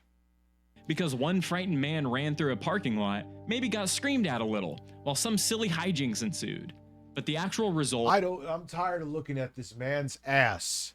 Maybe that several... Like, he looks like he's just naked with paint on, dude. I know it's like a fucking spandex suit. More important targets now know that they're being watched. We can't measure that loss because the investigation that was disrupted was never public. Invisible police work will always look less impressive than visible vigilantism. But there are investigators doing the actual work behind the scenes. Yeah, it's like a DSP. But we already hit 20. The goal I had it much higher. I just re-updated it, and I already had the other ones counted, so I made the new goal lower. That still sounds way more complicated than it really fucking is, but anyway. Spending months inside the worst corners of the internet, building cases against people who distribute CSAM and exploit children. That kind of work can take a serious psychological toll, and most of it will never... He fucking farts with that ass like that. Fucking, it looks like a waterbed going flow. Like if you like recorded him farting in slow motion, his fucking cheeks would look like a fucking waterbed. Carpent Corey gifted a sub, now putting us at 23 but 3, so the goal makes sense. So we're almost halfway there, which is very awesome. Be visible to the public. Those people are heroes. Meanwhile, these creators borrow the image of that work without accepting the same training, restraint, or accountability. They get to play the hero on camera, while the people doing the hardest and most important work remain anonymous. Maybe this video would be different if these creators were exposing powerful Epstein-class offenders who have genuinely escaped accountability. But most of the time, they aren't uncovering some untouchable network. They're turning individual confrontations into content, and then presenting that spectacle as if it were the same thing as an actual investigation. Now, I understand why people enjoy these videos. Real justice is slow, complicated, and often unsatisfying. Investigations can take months. Court cases can drag on for years, and the public usually sees only a fraction of the evidence. When a case ends in a plea deal, it may not feel like the kind of clean victory that people are hoping for. Predator catching videos, on the other hand, compress all of that into one neat sequence. The messages, the meeting, the confrontation, and ideally, the police car. The viewer gets outrage, suspense, and a sense of resolution all in a single video or yeah, but that even if they get arrested, it means nothing, and a lot of times they walk away. Live stream. And because the target appears to deserve it, like who's gonna take a fucking court case with Aiden Ross seriously. Humiliation feels justified. It might even feel good to unless he's the defendant. Watch. That's what makes the format so powerful. But we should be honest about what we're enjoying. A socially approved humiliation video. Yep. That's exactly what it is. These people are the lowest of the low. Everyone agrees they're the lowest of the low. Well, except MAGA now. So, you know, everyone's like, hey, who cares if they get embarrassed or get beat up or look like shit? But then they escape accountability, and even though they are shamed publicly because of that video for the rest of their life, but they still are free on the street. If they are a true danger, that means they have access to kids. Whereas if they were behind bars, they would not. So you let someone who should have been behind bars because you were more concerned about your own money and theatrics not be behind bars, and now they may harm someone in the future. Allegation makes the humiliation feel meaningful, but the pleasure still comes from watching another human being suffer or panic. Now that's not me sitting on my moral high ground saying that every viewer of this content is evil or something. It means the content has found a way to combine moral outrage with one of the oldest attractions across human history, watching somebody's life collapse in public. Calling it justice lets us enjoy the collapse without feeling cruel, and the creators understand that. The thumbnails rarely say, "Potential evidence privately forwarded to detectives." They say, "Creep destroyed. Predator begs for mercy. He had no idea we were waiting." The primary product here is punishment, and the criminal case comes second, assuming one even happens at all. All of this is not to say that you should feel sympathy for child predators. That's fucking crazy, obviously. The point... Yeah, but they always tried to do that. Like, they're super fans sometimes that come into my chat and shit. Because I would say what this guy is saying. And they'd be like, oh, what are you, defending Predator? I'm like, no, shut the fuck up. And now you're, oh, could I check your phone? No. Is that what they're doing is having the actual opposite effect. So not only will this person who probably should be in prison not go to prison, it'll probably keep them somewhat immune to other criminal prosecution in the future because you know they're going to offend again. You're aiding and abetting these people just because you want views on fucking... Yeah, it's all good to be, man. You're welcome. Thank you for being here. I'm actually glad to see the viewership is going up even at this late hour. Spartan phased. So if anything, they're helping these motherfuckers stay out on the street. So you're going to say I'm the one looking to protect predators? Actually, you supporting this are. You're the one who actually is. Hate to break it to you. Is that catching them properly matters more than producing a satisfying clip. That means identifying the right person, preserving the evidence, protecting victims, and avoiding anything that could warn other offenders or weaken the case. Some creators have provided useful information. This fucking guy's sweating. Yeah, like I said, if we hit the goal, I'll be hitting up that later. Some of their work has contributed to legitimate arrests, charges, and convictions. That should be acknowledged. But a handful of successful outcomes can't transform a reckless entertainment model into a substitute for thorough investigation. The best possible version of civilian involvement... Yeah, even Chris Hansen, like he was saying, is very hit or miss. Because once you get the television involved, you're always going to have people saying it was entrapment, and it works. And sometimes it actually is. Even though if you're entrapped for wanting to hook up with an underage child, I don't really give a fuck, but I get why entrapment exists nonetheless. Usually includes preserving the relevant information, reporting it to law enforcement, and allowing investigators to take over. That's all that's necessary. The FBI instructs people to call 911 when somebody is in immediate danger and otherwise report suspected online child exploitation to the FBI or the National Center for Missing and Exploited Children's cyber tip line. Now that process won't give you a great thumbnail, turn you into a hero of the story, or create bonus content for paying subscribers. It probably... This is like an entire living room of people that I just never, ever want to be around. It's just like, I would rather get fisted by Ape and Eric. No, I wouldn't want that either. That would be fucking, arguably worse than this. I don't know. I'd rather have a fucking beer with Pat Country than be in this definitely, without question. And I hate him. Probably won't make you any money at all. And that's exactly the point. If somebody genuinely wants to dedicate their life to catching child predators, there are real paths into that work through law enforcement, digital forensics, victim services, and child exploitation task forces. Do the work where success is measured by children protected and offenders convicted. The part that sticks with me is how quickly all of this has become normal. A creator can just sell chat logs with potential predators, stage punishments, bring celebrities into a sting, and turn a criminal accusation into a weekly show. I don't want to have a drink with Pat either, but I'm saying if it was between having a drink with his petty, pretentious ass or hanging out with fucking those assholes, I would rather fucking have that drink with Pat. That would never happen, but you get the point. And the audience will still sit and call it justice as long as the target is bad enough.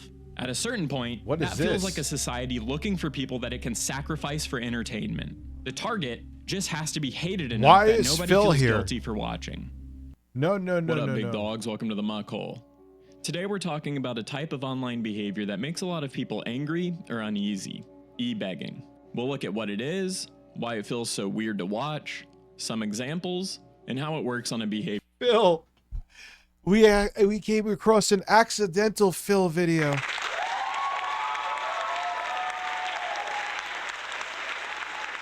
Oh, bestow my ass and fill it with love.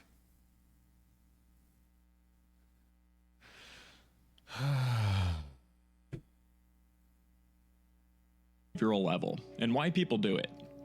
Let's start by defining e-begging. It's the act of begging online for basic necessities. Now, an e-beggar is someone who uses the internet. An e-beggar, here is Philip Paul Burnett.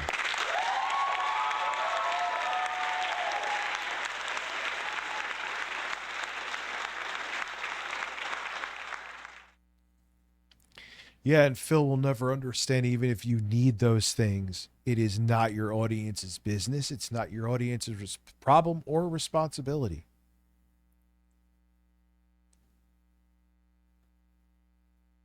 To repeatedly ask strangers for money. What the hell his shirt is he wearing? He looks like he's about to go into a bathhouse in San Francisco in 1980 and leave with a bigger asshole. What is he doing? What is he wearing there?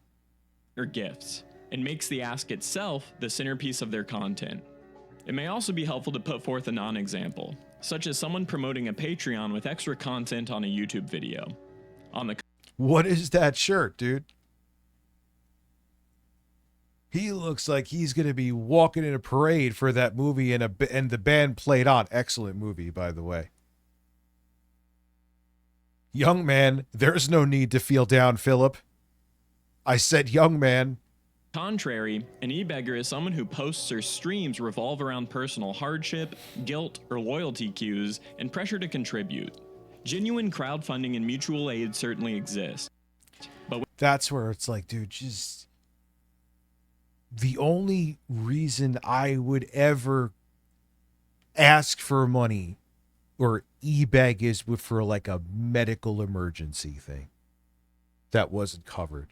That's it. Beyond that, there is zero fucking reason that it is your audience's problem. It is just nothing. You want to make money, entertain them here. Stream longer. Beyond that, it is not, like I said, your audience's business, responsibility, or problem. And once you make it their problem, then you deal with all the other shit, like your bank account being broken into, Phil. Now, again, I always say there's nothing that excuses that. But when you are doing the hand-to-mouth thing,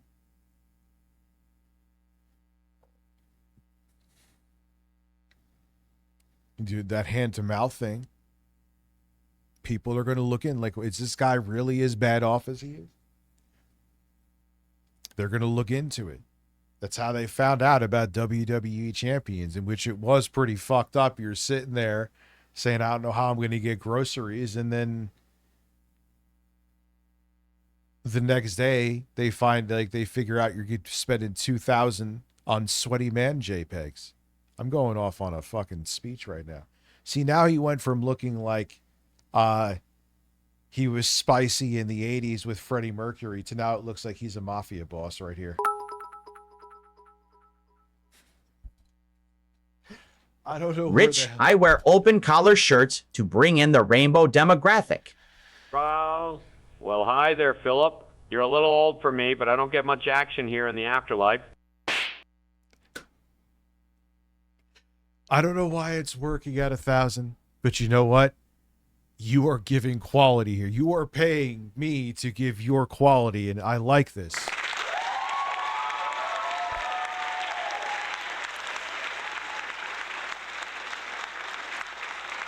The bottom line is, no matter what your financial situation is, it ain't your audience's problem. If they like what you're doing, you will get money. If they don't like what you're doing, you won't. But because they are not, it doesn't mean you go, oh, I need it for this. I need to pick up cheese tomorrow and I'm short on cash. If you have to, if that is the only way that you could get someone to give you a super chat or subs or members or whatever, it is time to pack it up. It doesn't matter if you're doing that with 50 viewers or 5,000. If that is the only way you could get money from those 5,000 viewers or 50 viewers, it is time to go, you know what? It's been real. No, there's 23. We got the other 20 before. I know it's confusing. I got to be more efficient with my goals here. I forget it's not YouTube where it's just me making it if I have it there. So we already got the 20. We have 3. So now the math. There you go. When it comes to e-begging, there's a pattern where the creator is always in crisis, always hinting at financial ruin and relying on the viewers. Yes. Well, that is what Phil does. Spartan-phased. Imagine threatening your viewers for $100 in tips or you won't play Pokemon at 40 something too. Emotions rather than on offering a product, service, or a clear cause. Like, yeah, it doesn't matter if you have, I have still at 200 people here. That is awesome. But doesn't matter if you have 20, 200 or 2,000 or 20,000. If the way that you have to get money from that 20,000, 2,200 or 20 people is by bringing up your life and financial woes, it's time to pack it up. That means you can't entertain people. The only way you can make a living is by guilting them. That's not making a living doing it. That's just get a tin can and go in the fucking street. Probably be more consistent. That's the behavior we're exploring. Yeah, it's a failure on my part. I have to manage the goals here better. It's different than YouTube. I just type in a fucking thing on YouTube or Streamlabs or no OBS, I mean, and then I could just change it at will. Here it's a $5 a month. Yeah, don't do that. Just don't do it.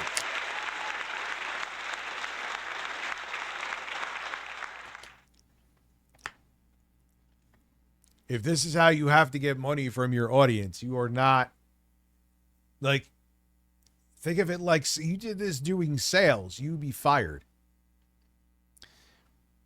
There's a difference between a confident salesman and a pushy one. If you went there and been like, why won't you get this fucking service plan? I always think of furniture because I used to sell furniture 3,000 years ago.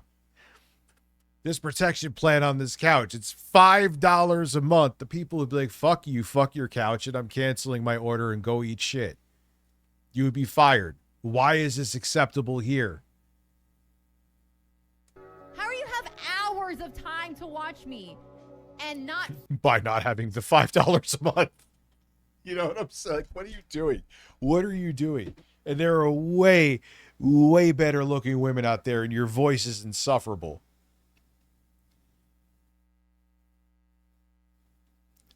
$5.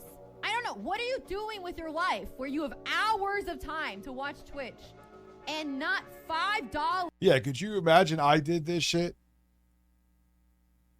Come on, man. To provide for the content that you're watching.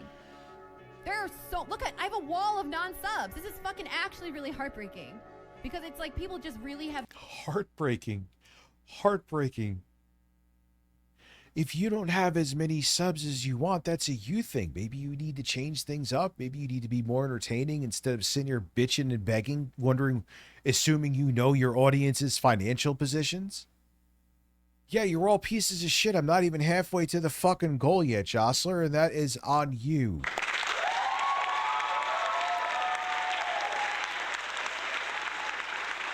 I'm kidding. It's just it kind of ties into what I'm talking about here too. Like, nah, man, you're not doing it right. R7, subscribe with Prime. Thank you. Thank you. Like, that is not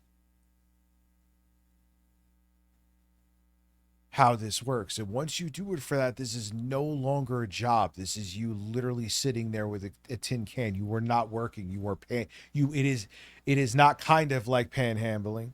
It is panhandling. Did I say that? Yeah, I did. I did say that right. No, they really don't respect me. E-begging triggers a strange mix of reactions and viewers. You may feel sympathetic. You are not getting money from people because they find you entertaining. So this is not a job at that point, in my opinion. Because the person says that they're about to be evicted or can't feed their kids. You might feel guilt if you don't help. Ding, ding, ding. At the same time, you might feel manipulated when the stream includes repeated donation alerts or when the streamer shames non-donors. You might wonder whether the need is real or exaggerated. You feel like you're being sold a story of pseudo-desperation, and it's unclear where reality ends. I love how Phil is the poster child of this. I gotta charge my fucking phone. I need this iPad mini. Are you 100% charged? I need to film the top camera with this for the VTI boss game computer. So let me turn this off to make sure the battery is robust. You could tell Philip to fill up my ass, Phil.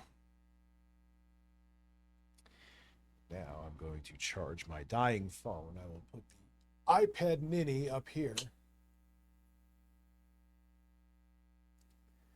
Because I'm waiting to get some feedback.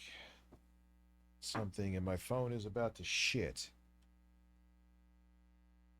There is a new update to iPhones, and ever since I've gotten this update, it's not just me saying it, battery life has been significantly shittier. Very much shittier. It's like shockingly different in like overnight. They came out with another update, which they said it'll increase battery performance, so I'm sure that means they knew what was going on behind the scenes, and it has made it modestly better, but it's still not returned to what it was before. I have the iPhone 17 Pro Max, and now I have a big, black, beautiful cock in front of me.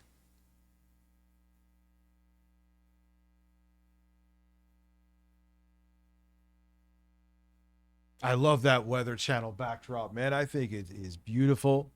And I'm not playing the person's music back there. It's like vaporware music, which is pretty badass too. This is literally from the Weather Channel that they got all of this. So it's pretty awesome. And performance begins. That ambiguity can create a discomfort in viewers. It becomes hard to tell if you're witnessing genuine hardship, exploitation, or a rehearsed... But it doesn't matter if you are witnessing genuine hardship. Again, sans medical emergencies, legitimate ones. No, there's no other reason, and you have no other option with that medical emergency, then there is no other reason to hit up your audience, full stop. Act.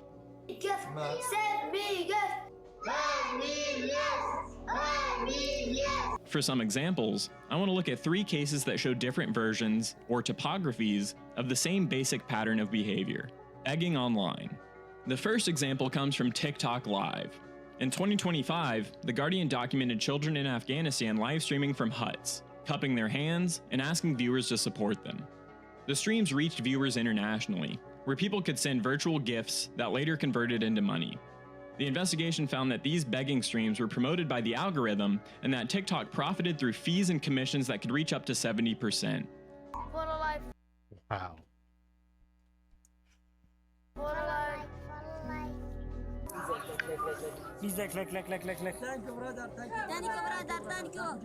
The same reporting described children clapping or thanking viewers after receiving donations, accounts featuring different children across broadcasts, and people performing degrading or dangerous stunts for donations, including staying awake, covering themselves in mud, or waking up in the middle of the night to dance when donations came in.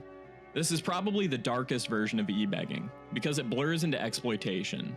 Packaging poverty into a live format, pushed through an algorithm and monetized extreme poverty. It's extreme poverty. Through tiny digital gifts. Yeah, I'm not sure what the zoom in on trash is, but it's still a very interesting fucking video. The viewer sees a child, feels pity, sends a rose, gets a thank you, and the whole system keeps moving. The platform earns from the transaction, the viewer feels like they helped, and the person on camera may or may not even control the money. Some of the aforementioned accounts involve third-party ringleaders siphoning off any profits that the people made. This example shows how e-begging can become organized, platform-mediated poverty content. The second example is DSP. It's just like the poster child of it. It's great. Also known as Dark Side Phil. He's useful here because he represents a chronic, routine version of e-begging. I literally never intended to be an internet live streamer. I wanted to do on-demand videos. I had to change my model to survive because people... Yeah. We know, Phil. You probably toss and turn in bed at night wishing you were just pointing a camera at a screen in Connecticut. Yeah, I know you'll say no, because you're never wrong. People fucked with me. So when you complain, oh, I hate that Phil asks for money. Yeah, he's more robust here. Then you shouldn't have fucked with my livelihood. I never had to, until people did. Now you deal with the repercussions. You don't like the current Phil that asks for contributions? You made the monster. You made the... It's your fault that this is my business model. See what you've made me become? Oh my God. What's up within the asses? What's up, foil grim ass cheeks? How are you? With DSP, the pattern is the constant financial atmosphere around the stream. He doesn't necessarily need a specific crisis. Tip goals, bills, needing support, talking about the stream as his livelihood, reminding viewers that tips help more than any other form of support, reacting to slow support, and creating a yeah, the empty game cases. That was another classic from Phil. Mood where the audience understands that sending money is an expectation. And when that expectation isn't met, DSP may escalate to more overt forms of e-begging. I need your help the most. I need to raise as much as I possibly can by mid-January in order to pay these taxes, get past them, and to be able to focus on the positive future in 2018. If I can't, I gotta sell my house. He's the perfect example for the ordinary grind of e-begging. No crying child in a hut, just a man streaming, bringing up financial pressures again and again, and building a community. A man streaming has to become a thing. Where detractors and supporters both know the money talk is part of the show. This is why DSP is interesting behaviorally. If a streamer repeatedly talks about financial pressure, and the result is money, attention, chat activity, clip channels, hate watchers, and arguments, then the behavior has a lot of possible payoffs. The money is obvious, but the attention matters too. The outrage matters, and the detractor clips matter. Even the people that hate him can become part of the reinforcement loop because they keep... I lowered it to 50. We already hit 20, so we're at 23. Watching, clipping, discussing, and feeding the larger ecosystem made it more reasonable around him. DSP is also useful because his e-begging has a routine quality. A lot of the time, the stream appears to have two things happening at once. On the surface, there's a video game, a reaction, or a normal stream. Underneath, Beer 2 Cockman. What did I hear about a Amper? Subscribe at tier 1. Be a 2 cock man. I have a. They're almost like. It's almost like this is like evil Ryu. This is evil Carlos. Because they look not 100% similar as different artwork, but they look very similar. that is a financial meter running in. He's like the Akuma of birds. In the background. The tip goal is behind. The support is slow. Bills are coming. Thank you, and tips are preferred. The audience already knows the script before it happens. The stream itself becomes financially atmospheric. When the numbers don't go up, the mood changes. DSP becomes... Yes, Jessica, I am completely naked. I kind of like this vibe, man. I'm going to get like a little more light. Irritated, defeated, passive-aggressive, or openly frustrated. But when the money comes in, the mood improves. That creates a very visible contingency. Viewers can see the behavior change when the tips arrive. These are only for special occasion. Like when? Well, he is now going to be, if he had a card that he made bank on, his obsession with these cards is going to be on another level. if someone does a yeah, I could do something with the light under my face. $100 contribution, we'll open a pack. Or if we're on a stream and we hit $250 of support, we'll open one of these packs. But that's the only times we're doing it. I'm not going to be doing tons of these packs unless you have an insanely supported stream. DSP's critics are also part of the ecosystem. They clip the moments where he complains about support. They repost them, they argue about them, they make compilations, and they keep the behavior circulating. That means the e-begging producer... Yeah, so, again, he's saying what I say all the time. All these detractor channels that he hates so fucking much are the reason that he's still doing this as a living. If they went away and did not make him relevant because people wanted to tune into his fucking stupidity, he would have been looking for another helicopter job. This is content for supporters, content for haters, and content for everyone watching the weird little circus around them. The third example is Invader V. Yeah. Here's the deal. It Oh, doesn't God. really matter how much money you I've make, covered how her much money you before. have. That's really the thing, because I'm not asking you for a large financial contribution. If it cost $20 to sub, $20 is quite a bit of money. But a sub is $5 at maximum in whatever. Make no mistake that there are dudes that like get off on this shaming shit. I need a fucking tissue, dude. I refuse to pick my nose again. I have a fucking boulder up in that shit. It's maybe $10. This is a clean example involving blatant viewer shaming. In 2020, she faced backlash after saying... Yeah, I remember covering that back in 2020. Yeah, dudes fucking jerk off to this too, make no mistake. ...that viewers who were too broke to subscribe were financially irresponsible. She argued that... There are definitely guys who have a huge shaming fetish. Just keeping it 100 with you. If someone had time to watch Twitch, they had $10. And that people who didn't have $10 should be working instead of watching. When a viewer said that they were unemployed and needed their money for food and shelter, she just doubled. I'm hiding. Why am I hiding in bisexual? Yeah, maybe I could even do another pair of those lights. I don't know. I'll figure it out. Down. Oh. I'm unemployed, so basically all my money goes to bills and food, or I would support you. Yeah.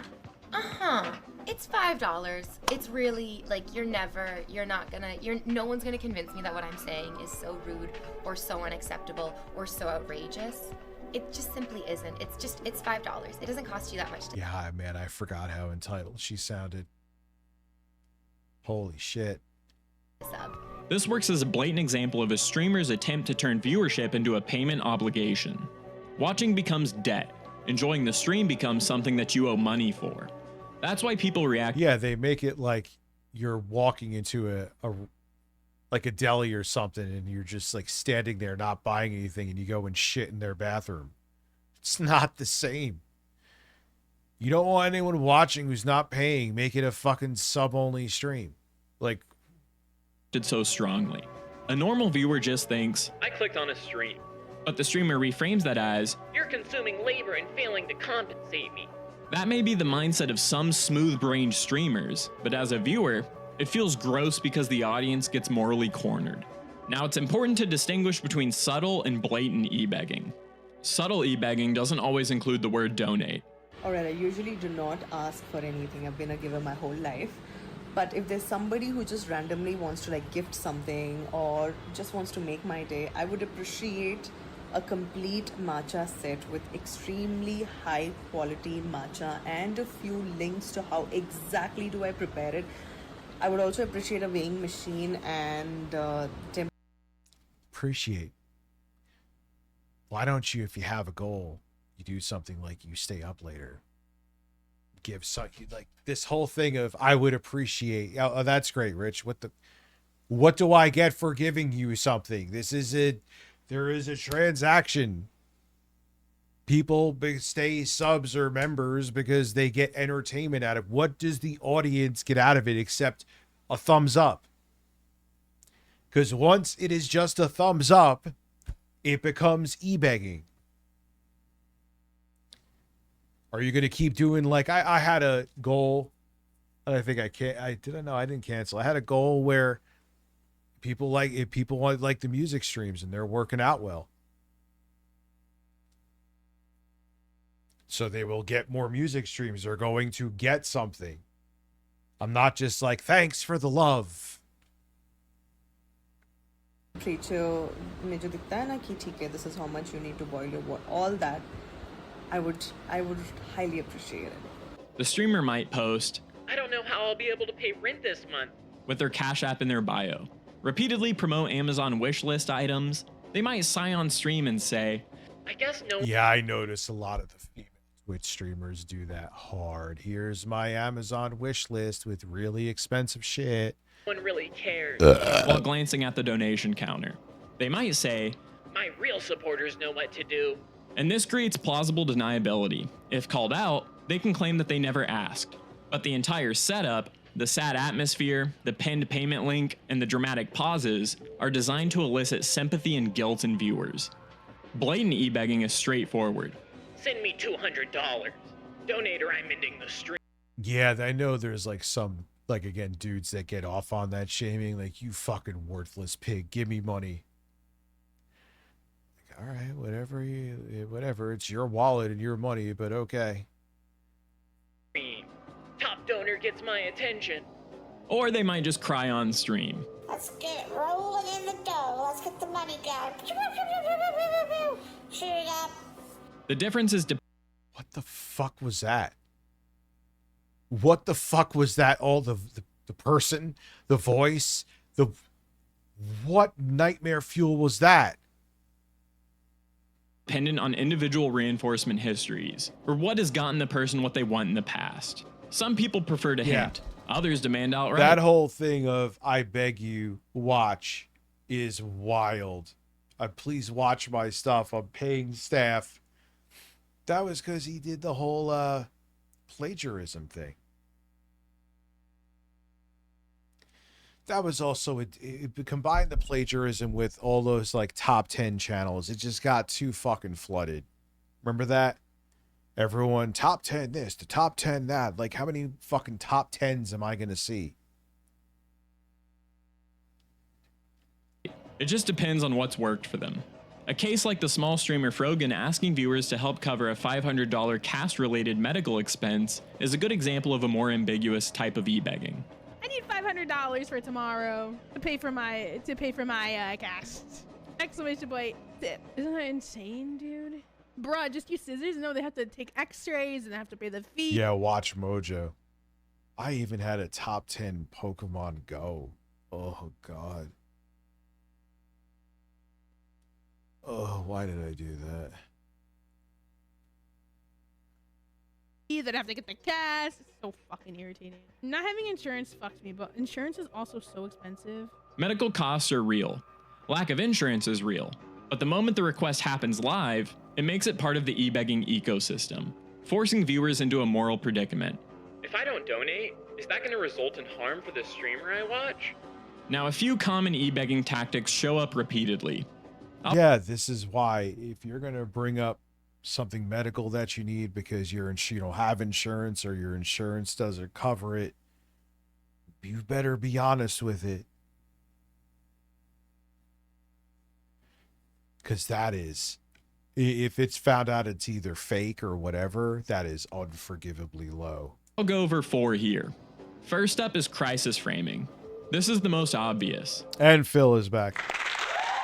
The person e-begging may present a time-sensitive emergency. Rent is due tomorrow.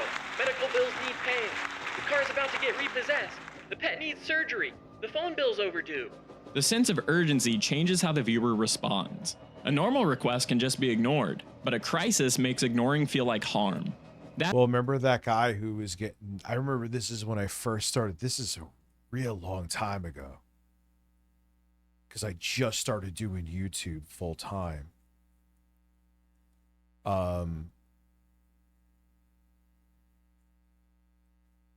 That guy who was in a wheelchair. And he miraculously got up. Because he was faking it. And he got a bunch of donations and financial support because everyone thought he was disabled and wheelchair ridden. And it was a lie just to get sympathy donations. Live on stream. And this is early on, dude. I mean, people were still streaming a decent amount back then, but nowhere near as much now. It wasn't as prevalent.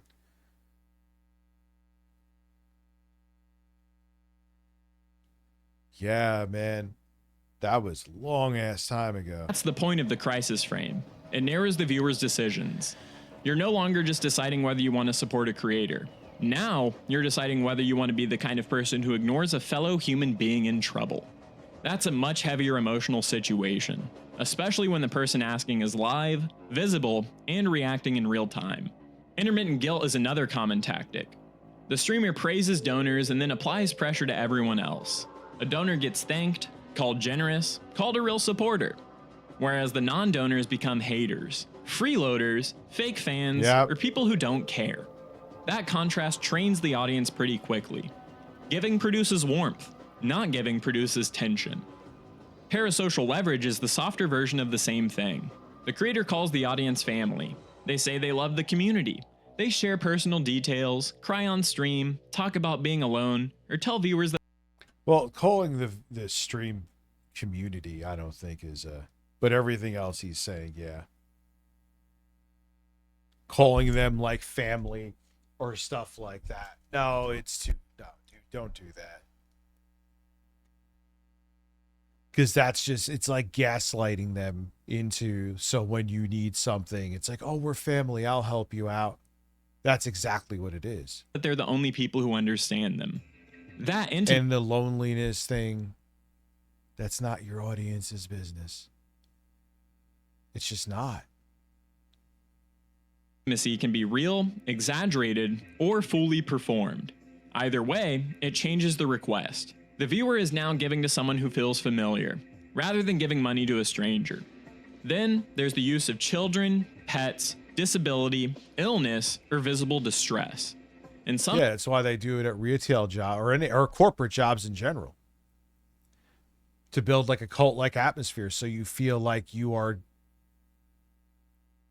part of a bigger thing and it's insane. In some streams, children are visible in the frame.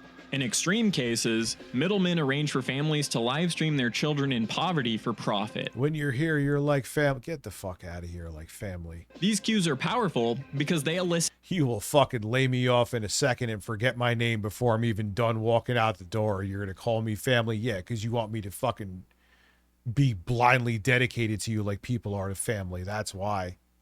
Care and protection responses within viewers. A child on camera, a sick pet, a medical bill, or a person visibly crying can make the viewer feel like the stakes are immediate.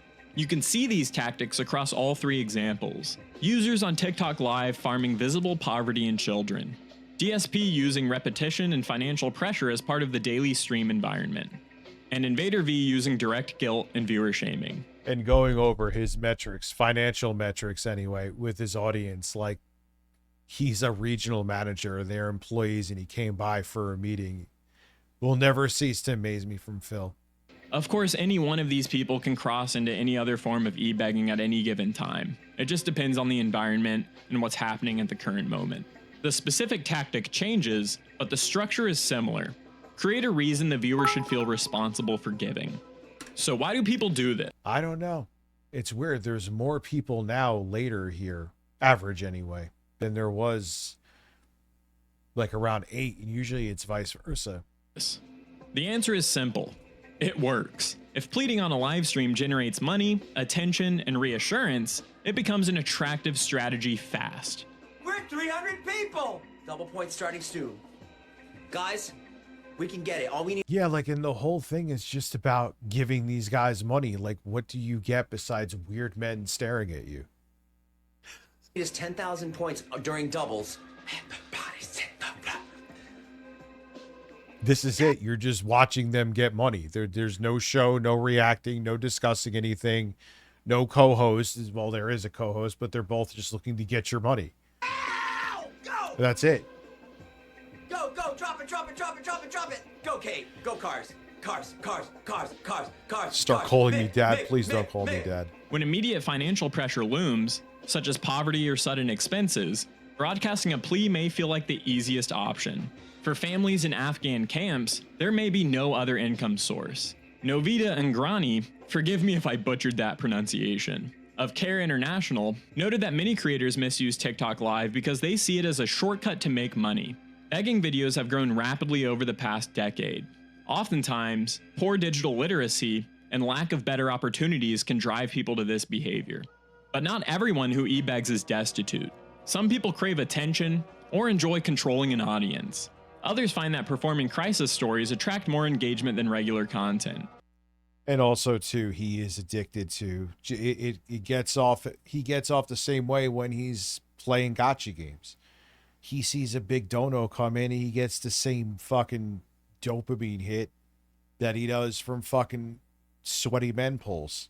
Or it's just easier to beg online than to find a real job. And once they've tasted the payoff of sitting around and getting money for next to nothing, stroke the meat. Absolutely. Listen, stroke the fucking meat. Stroke the meat. Let's see if I can do it. Stroke the meat. Stroke the meat. Stroke the meat. Stroke the meat. Stroke the meat. What is up, Austin Norris? it can easily become a habit. So what makes the audiences donate? Before getting into research, I think the simple version is this. Donating online can feel like being noticed. You send $5 and suddenly your username appears. The streamer might say your name, chat sees it, maybe the streamer laughs at your message, maybe they thank you, or maybe they even provide some type of response. For a viewer that may feel invisible, a donation can buy a tiny moment of social recognition. It can feel like entering the room. It can feel like becoming part of the stream instead of just watching from the outside. And once that happens, the viewer may come back for the same feeling again and again. They're buying the potential for acknowledgement, closeness, and access. That's why donations can persist even when the viewer doesn't have much money, which they likely often don't. The payment is financial, but the payoff is social. Research into video game streaming donations provides insight. A 2025 study on viewer support found that parasocial relationships, along with a sense of social presence, shape viewers' feelings of enjoyment, loyalty, trust, and satisfaction. These feelings, especially loyalty and satisfaction, that's why you have to balance out things. It's one of the reasons why, too, I don't really like going to conventions. I rather keep, like Nate's a perfect example. Like and I gave him a bunch of chances. Like, he demanded attention, not just from me, but from the entire audience. Now, has there been people I have met through here that I would consider friends? You know who you are, yes. But and I know a lot of streamers do this, is that they have these parasocial because they know that person will become more dedicated and in turn give them more money. mean, I super chat people too, support who you want, but I know, and I'm sure some of you are thinking of names where it's like, you know, they're friends because if they keep them as a friend, that gives them more access to the person's wallet. And I am PPP's boyfriend. Action. Predict the intention to donate. In other words, people give money because they feel connected and want to support a relationship. Live streaming platforms amplify this by providing instant alerts, interactive chat, and gamified gifting systems. These features can create a sense of immediacy and community that encourages giving. As mentioned earlier, viewers also donate for social reasons: to gain visibility, to be acknowledged by the creator, to feel like they're part of the community, or to compete on leaderboards. Emotional expressiveness from the streamer, happiness, surprise, or gratitude increases the willingness to give. Well, duh. I think that's common sense. No one here is hearing anything groundbreaking with that. In that environment, donations become a form of participation rather than charity. They're public, performative, and socially rewarding. This also explains why some viewers continue watching or even defending e-beggars aggressively. If the viewer sees the streamer as a friend, criticism of the streamer can feel like criticism of the viewer's own judgment. Oh, we see that all the time. We used to see it with the quartering. You see it now with Kino Casino. There was a dude, someone sent me the screen cap. He's a fucking weird, malicious little asshole. Where they were like, can anyone send me Twitter accounts that actively criticize Kino Casino? I want to block them all so I don't have to see them lying about them in my feed. I'm like, that's like Anita Sarkeesian shit, dude. Isn't this like the thing that you hate and you want to go after people for doing, but because it's Kino Casino, you want to go and actively block them because you want to be their cheerleader?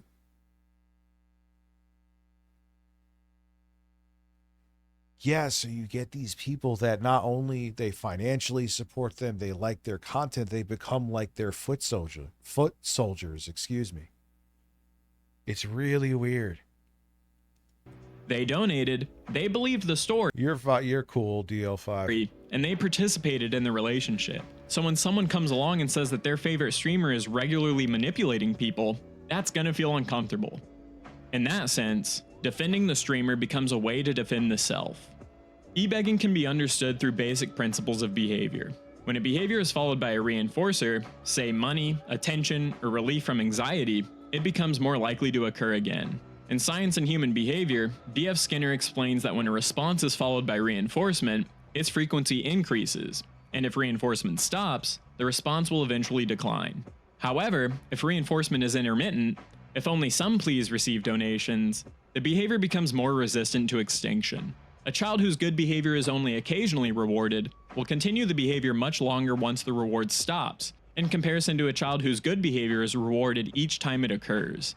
Just think about it. The child getting rewarded each time a behavior occurs learns to expect the reward. And when it doesn't come after a few instances of the good behavior, they'll stop engaging in that behavior. Interesting point. Whereas, under some intermittent schedules, as many as 10,000 responses may occur without a reward before the organism stops. Now apply that to e-begging. A streamer may go live 10 times and only get donations twice, but those 2 successes reinforce the behavior. What is that like? Gambling. What is Phil addicted to? Gambling.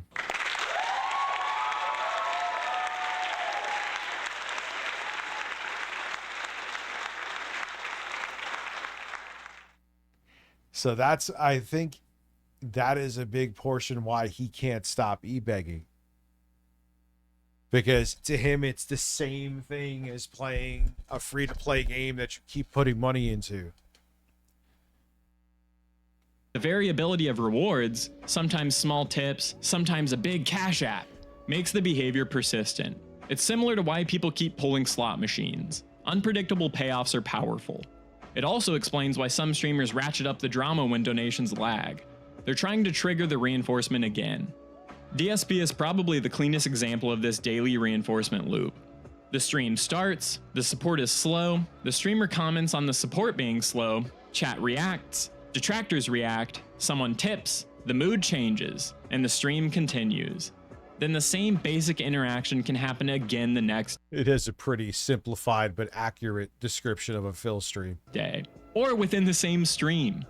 Even if the audience complains, the pattern survives because it keeps producing a variety of rewarding consequences at intermittent rates: money, attention, conflict, and more clips.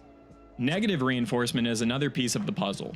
If a person feels panic about bills, streaming a plea and receiving support reduces. Phil looks like someone's gay drunk uncle. That is so accurate.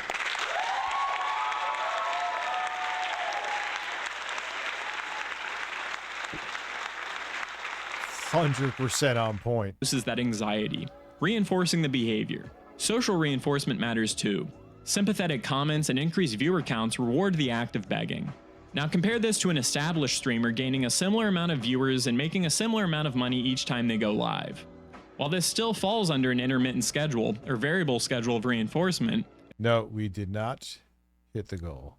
Who said the PPPs? It's much more dense, meaning the rate of rewards is much more frequent. If the established streamer suddenly got 0 viewers and 0 donations, they would likely quit streaming far sooner than an e-beggar, as e-beggars can sometimes stream for weeks at a time with less than 10 viewers without getting any donations, just waiting for the next one to happen. Yeah, I think Phil, if he had 2 people watching, so long as it was, what was it? There's, Stevester and Gamer Chris were supporting, he would still be a successful streamer in his own eyes. Behind these behavioral patterns lies a neurobiological system that responds to rewards and expectations. The neuroscientist Robert Sapolsky describes how the dopaminergic system signals reward. Pleasurable stimuli, like drugs, food, or sex, trigger neurons in the tegmentum to release dopamine into the nucleus accumbens. Blocking dopamine makes previously rewarding stimuli aversive. Chronic stress or pain depletes dopamine and reduces sensitivity, leading to anhedonia. The system doesn't respond to absolute reward, but to changes relative to your expectations. Phil doesn't like sex. Oh. Unexpected good news produces a burst of dopamine. Getting exactly what you expected yields a steady trickle. Getting less than expected causes a decrease. Sapolsky notes that monkeys trained to expect one raisin release a certain amount of dopamine when they press a lever and get that raisin. When the reward unexpectedly doubles, dopamine release jumps, but then habituates after some time. When the reward drops, dopamine declines. The system is bidirectional and I think they probably, if they have sex, it's probably like once every 6 months. Constantly recalibrates. But how does this relate to e-begging? When a streamer receives more... And I don't want to picture Phil having sex, and so now that's what I'm doing. Breastfeed it. Donations than expected, they experience a dopamine burst. When donations slow down, they may feel a dip. This fluctuation can drive them to keep performing, all for the pursuit of another burst. The unpredictability of... The pursuit of another burst. The pursuit of another burst. Tips and the real-time feedback create a reward schedule that hooks both streamers and donors. Viewers also get dopamine from being acknowledged and seeing their names on screen, all while the platform turns gifting into a little Nemesis. Game that they win every single time. I've mentioned parasocial relationships a few times, but they're one-sided emotional bonds formed between viewers and media figures. Earlier I mentioned a 2025 study on parasocial relationships. They conceptualize parasocial relationships and social presence as stimuli that shape viewers' internal states. These relationships positively influence enjoyment, loyalty, trust, and satisfaction.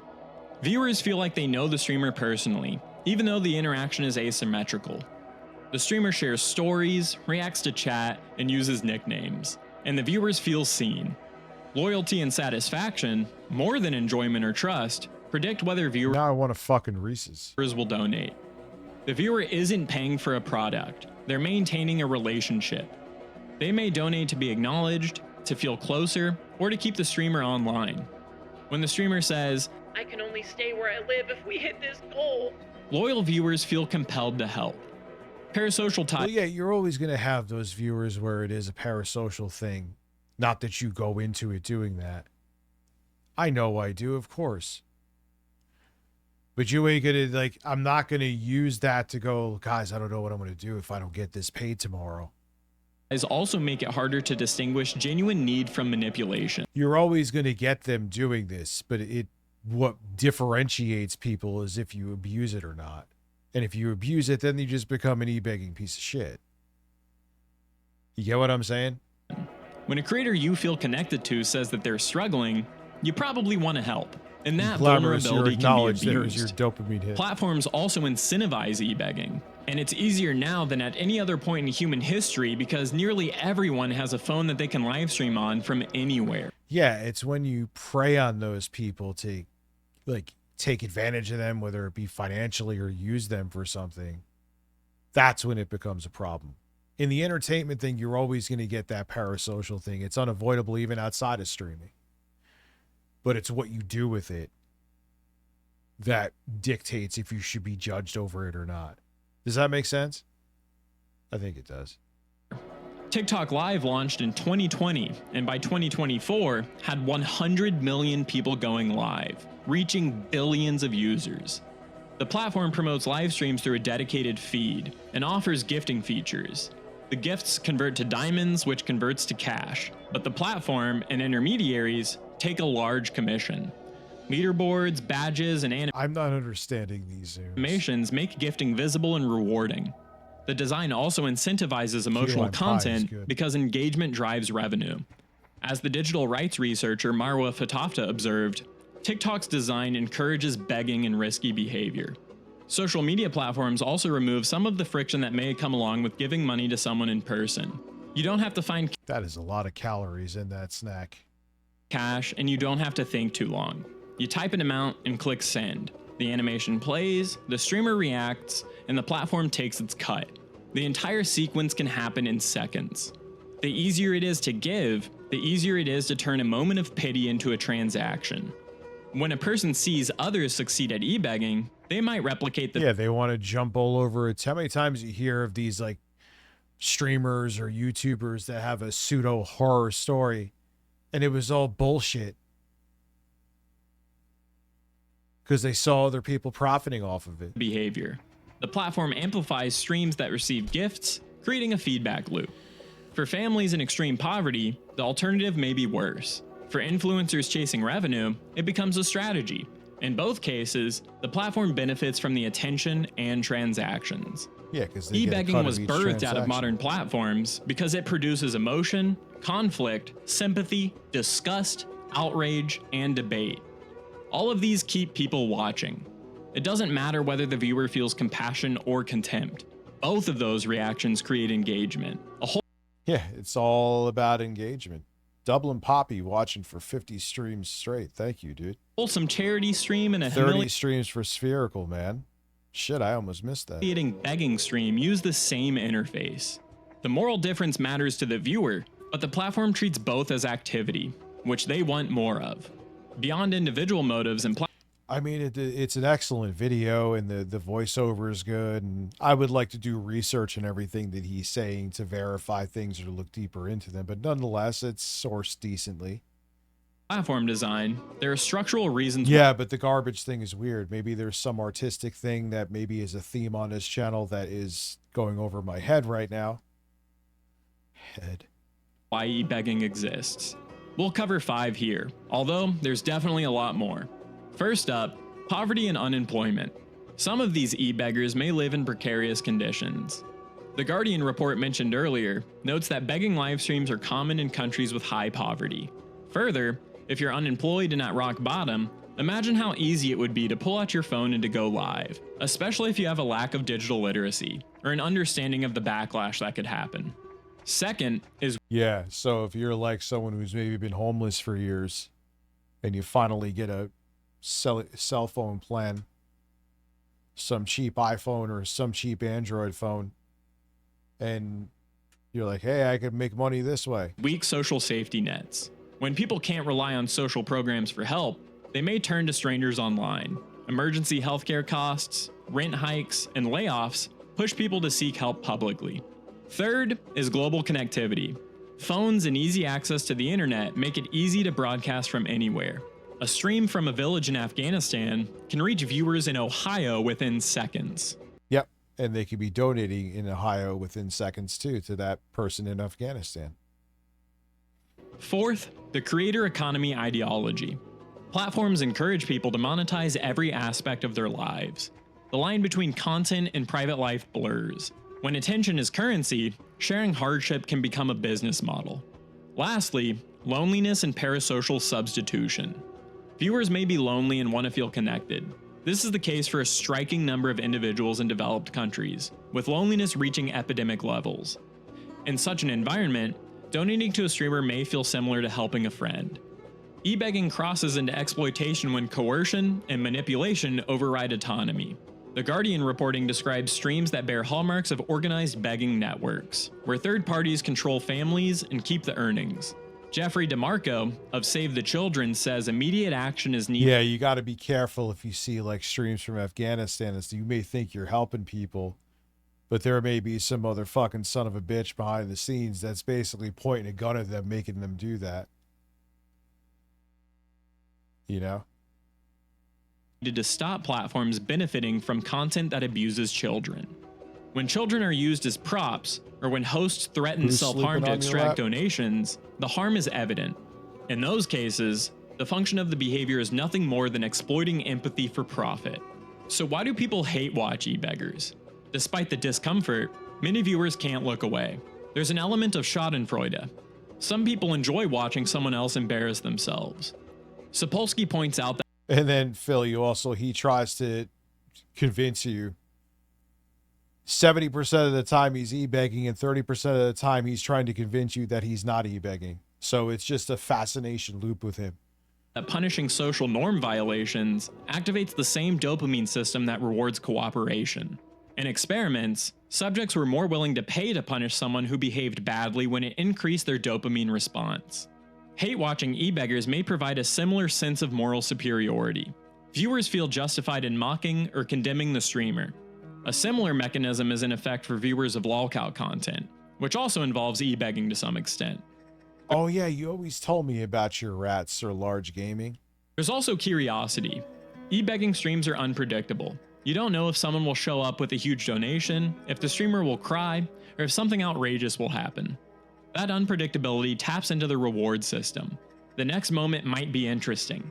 Did he point out in here how Phil, and I've noticed other e-begging streamers do it too, they'll, like, if they know someone's a big spender, they will either almost directly name them, so I guess you could say indirectly, or they'll just flat out say their names, which is so fucking scummy. That is so shitty. Like, you're making someone who's supposed to be just watching you for entertainment value, you're making your financial well-being, you're putting the onus on them by publicly naming them. Oh God, he's done that. Shockingly. If you disapprove, you might keep watching to see the outcome. Personally, e-begging. Why the fuck is Dickers in the dark? I'm gonna get 2 more blue lights because I like it. It's more laid back for me too.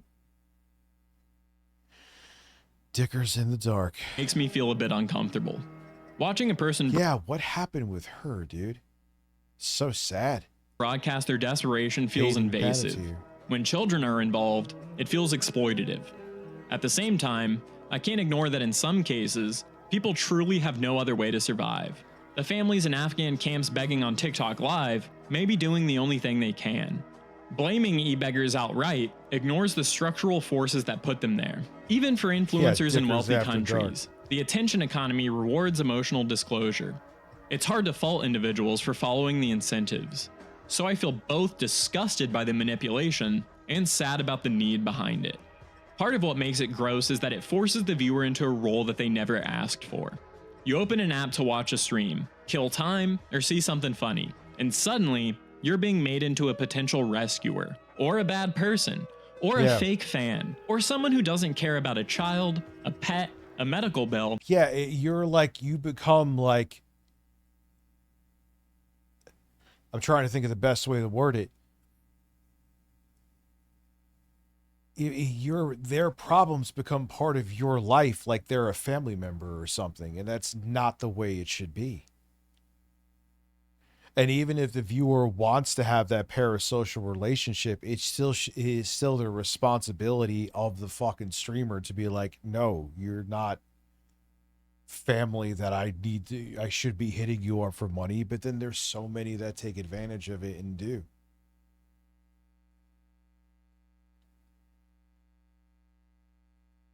Or a person's livelihood. No one wants to feel emotionally cornered by someone. I also don't like watching people turn private hardships into a performance. And I don't like the part of me that gets annoyed at people who may genuinely need help. That's the tension. This behavior can be outright manipulation for its own sake. And Phil is back.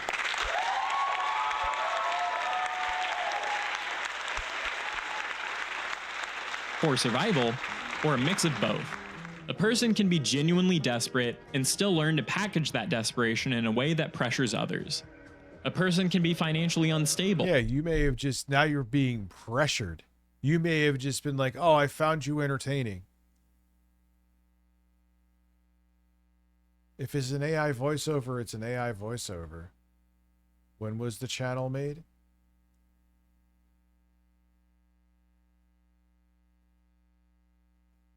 Videos, making some slop videos. Well, he's saying slop.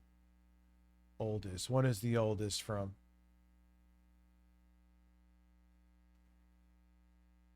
PopMart has created one of the most effective behavioral traps. No, it's not. I've seen since the explosion of online gambling over the past few years. But instead of marketing towards men, he learned his voice more too. Here. Do you ever look at the news or Oh, you're a fucking clown. It's not a fucking AI.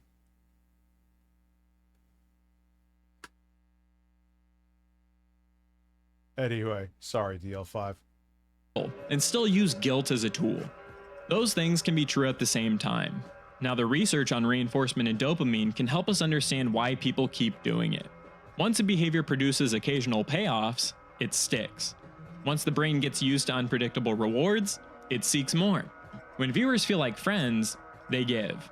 Understanding the mechanisms makes it easier to discuss the issues without simply mocking the individuals involved. This, of course, doesn't make e-begging some noble cause. A lot of it is predatory and ugly. But if the only response is, "Get a job," or "What a loser," we miss the bigger machine that keeps this type of behavior going. The internet is built on an economy where suffering can become attention. It's always been that way. That's where do you think the backbone of reality TV shows came from? It's always been that way. You want to go back to the Roman Empire? What do you think the fucking gladiator matches were? Go there to watch fucking prisoners fight each other to the death, and they would get like dates filled with fucking honey and shit, and watch them. People love watching other people suffer. We need to stop giving the human race so much fucking credit that we have so much empathy. We really don't.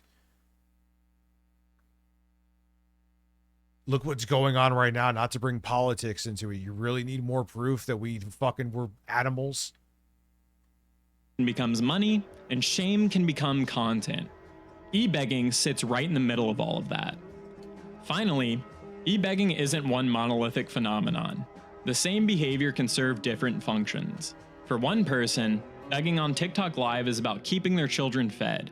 For another, it's about gaining attention and validation. For the next, it's about maintaining a parasocial audience. You can't determine function by looking at the Yeah, make no mistake, people judge their own self-worth. Oh, I closed my main Twitch tab like an asshole. They judge their own self-worth on what they make in a stream, which is also really fucking weird. It's really fucking weird.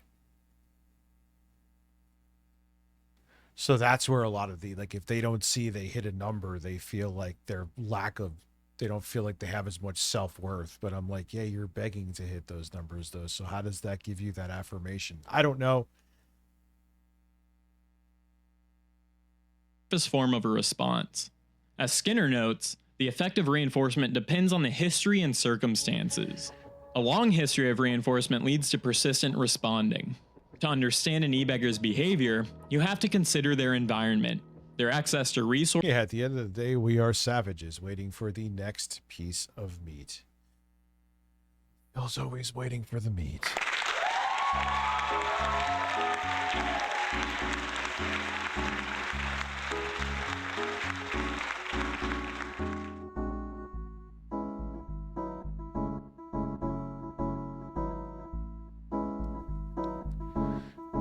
bird right now, the blackbird looks like a lightly lit blue shadow right now. He's a big, shadowy black hawk.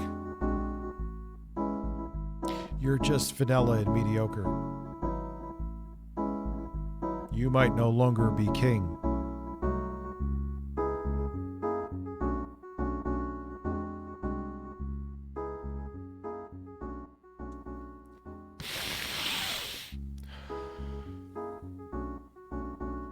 He smells like laundry detergent. That's actually kind of weird, but nonetheless, I sniffed him and did not sniff you.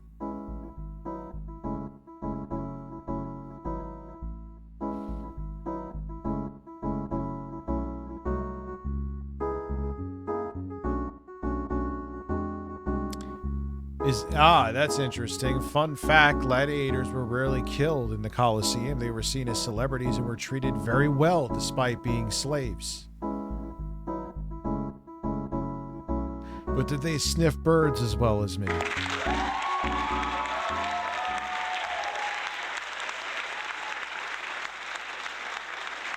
Forces, the contingencies that shape their behavior, and the reinforcers at play. Not yet, Seth. Unfortunately, I think e-begging will continue to become more common as income disparities grow, and with the current incentives set up by social media platforms. Yeah, I mean, let's keep it real. Unless there's some kind of legality that kicks in, the fucking YouTube and TikTok and the rest of them are like, well, you know. Yeah, no, dude, I have, you know, he's like evil Ryu of birds. Austin Norris. The behavior will continue until the environment changes.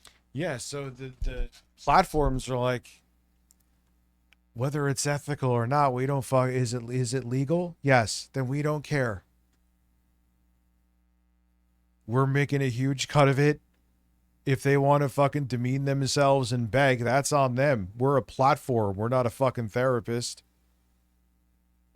And that's about it, unfortunately. Well, that's it for now. Thanks for hanging out in the muck hole for a bit. I'll catch y'all later.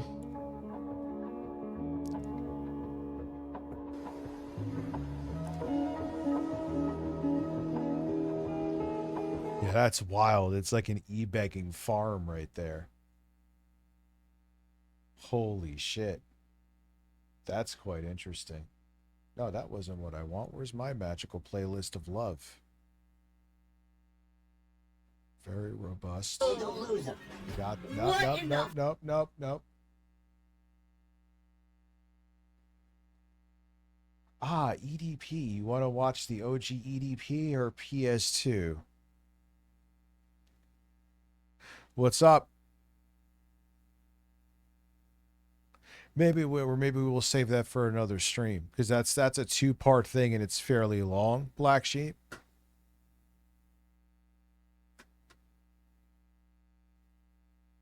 Ah, you know what? I want to watch this shit. I want to watch this.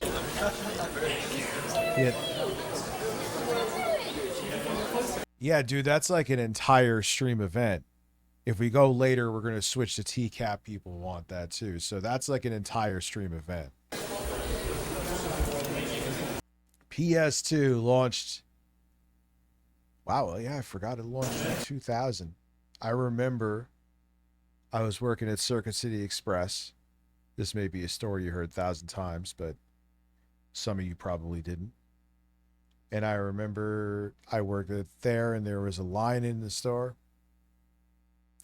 And I remember thinking to myself, you know what's fucked up about all these people waiting the long and hard hours? This is when I was 20 and only cared about myself. Is that they should be in line to get one of the limited PS2s we have, but my boss, who's also shady like me, has kept one on the side for me. It sucks for them.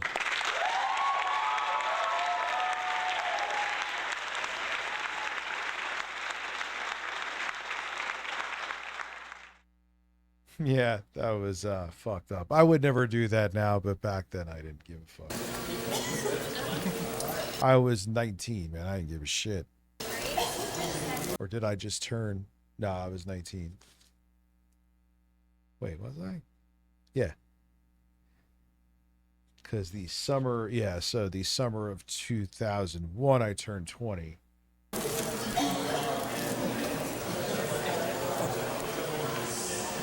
There was still, it wasn't scalping like now, but see, there was eBay back then. Shit, I was selling shit on eBay in 2000, dude.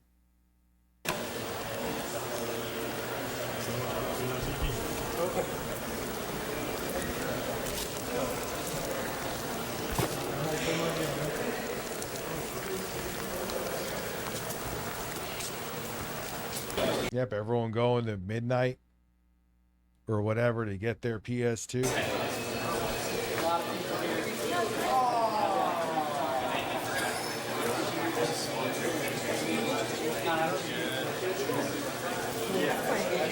Those outfits they are wearing is a choice.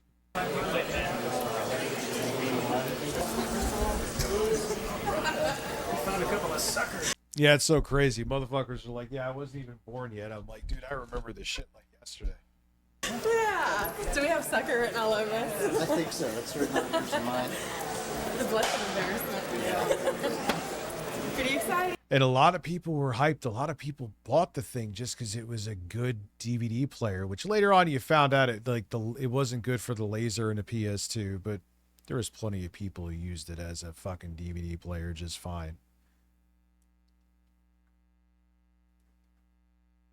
Do we just go to the car? Yeah, you were born just in time for 9/11. What a time to be alive, right? Oh yeah, I've waited a year. Empty box anyway. Stick it on the tree. Oh wait, we got another sub. So we're at 4. Did I miss somebody? I thought I was paying attention, but it is updating. So This is what childhood dreams are made of, right? I've been waiting for this for a very long time. Pretty much since I've... Can someone send like a stealth sub that you don't see on stream? That's weird. First heard about it. Yeah, I think it's disastrous. I may make a video on it. I want to make sure I'm not missing any context. But to go back to where someone's just clicking on a video means it's a fucking view. How is that beneficial? So we're going back to full-on like Tobuscus clickbait? Like 2012 Tobuscus and iJustine clickbait? Have you got the first PlayStation? Yeah. I mean, I guess it'll benefit me, but I still am self-aware to know it's still not a good thing. It's not. Yeah, I've been playing video. You can pull it up. I mean, the way it sounds, will it get me more views? Because the views are going to count just on the clicks? Sure. Absolutely could. I don't see mathematically how it can't. But what does it matter if they're not real views anyway? And then they're going to go back on it. I mean, whatever, it'll benefit. From a selfish perspective, it will benefit me. But I would rather have it not happen because it's going to hurt the platform. I have to piss again. I will be right back. I want something flavorful too. I'll be right back. What do I... There you goes, boys. There you goes, boys. There you goes, boys. There you goes, boys. There you goes, boys. There you goes, boys. There you goes, boys.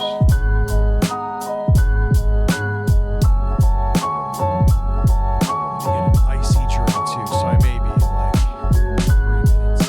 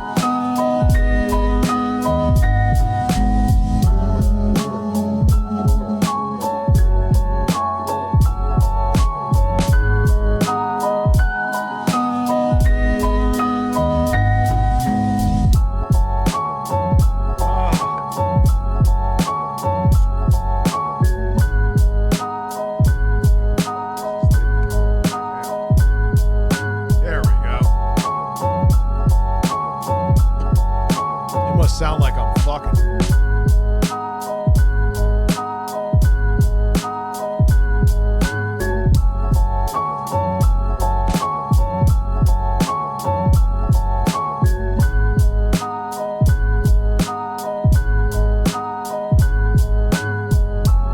Ah, all right. That took way too fucking long. Okay.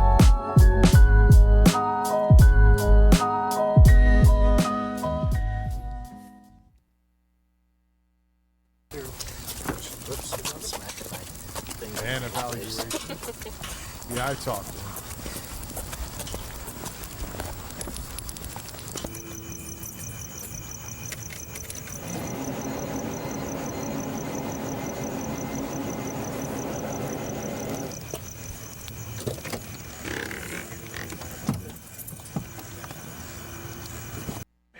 Car looks like fucking 300 years old. And it was probably like a couple years old back then. It's just weird seeing that because the year 2000 felt so fucking futuristic, right? But now you look back, it being 26 years ago, it's like, nah, man, this is over a quarter century ago. You know what I mean?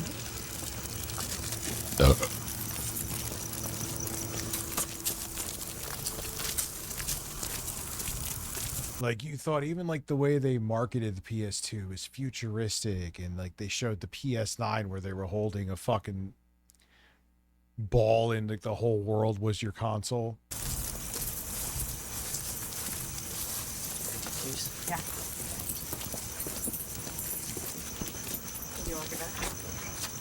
Like, nah, looking back, shit wasn't that futuristic. You were it was 4 years past 1996, dude. Can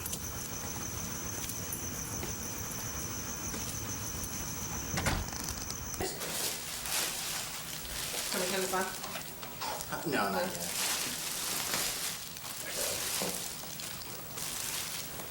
I mean, think about it. Clinton was still in office at this point, I believe. Yeah. He wasn't out until January 6, 2001. It's like Christmas Day for you.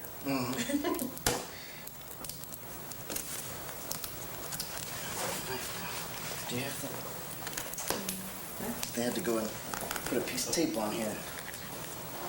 That's usually what happens. I mean, even I remember, like, dude, look at this blue box, and it's so, like, you just put the logo. This is such, like, a 2000. We're in the future. You know what I mean? Is this like an early Christmas present?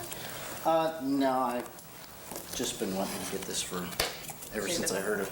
Kind of looks like the guy who did the commercials later on, doesn't he? Oh, thank you. I mean, let me tell you, man, when you played Tekken, right, and you took that thing out of the box, it was a big jump, dude. It was a big jump from the PS1 and N64. Not really from the Dreamcast, but it was more powerful than the Dreamcast and had double the RAM, too.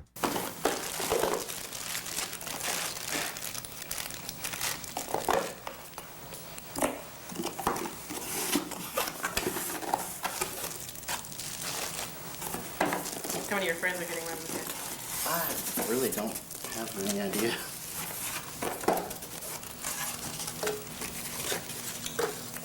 Wow, it's a lot smaller than I thought it was. Her outfit is bizarre. Can we just say it?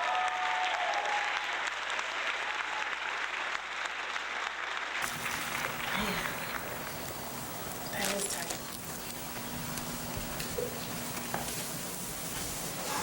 Like, I mean, it is 2000. It is a long time ago, but she has an outfit on like it's 1992, which is weird to think was only 8 years before that. Like, in 1992, the year 2000 felt like 100 years away. And in the year 2000, 1992 felt like 100 years away. But now when you think like 8 years ago now was what? We're in 2018? Does 2018 feel that long ago?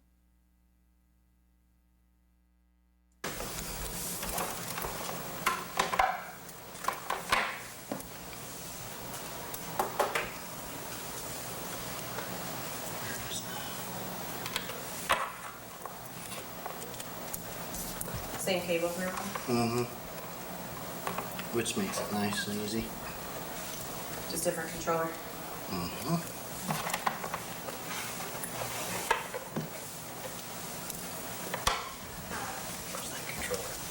Where'd you get games at? They're on the couch. Can you grab that smuggler's run for me? Smuggler? Ah, yes, when wired controllers were just expected still. Yeah. This is the one that was sold out first.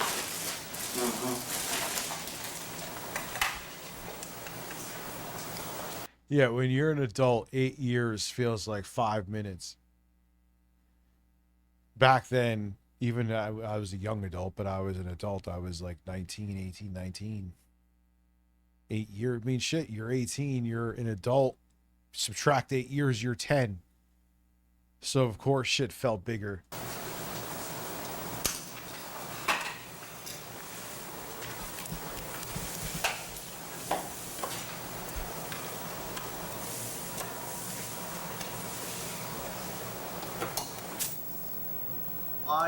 Oh yeah, you hear the static when the TV starts.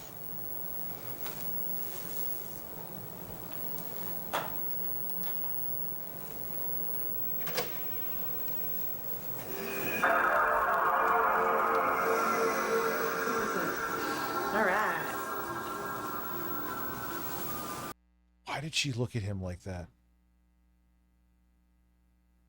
She is a strange woman. I fear this woman. Katie, I select your language. Oh. Okay. I've seen that one before. Can you put it? Okay, go for it. Why? The disc appeared? It disappeared.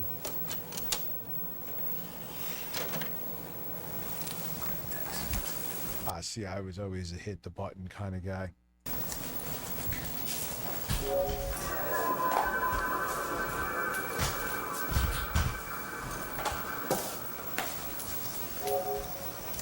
Time zone? The woman pegs it.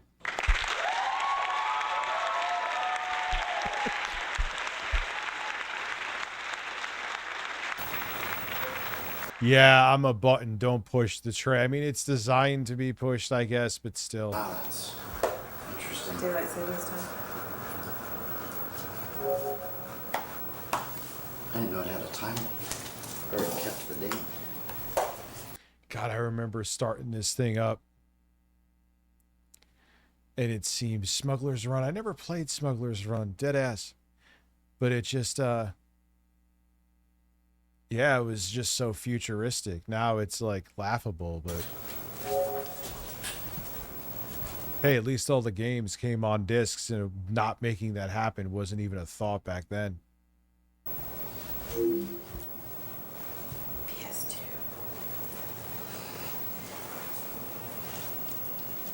Thank you. I wasn't sure what it was.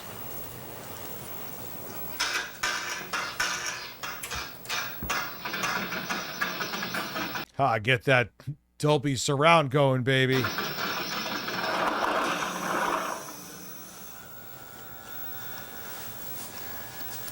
Oh, what's stupid? Oh, this is Smuggler's Run. There was that other... Remember that other stupid Rockstar game where it was really just like some weird benchmark test, essentially, called State of Emergency? And like, oh, due to the power of the PS2, you could have so many NPCs on the screen and... Oh, that's awesome, Thor Effect. PS2 is great. Has unlocked the Japanese PS2 for a client of mine.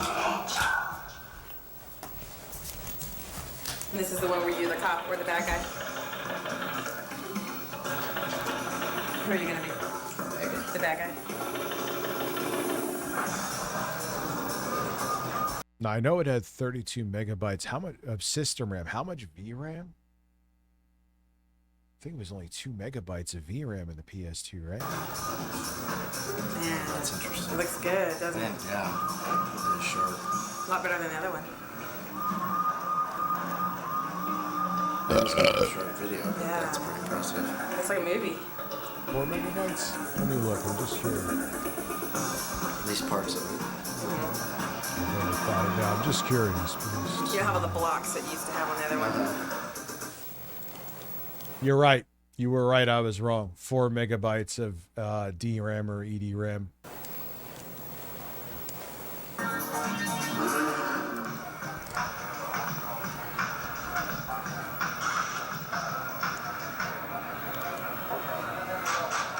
It had a 2,560-bit bus, the PS2? I've heard of it. Okay. Apparently you can drive. How many cars are there to pick from? Just 2 to start off with. 2 to start. Is this like the other you buy after you win? I think so. I haven't read the book yet. Can we like look at the screen and not their awkward interaction? Thank you. We'll have to try that out.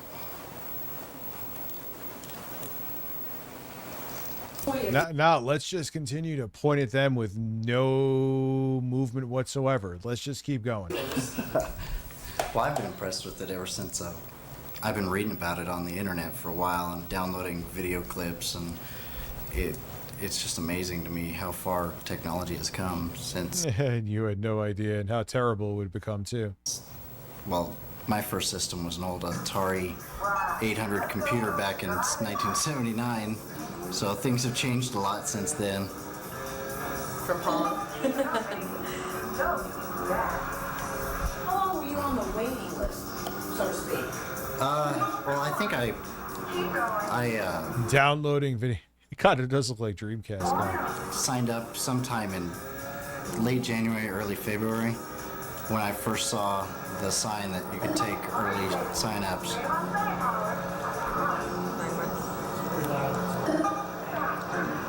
Oops. Cheers, Graham. They've subscribed. Thank you. What up, What Rich? up, Just- Rich? Just finishes my last con for the year. 9 celeb panels in 2 days. Jesus Christ, dude. That's insanity, man. Thank you very much for subscribing for 5 months with Prime. I appreciate you. Keep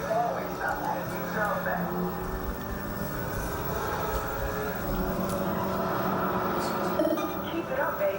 You know you can do that. Beautiful, tough guy. Really beautiful. Successful enough with everything there in the end. That's really sharp. Yeah, it is. Looks real good. We should have bought a DVD. She kind of sounds like that preacher's wife. Wow, that's really good. We'll have to get one tomorrow. Yeah. Let's see you do some delivery work. Nothing too tough. There's no And then you can play CDs, music Yeah, CDs music as well. CDs, yeah. So it's It's just a lot sharper than the Looks other great. systems.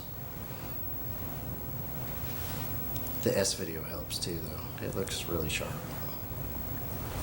Yeah, this video was a jump from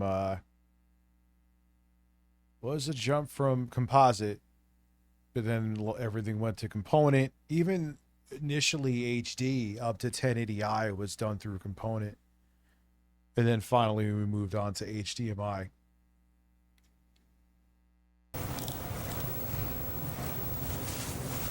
Takes a second to load though. Like, as video got rid of like the dot crawl, there was much less color bleed. That's probably got a lot more information. It's got a lot Hated the fucking connector. than compared to the old system. Yeah. But it's still a lot faster than some of the games I've got that take forever. Oh, it was only a double speed DVD drive, right? All you have to do is pick up the stuff and drop it off. Real easy. Ooh, I like how you can see all the way to the back. Yeah. Ooh, I like how you could see all the way in the back. You could just see those trees off in the distance. And there's not a set course, you go wherever you want. No. Complete freedom on this one. That's why I wanted it. Interestingly enough, I was watching Digital Foundry's video, they're actually porting GTA 3 in its entirety over to the Dreamcast. It is pop, but they had to. One of the shortcomings of the Dreamcast was I think it only had 16 megabytes of system RAM, and there was something hardware level that the PS2 is better at streaming assets than the Dreamcast, but they're getting it to work and eventually work well. That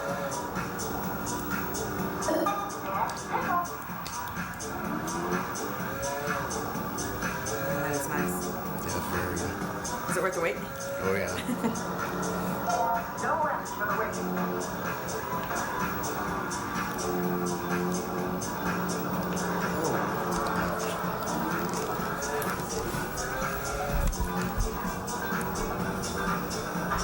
Yeah, it was very easy. And the thing was, even they thought like those gigabyte, they called them GD ROMs because they were gigabyte discs for the Dreamcast. That would have, but people just still burnt the games to CDs, no problem.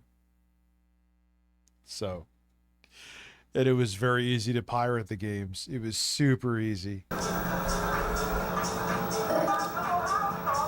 Like shockingly easy. That wasn't so bad.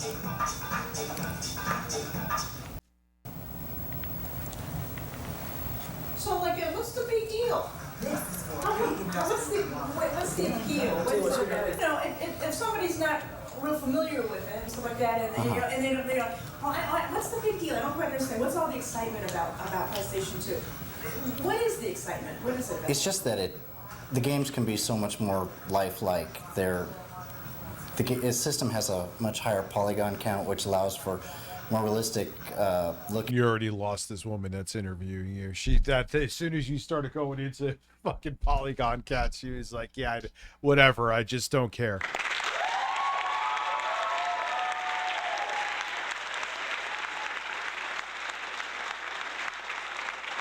She's like, "I'm being paid to ask these questions, and I'm asking them." Characters, cars, whatever your game is, and then also the processor in it is so much faster, allowing for more realistic artificial intelligence, and it's just all around. It's a much more powerful system than. And it's crazy to think that in the end, out of the 6th gen consoles, the PS2 is the least capable. It's so weird. Anything that's out there, it's the best that's out there now. So, and I always kind of like to have the new gadgets. When the first PlayStation came out, I had to get one of those, and same with some of the other systems. Do you share his enthusiasm for gameplay, or are you like you can like those golf widows, I'm the cheerleader. Yeah, the GameCube was more capable than the PS2. What held it back was the stupid fucking mini discs they used. Developers, well, there were two things, and Nintendo, again, underestimated online. Xbox was balls deep into online. They started with Xbox Live. Sony, you could get the add-on for the fat PS2 and start gaming online like SOCOM, which was legendary. And Nintendo fucking, what was there? I think Mario Kart was like the only game. And there was a couple others too. And there was just like the Dreamcast, which came out years before it. You could add a modem or you could add Ethernet to the GameCube. So even though it was more capable than a PS2, the discs held it back. And its lack of online gaming held it back too. So if they just had a DVD-ROM drive and fucking Ethernet on the GameCube, it may have been a much different generation. I support him in all this. I don't play any of them. I love to watch him and help him along, but I don't play any of them. But I'm excited about it. He's been waiting a long time, and it's been a good 9-10 months. And the last couple days have been really long. Today was really long, and it was exciting. So it was fun being down there and getting it. And He was number 13, but other people ended up cutting in front of us, so that was kind of. Oh yeah, they had dial-up built right in. You're right. Man, I fucked up again. You could actually pop that out and put in Ethernet if you wanted high bandwidth. Yeah, the Dreamcast was ahead of its time, dude. Pretty bad, but but it was fun. It's a lot of fun. I'm excited. She's put up with my habit. Yes. So was it worth the wait? Yeah, it is. And the money. Yeah, and the money. But I've been preparing for this for a long time too. So I actually paid for the system a while ago, and then just bought the games and stuff today. So that way it wasn't going to cost quite as much. I don't remember there being any real banger games when the PS2 first launched. Just if I laid it all down at once. There was some Star Wars game, and I was like, eh. We didn't do this on tape earlier. Can I go and get you both state your name for me on tape? So Sure. Okay. Yeah. Okay. Go ahead, Dan. No, I'm Daniel. And I'm Michelle. Your last name? Gnat. Gnat. It's German. G-N-A-D-T. It doesn't. It's not spelled how it sounds. Okay. It's not with a G. A-D-T. Mhm. Yeah. Right. Right. Thank you. The time. Whoops.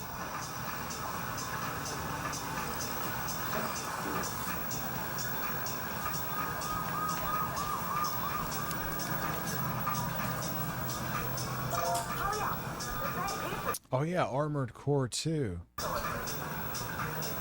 Tekken Tag Tournament, this I know, was on a CD-ROM. It wasn't on a DVD. You could tell because if you looked under there, it had the blue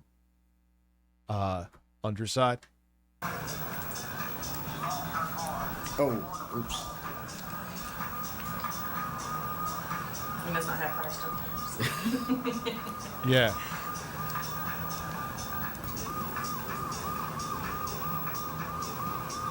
Why are we getting so close up on his face right now? What is... I guess this is B-roll for some other thing they were doing. All right, I get it. But...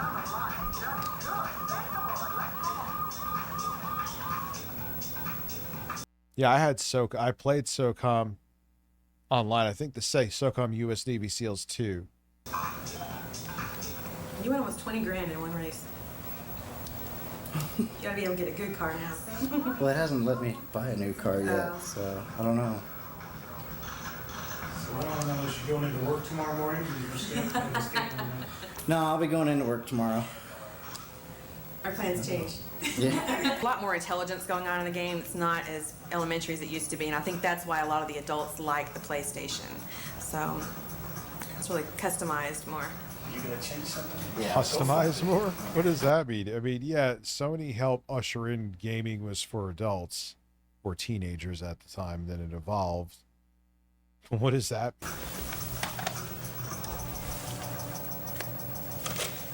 That's cool. It holds the picture. Well, whatever. It just, whatever is in memory just stays in memory.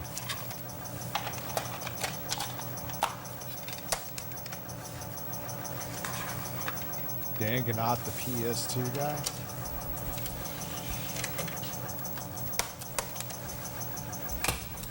And you can play a regular, just music CD to this, huh? Yeah, or a DVD. That's why, another reason she let me get it. Yeah, that's a reason, and that's why the PS2 is still the best-selling system of all time, I believe. A lot of people bought it because it was a DVD player, and that was at a time where DVD was revolutionary. You know, it was a way to get significantly better video quality from VHS, and it was a way to get better video quality than even the best laser discs on one DVD. Because they were dual layer DVDs, so you could have the whole movie on one DVD and you don't even have to flip it. Interestingly enough, when they were still perfecting the dual layer DVDs, so there was a movie with Matthew McConaughey named A Time to Kill. When my dad got his Panasonic Blu-ray or Panasonic laser DVD player, that movie you did have to flip.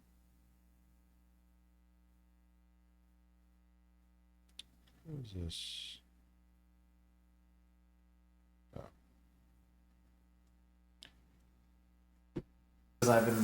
We've been wanting a DVD player, and since it was kind of a game system and DVD all in one. Yeah, you had to flip that, A Time to Kill with Matthew McConaughey. But then they perfected the dual layers, so yeah, it was a big deal. And the PlayStation 2 really, really pushed DVD to mainstream. It just kind of made sense. And how much are DVD players? They're about the same price, about $300. Yep, there you go. And that's like, fuck it, if I'm going to get a DVD player, I might as well get the PlayStation 2. It's the same price, and you get Sony's newest console, and it's a DVD player. So why would I just get a DVD player for the same exact price? It makes no sense. Hold my back money. And then it's supposed to let you play all your old PlayStation games, so I'm going to give my sister-in-law the old system. Yeah, it was hard. It was, the hardware was baked in. It wasn't even software emulation. It was hardware. So if you had PS1 games, they would just work.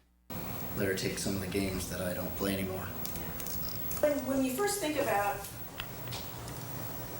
games and stuff like that, you know, you think maybe of younger kids or something like that. Well, a good example in USA Today, it was a photograph of these kids around the new PlayStation 2, and they were like, 11, 12-year-olds. So you think of that kind of age group. What is the appeal, you think, to adults? What is it about this system that really appeals to adults?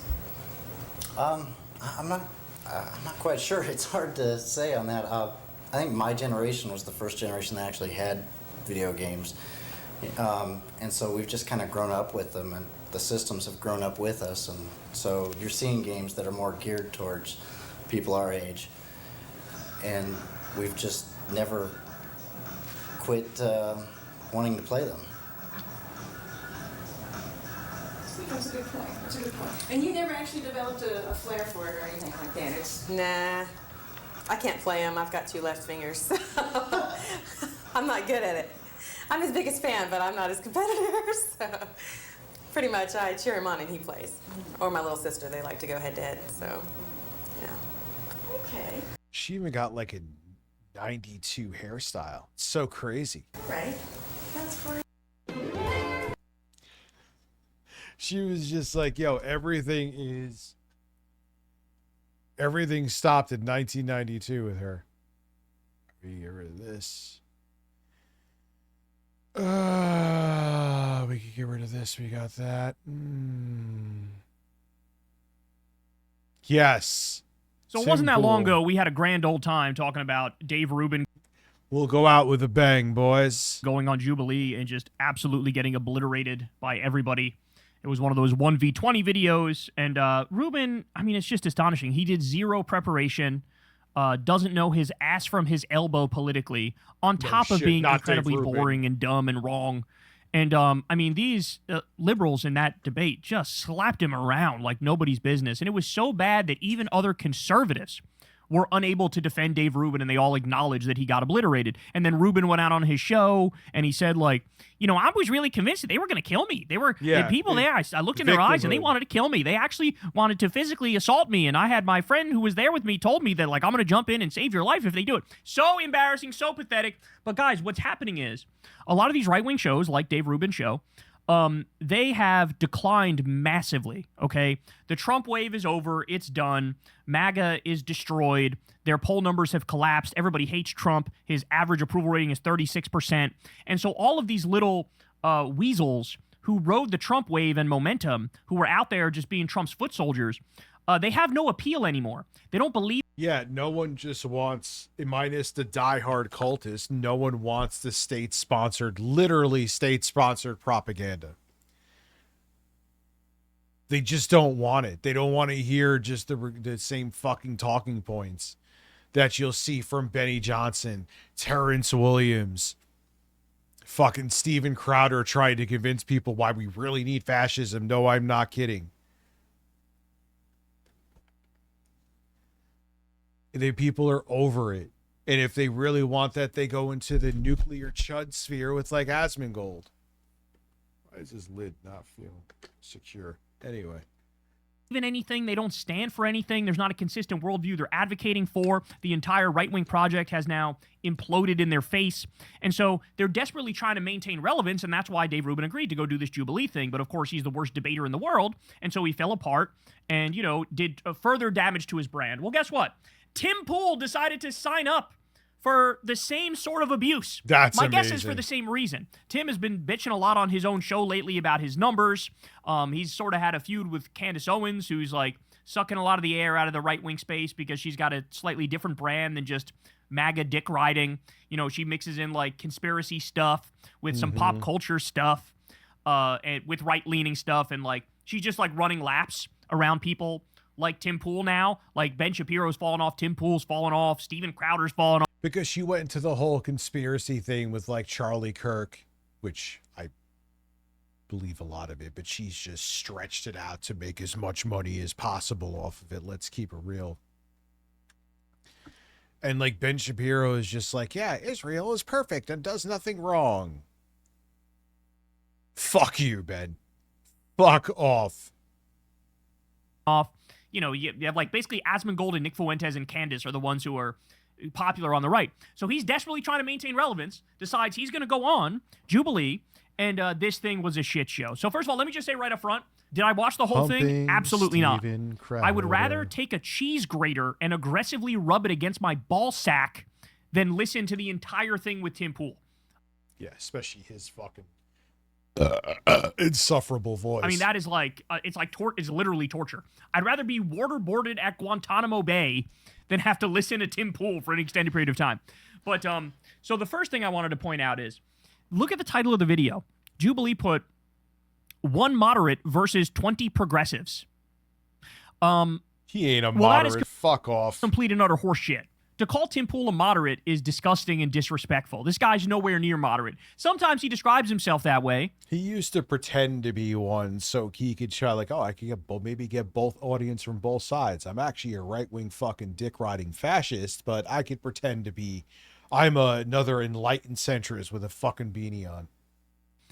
But it's nonsense. I mean, what, 80 to 90% of his show is like supporting Republicans, supporting Trump, and dumping on the woke people and the leftists. He even, when they had that MMA match in the fucking front lawn of the White House, so disgusting. He was defending that.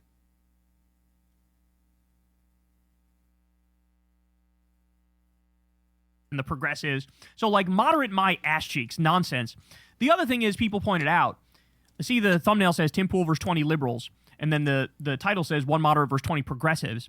But one of the people who was there was like, actually, most of us were socialists there. So really, it's like 1 right-winger versus 20 socialists. So anyway, as many people pointed out, moderate, we're calling this guy moderate. Here's a great example of how moderate Tim Pool is. This is what he said after, was it Renee Nicole Good or Alex Preddy? After one of them got shot by ICE and murdered, here was his reaction. When these people come out and go, Tim's a bootlicker for defending us, I'm like, no, you misunderstand. It's my boots. It's mine. I voted for them. I'm wearing the boot. I'm stomping on the ground. I ain't licking anybody. I'm clapping for these people that I said, please go out and enforce the law. And anybody else who's cheering for it, who voted for it too, we're all wearing the boots. You're the one crying. Wow, what a piece of shit. Unbelievable. So when an innocent anti-ICE protester gets murdered and shot in the face, and people call him a bootlicker, he goes, no, it's my boot. I'm not the bootlicker. I'm the one wearing the boot. Let's not forget, there's also a guy who took a tremendous amount of money from, I believe it was called Tenet Media, run by Lauren Chen, and Lauren Chen was getting money directly from the Russian government. And so it was sort of like a front company of Russian government money. It went through the Tenet Media company to Tim Pool. Now, Tim Pool supposedly didn't know that money... Yeah, he didn't know. Sure. Sure, you didn't know. What was he getting, like 100,000 a month?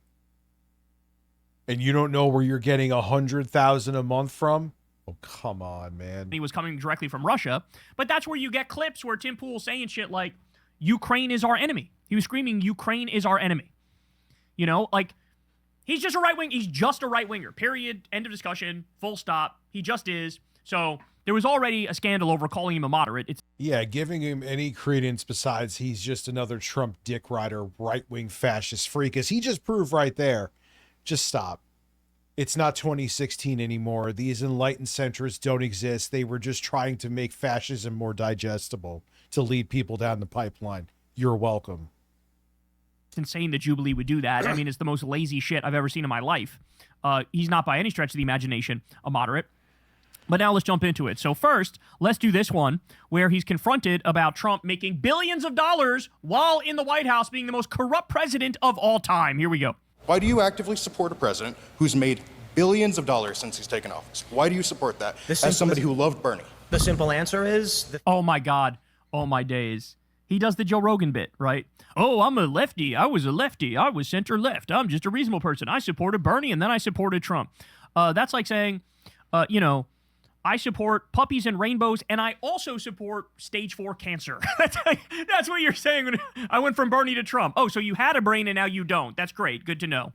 Anyway, let's get the answer. Who loved Bernie? The simple answer is the things that I align with, clearly you don't align with, and that puts me in a Trump position as opposed to a Democrat position. What does that mean? What does any of that mean? Name a fucking policy. What are you talking about? Sure. You have a lot of... Yeah, where is there a crossover of policy between Bernie Sanders and Donald Trump? Please fucking explain that one to me. Politicians on the Democrat side who got behind authoritarian practices during COVID. I know you're not mentioning authoritarian practices. When Donald Trump rounded up people for protesting the genocide and kicked him out of the fucking country. Mahmoud Khalil, Rumeysa Ozturk, shoving people in a fucking prison because they criticize Israel or wrote an op-ed that criticized Israel. They were openly bragging about rounding people up and deporting them for making jokes about Charlie Kirk. Donald Trump sues the media when they write articles about him he doesn't like, and you're... He wants to get comedians taken off the air who fucking make jokes about him or Charlie Kirk. Oh, no. I'm going to say Democrats are authoritarian? Democrats are authoritarian. There's, what, over 100,000 flock cameras now in this country? Dude, and I see right-wingers I know that are family friends, not my friends, family friends, who just sit there and regurgitate Fox News talking points. I'm like, you are so fucking gone. You are just fucking, you're space cadets. You have no hope. Country under Donald Trump, the Republican president, and you're going to talk about Democrats being authoritarian? Oh, my days. Oh, my word. I'm not... All right, hold your breath. Can we hit the goal in 20 minutes? It's all good, man. It was still, I was happy to see the viewership here. Obviously, I'll be back on YouTube tomorrow, live streaming. But it was still a damn good stream. Love that the viewership stayed around the same amount. It's still not that far off either. It was in the 200s for quite a long time. Going to support those individuals. So, but the authoritarian practices today, you're willing to look past.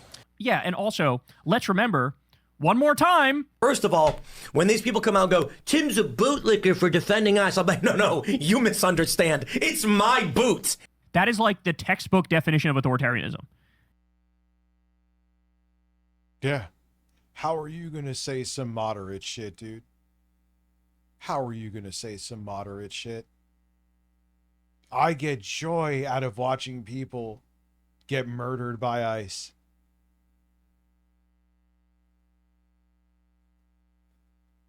When there was the investigations were fucking stifled for Alex Preddy and Renee Nicole Good. I love watching these people suffer, and I love the people that make them suffer not being held accountable. That's what I voted for. Well, Tim, you're a fucking piece of garbage. And then these are the same people when they go on CNN or Fox or wherever they want to, like, you have someone who's, I'll have to say progressive, but they're basing their stuff in facts and evidence, and these motherfuckers are just flat out lying, and we're supposed to take them with the same credence and respect as the other person that's coming with actual evidence and not just making up things for their own political and personal and career gain? Come on, man. Fuck these people.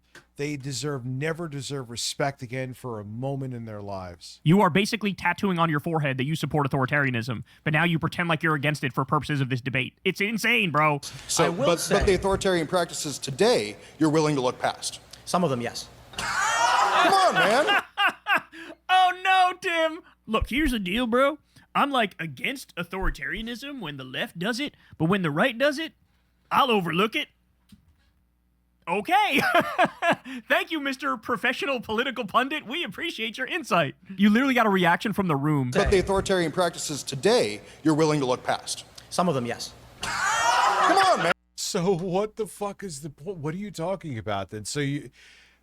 Oh, all right. So let's just make it abundantly clear, Tim. Obvious shit is obvious. We already knew, but you're just saying it now. If I like the flavor of authoritarianism, then I'm cool with it. But things that aren't authoritarian, like people, we could go into the argument of where COVID came from, and I would probably back up some of those conspiracies, but it was a real disease that I know real people that really died from it.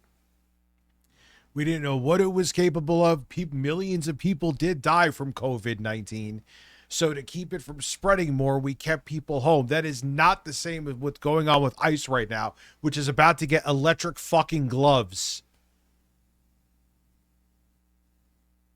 Fuck these people, dude. Fuck these people in the ass. Man, come on. Like, do you want me to lie to you and equivocate and pretend that I think politicians are all I don't good want you to lie to people? me, and I'm so thankful that you're being Right. honest. And I'm I glad think- these cameras can see that, and I hope Absolutely. your fan base can. And I say this every single night on my show. It is silly that you get people who come on here and try to defend the indefensible. That's what you just did. Oh, my days. Oh, my word. Guy who defended ICE shooting innocent people in the face. Why are you guys defending the indefensible? That's like your whole job, bro. That's like the only thing you do. That's how you make your money. That's your bread and butter. And also, by the way, he literally doesn't care. RM Brown makes fun of this all the time. He's done awesome videos on Tim Pool. Like, he's so phoned it in, he just doesn't care about any of this. Why? Because the political project that he supported has now been exposed as an utter fraud that's destroying this country and ruining everything, and everybody's pissed off about it. And so he's mentally sort of checked out, and he's just going through the motions, covering shit. Like, sometimes you're a conservative and you're wrong.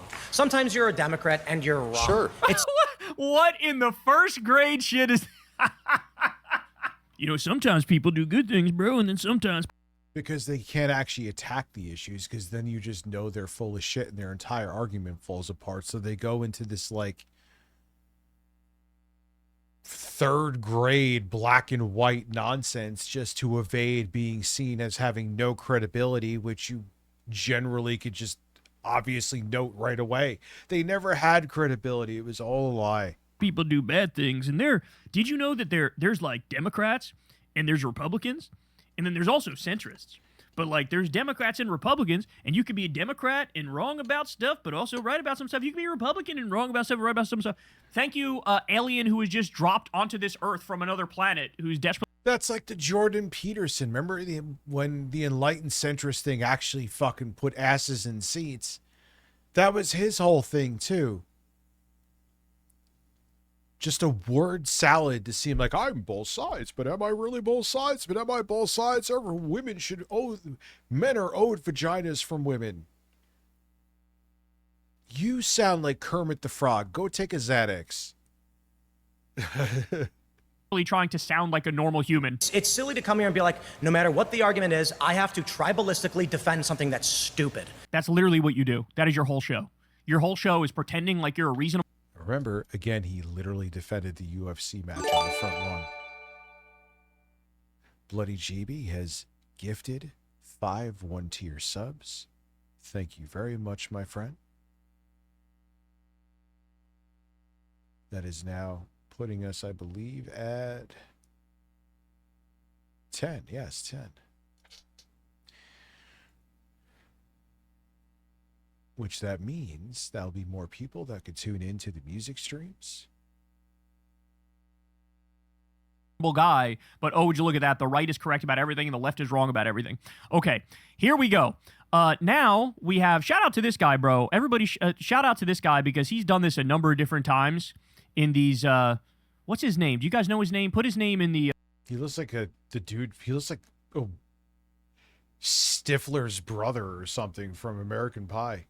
Comment section below, but he's done this a number of times in these like lefties versus right-winger Jubilee things where he just like runs circles around them and embarrasses them. The Harmon Smith explosion is imminent. He's gonna fucking clickbait harder than ever. I'm sorry. Someone just sent me Hardman Smith being excited about YouTube counting views as soon as you click. Of course, people like him are going to be excited. Dude, I'm not even going to lie, man. It's going to benefit me too, but I don't think it's a good idea. I could also be self-aware enough to realize two things. It's going to benefit me, and also that it's horrible. Even though it will benefit me in the short term, I wish YouTube wouldn't do it. I don't think it's a good thing.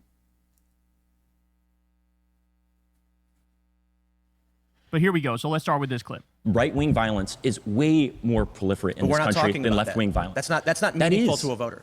Let me explain. The Republican Party rejects neo-Nazism, correct? No, Donald Trump invited... He looks like a Peanuts gang character brought to life. And this guy's beard is weird. I sound like fucking Machine Gun Kelly talking about Eminem. But it is. Nick Fuentes to have dinner with him. Yeah, and also, stand back and stand by, Proud Boys. Stand back and stand by. David Duke, I don't even know who David Duke is. Of course he fucking knew who David Duke was. Yeah, West. So tell me one politician who went out and campaigned for the neo-Nazi vote. I'm blanking on his name, but Gozar. And, that's true. Paul Gosar, that's true. Man, he pulled that. Bro, shout out to him. That wasn't even in my mind, but he was able to pull that bitch right up. And Arizona. View in this country? Well, we could talk about Gozar. We could talk about Matt Gaetz. We could talk about... Matt Gaetz is not endorsing neo-Nazism. And Donald Trump said Are you kidding me? Nazis should be condemned entirely. No, he's literally partnering with the America First movement. He was America First and neo-Nazism are totally different. Bro, so you don't think do you think Nick Fuentes is a neo-Nazi? I forgot you've had him on your show. They were buddy. Aww. Oh my God, I literally forget. I wouldn't describe Nick Fuentes as a neo-Nazi. You don't think that Nick Fuentes celebrating Adolf Hitler is not neo-Nazi adjacent? I think you have to be very specific on what your terms. And he just loves fucking fascists and dictators. Beyond fucking his love of fascists, he's also a big fan of fucking Stalin. Red flag. But yeah, go break bread with him, Tim Pool, you fucking piece of shit. And so you go to an American voter and say something like... This is our moderate, by the way, everybody. Bro, okay, ready? Thank God I'm covering this, because I'm going to give everybody direct Another Nick stealth Fuentes sub. quotes. Ready? Quote, Hitler was really fucking cool. I admire Hitler. Don't forget Can I about... just drop the mic and walk out now? The debate is over. He wants to guzzle Stalin's nuts, too. If you were an authoritarian, he liked you. He was equal opportunity, Nick Fuentes. That's fucking neo-Nazi shit. Now, he might try to clean it up, and he's often said this on his show that, like, oh, in order to get more mainstream appeal, I got to clean it up. I got to be more, like, proper in order to break through. But make no mistake about it. I would hope you like garlic bread. I think, like, you have to be unhuman. You have to be an alien. Unhuman. What is that? You have to be a fucking alien not to like garlic bread. Softening what his actual ideology is. His actual ideology, when he's just like, you know, letting it rip, he says shit like, quote, Hitler was really fucking cool. I admire Hitler. And here's Tim Pool going, he's not a neo-Nazi. All right, well, let's continue. He's denied the Holocaust. He said, he said, hide your power level and do trickery and deceit to try to break through the mainstream. Quote, I don't care that much about the Gaza genocide, he said. I'm ambivalent. Quote, bravo, good job was his reaction to 288 people being sent to a concentration camp in El Salvador and being tortured and raped. He said women shouldn't have the right to vote. Boys and girls should get married as teens. He says he's, quote, against women's rights. Be against women getting educated. Ban birth control. Ban contraceptives. Ban women in the workforce. Ban them from voting. Ban pornography. Ban transgenderism and homosexuality and sodomy. He says he wants, quote, moderate, though. We're moderate. He's a moderate guy. Does any of this sound fucking moderate at all? Let me know when it sounds moderate. I'm curious. Catholic Taliban rule for America. He wants to, quote, go back to the Middle Ages. He says, quote, give the death penalty to Jews and atheists and witches. He says, quote, all black people should be ashamed of crimes committed by others of their race. White people are every single bit justified in being racist. No, this is not fascist shit. This is not neo-Nazi shit. He says, quote, democracy is wrong. Quote, I fucking hate the poor. I love the rich. Quote, my favorite, dating women is gay. Having sex with women is gay. Oh, my days. Tim, because you got to keep the incels, dude. Have them believing that all the women are against them. If they're angry, then look at fucking EDP. You literally saw the pipeline of how he got into the right-wing shit. He ticks all the boxes, including pedophilia. Pick the wrong fuck. Look at this guy's face. Look at his face. He's like, "Are you fucking kidding me? Really? This is who I'm debating?" Like, what's the point even? Like, what's the point in even engaging with people like this? Tim is just dishonest. He's just a dishonest little weasel. He can't actually engage in the substance, so he just dances around the shit and lies. That's what he does. Your show. Oh my god, I literally forget. I wouldn't describe Nick Fuentes as a neo-Nazi. You don't think that Nick Fuentes celebrating Adolf Hitler is not neo-Nazi adjacent? I think you have to be very specific on what your terms are. And so when you go to an American... Why are you even... Fuck off. Get off the fucking... Why are we talking to you? Why are we talking to someone who doesn't... Who's just a liar? Who's just disingenuous? If they're not... If everything they're bringing to the table is bullshit, why even waste our breath if the hours... the minutes that we have on this planet are limited? Fuck him. Voter and say something like... This is our moderate, by the way, everybody. This is our moderate. Indeed. Keep going. So when you go to a regular American and ask them what is meaningful to them in terms of an election, you don't have Democrats or... Did you go to the fucking Philip Paul Burnell School of Debate? This sounds meaningful. Is it we're going to need support? Is it robust and tangy? Republicans endorsing violence. But you also don't have... Charlie Kirk's a good example. He threw out Nick Fuentes. He threw out white identitarians, white nationalists from his events. They were not welcome. I mean, you absolutely have Republicans endorsing violence in elections. They've explicitly said in polling that they support political violence. And also, they run on, like, the Iran war being great, kidnapping Maduro being great, stealing their shit being great. They run on the ICE Gestapo thugs assaulting innocent people. Like, yes, they are pro-violent. The right-wing movement in this country is pro-violence. Welcome. That's mainstream. You don't have riots coming from the Republican Party on the right, although you do have January 6th and things like that. When you take... Oh, yeah, that little exception. That little thing. You don't have riots, except for that one big one where they tried to, like, overturn a free and fair election and keep their fat... undermine democracy. Pedophile war criminal president in power illegally. But outside of that one that we get a mulligan on, obviously, outside of that, we don't have many riots, bro. All right, let's do this one now. Yes, this is the one where Tim Pool storms out. He rage quits. He has an epic crash out and rage quits because he's correctly called out. Here we go. The U.S. academics describe the period that we're in as civil strife, meaning there's a criteria of death that has occurred for political reasons over the past year or years, for which the next phase would be civil war. However, we'll make my point, tracking towards it, I've not said that it will happen, although there have been many people who have said that we are in a cold civil war or some kind of cultural civil war. I always caveat, because I don't actually have a strong prediction. First of all, you do have a strong prediction if you've been saying this since 2019. There's 42. Articles about People can look this up. There's 42 of your titles that have the word civil war in it with big fonts on the front. They sure do. So why is that? It's sensationalist. It's easy to get clicks on that. There's a reason why you say it, because it's very profitable for your business. Not necessarily. We have 1,600 episodes of just IRL. There comes a point where people stop taking your predictions seriously. Are you going to make an argument, or are you mad at me? I'm not mad at you. Okay, then let's make an argument about whether or not we are tracking. No. If you're making an argument, you don't like my thumbnails, or you say my name over and over again. I'm saying that you say bullshit in order to get money. But what I really think is let me ask you a question. Predictions. Let me ask you a question you can't answer. I will answer. agree with you that there's increased polarization. I would attribute a lot of that to people being specifically online. Let me ask. Oh my God, Tim, shut the fuck up and let him finish, dude. The talk over stuff, it's not working anymore.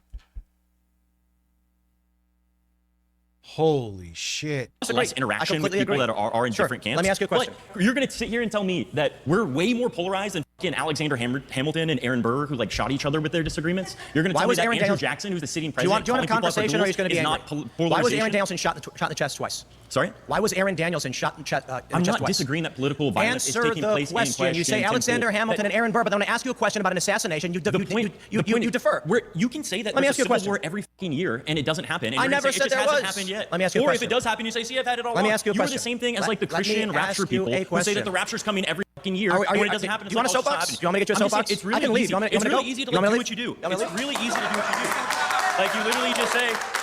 Dude, he just bodied you with a whole bunch of information, Tim, that you could not come back with anything from. This is why these people, whether it's a little piece of shit nobody like me or some big shit like this, they always run, because I'm not good at debates at all. But what I would do is have notes, have fucking sources cited, so when they say something stupid, I could come back at them with evidence. No, you're being a fucking idiot. And then their whole fucking thing would crumble. I mean, granted, their audience doesn't, Smash JT is a perfect example. Their audience doesn't care if they're being genuine or not, or actually being truthful. They just care, oh, I don't like that person either. So you could lie and defame them all they want to. But the thing with the Tims, though, whether you either have to be an extreme or the enlightened centrist thing, which Tim did play that card, no one cares about that anymore. It's like, yeah, we could just be fascists now. We don't need you. We don't need to pretend we're hearing both sides. We never really cared about both sides. Civil War is happening next year. Civil War is happening next year. It's coming. Make sure you subscribe to Timcast. Continue to watch my videos, please. Follow us on YouTube. Follow us on Instagram. It's easy to do what you do, bro. He's got a beanie on. He put a beanie on. Oh, my days. You know what's so funny about this particular exchange? I don't know why Tim wouldn't just say, yeah, of course I use clickbait. Like, everybody... Bro, I use clickbait on this show, but the reason I do it is so that I hook you in to get into the video, to get the substance, to get... Yeah, man, I mean, unfortunately now, including me, dude, you just kind of... I know my title today was a little clickbaity, but at least my clickbait, you know what you're getting in the video. But yeah, I have to... I have no choice now. I have no choice. You like... When there's people just putting, holy shit, this is fucked, I can't believe it. In the gaming space, too. It's not just a political space. It's like, what do I do? You know what I'm saying? The information, to get the education. I try to make it entertaining, of course. I try to make it fun, of course. But, like, everybody uses, like, sensationalist titles and whatnot. So he could have just been like, yeah, you're right. But the reason I do that is to hook people, to get them in, to give my broader message. But he couldn't even do that. He couldn't even do that. Because these people don't have a creative fucking bone in their body. They also don't have self-awareness, and they don't like being held accountable, even if it's good to admit what they're like, hell yeah, I gotta do clickbait. Welcome to YouTube 2026. And so he fucking crashed out and rage quit, and it's too perfect that the thing that was like the least substantive and the least important part of the debate and discussion is the thing that made him crash out and made him leave, which just tells me that, like, totally unserious guy.